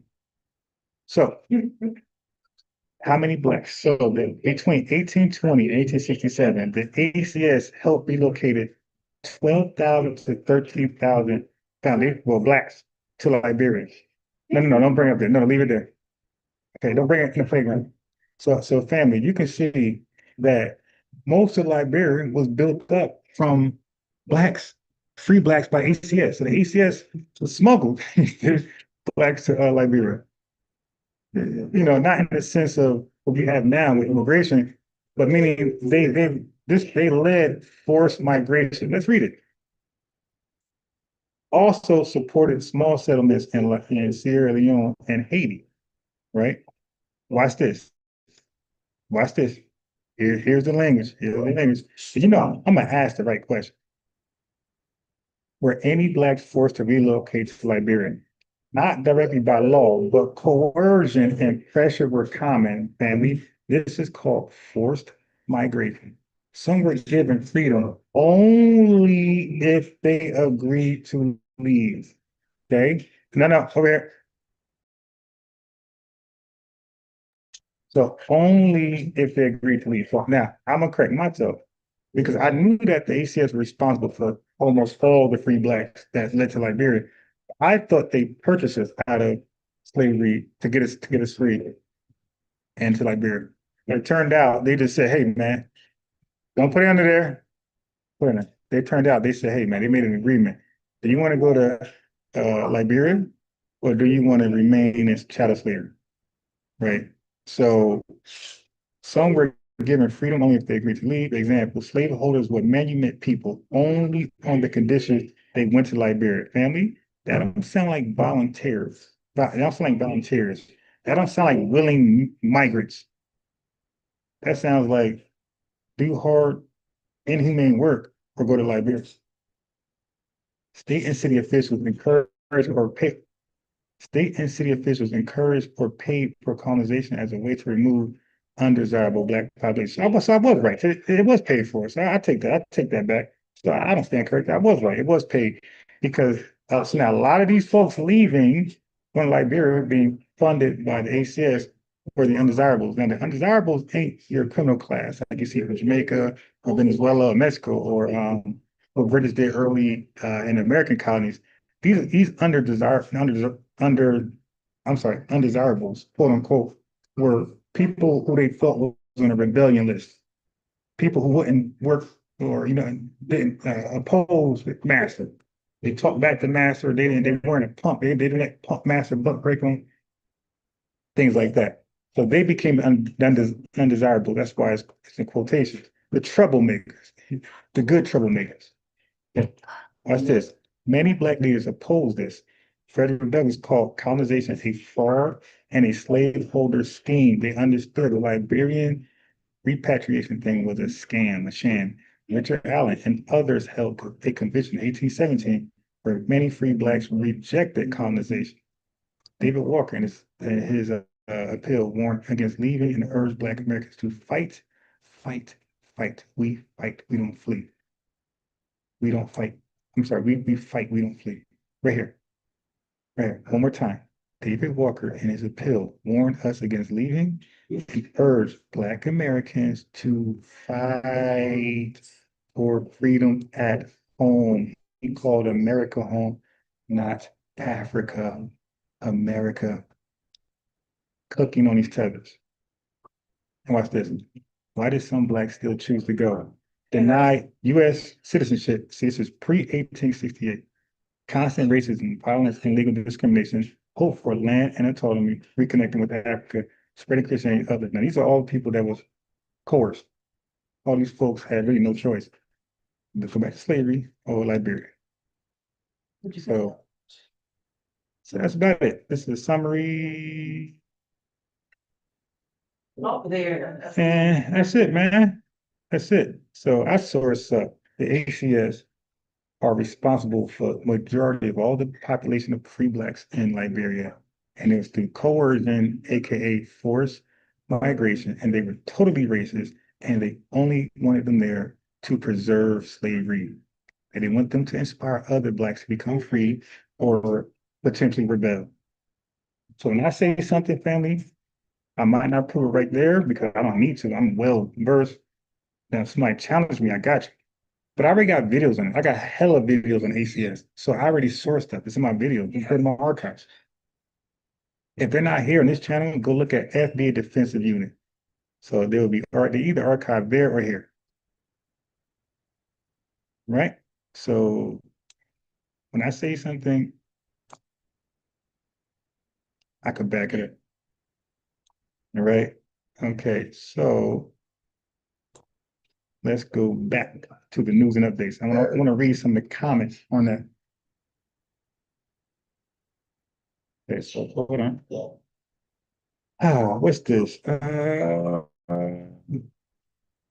This Thanks to liberal our news. top story this morning, new numbers showing immigration enforcement has spiked across D.C., Maryland, and Virginia. And it's not just people with criminal records who are being arrested. Well, 7 News reporter John Gonzalez is live for us in Fairfax County with who is being targeted and why the surge is happening now.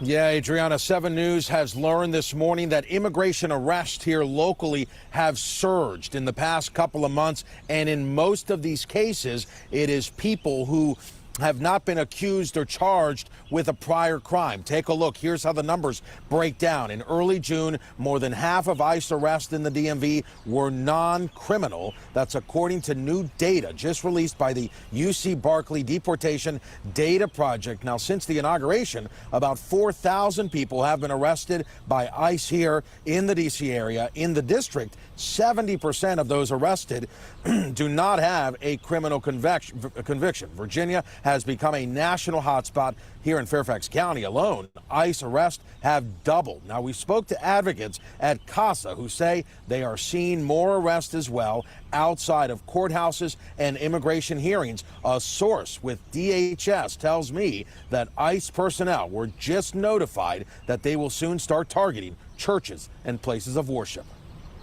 You know, we're seeing it like in our families. We're seeing it in our communities. Our communities are being kidnapped by federal agents, and this is not fair. For them to know what our rights are as a community, as an immigrant community here in the United States. Now, nationwide, nearly half of all ICE arrests in early June involved individuals without criminal charges, according to this study, up from just 21% a month earlier. Now, the Department of Homeland Security says 70% of these ICE arrests still involve people with past or pending criminal charges. Reporting live in Annandale, John Gonzalez.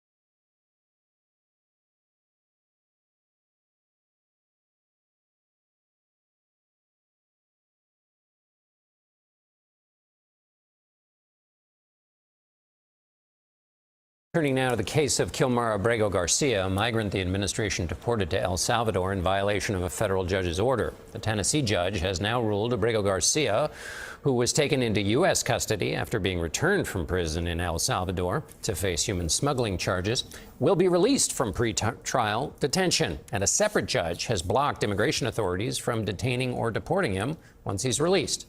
This comes as CBS's immigration reporter Camila Montoya Galvez has obtained new documents detailing the pace of deportations overall. And Camila joins me now. What about the pace of deportations? Hi, John. So according to the data that we obtained, in the first 6 months of the second Trump administration, ICE carried out 150,000 deportations to migrants' home countries or to third countries that are accepting citizens that are not their own.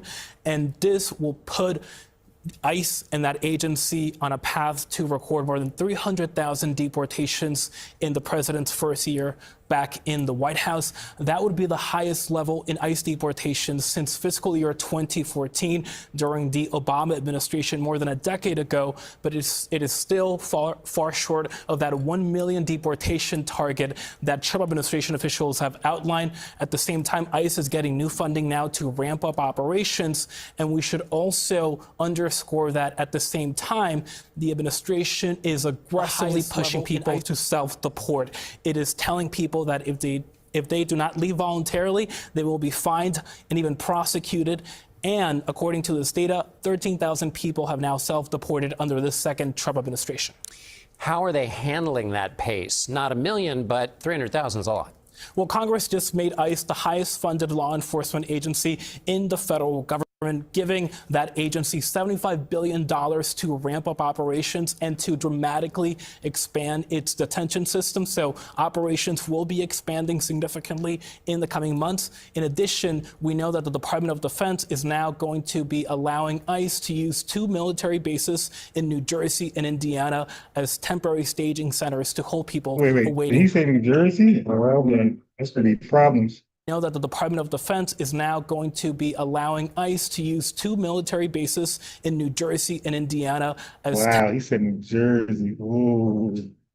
Shit, I'm about to be a millionaire when I go back. So many opportunities going to open up. All right. But what else do we have? What else do we have? Law enforcement agencies in our area finding more violent offenders in the country illegally, or yeah, love Jordan. We've been covering an array of topics.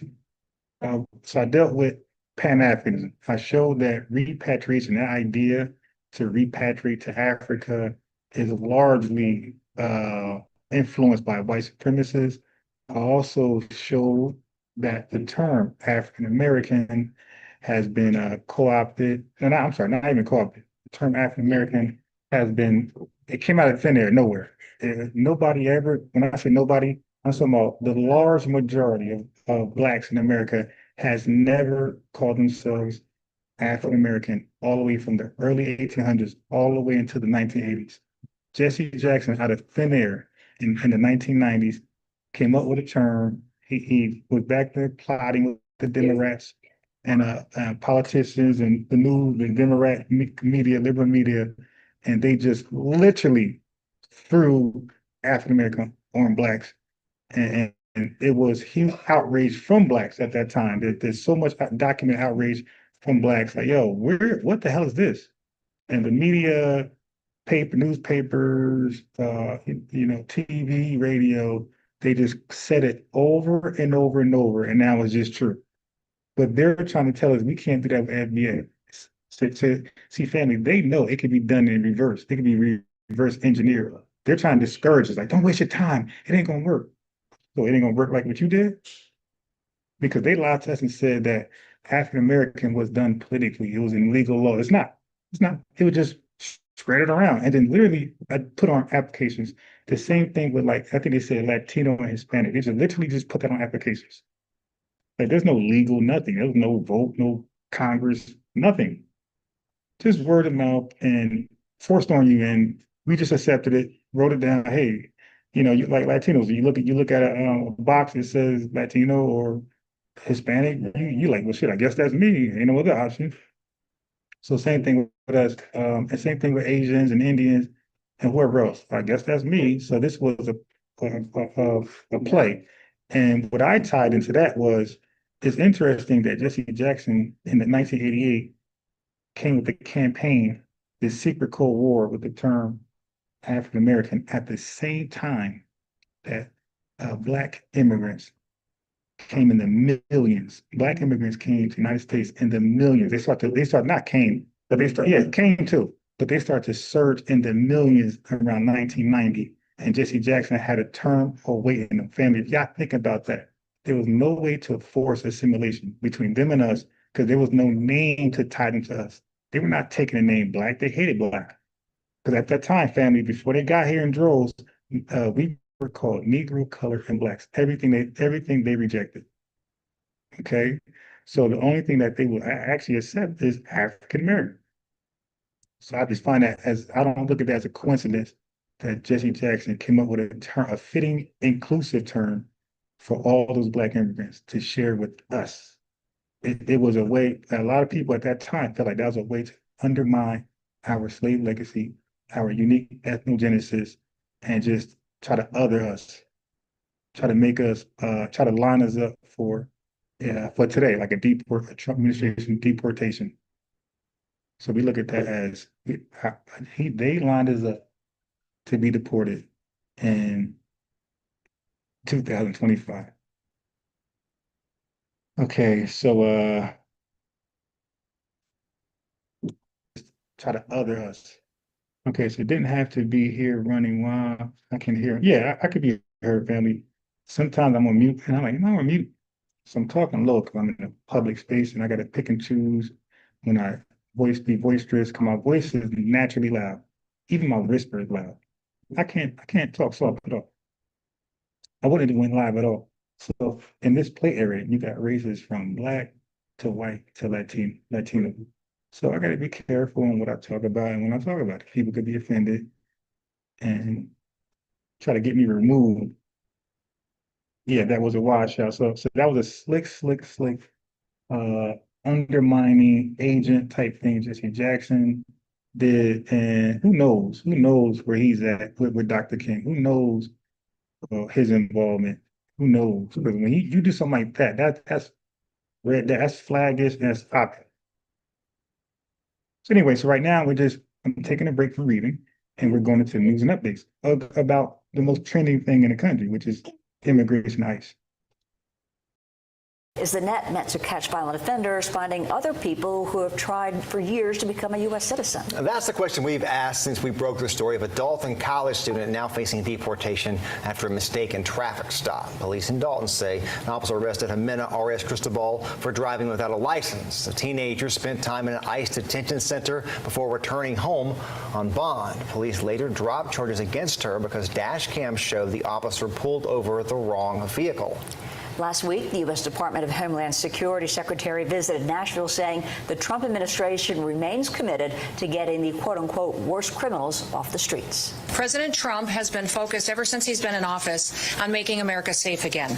And that is what my job is as the secretary, is to make sure that we're following through on exactly what he promised the American people, to make sure that we're going after the worst of the worst every single day, get the murderers, the rapists, the child pedophiles and pornographers off of our streets and out of this country, so that they can be brought to justice and face the consequences for their actions.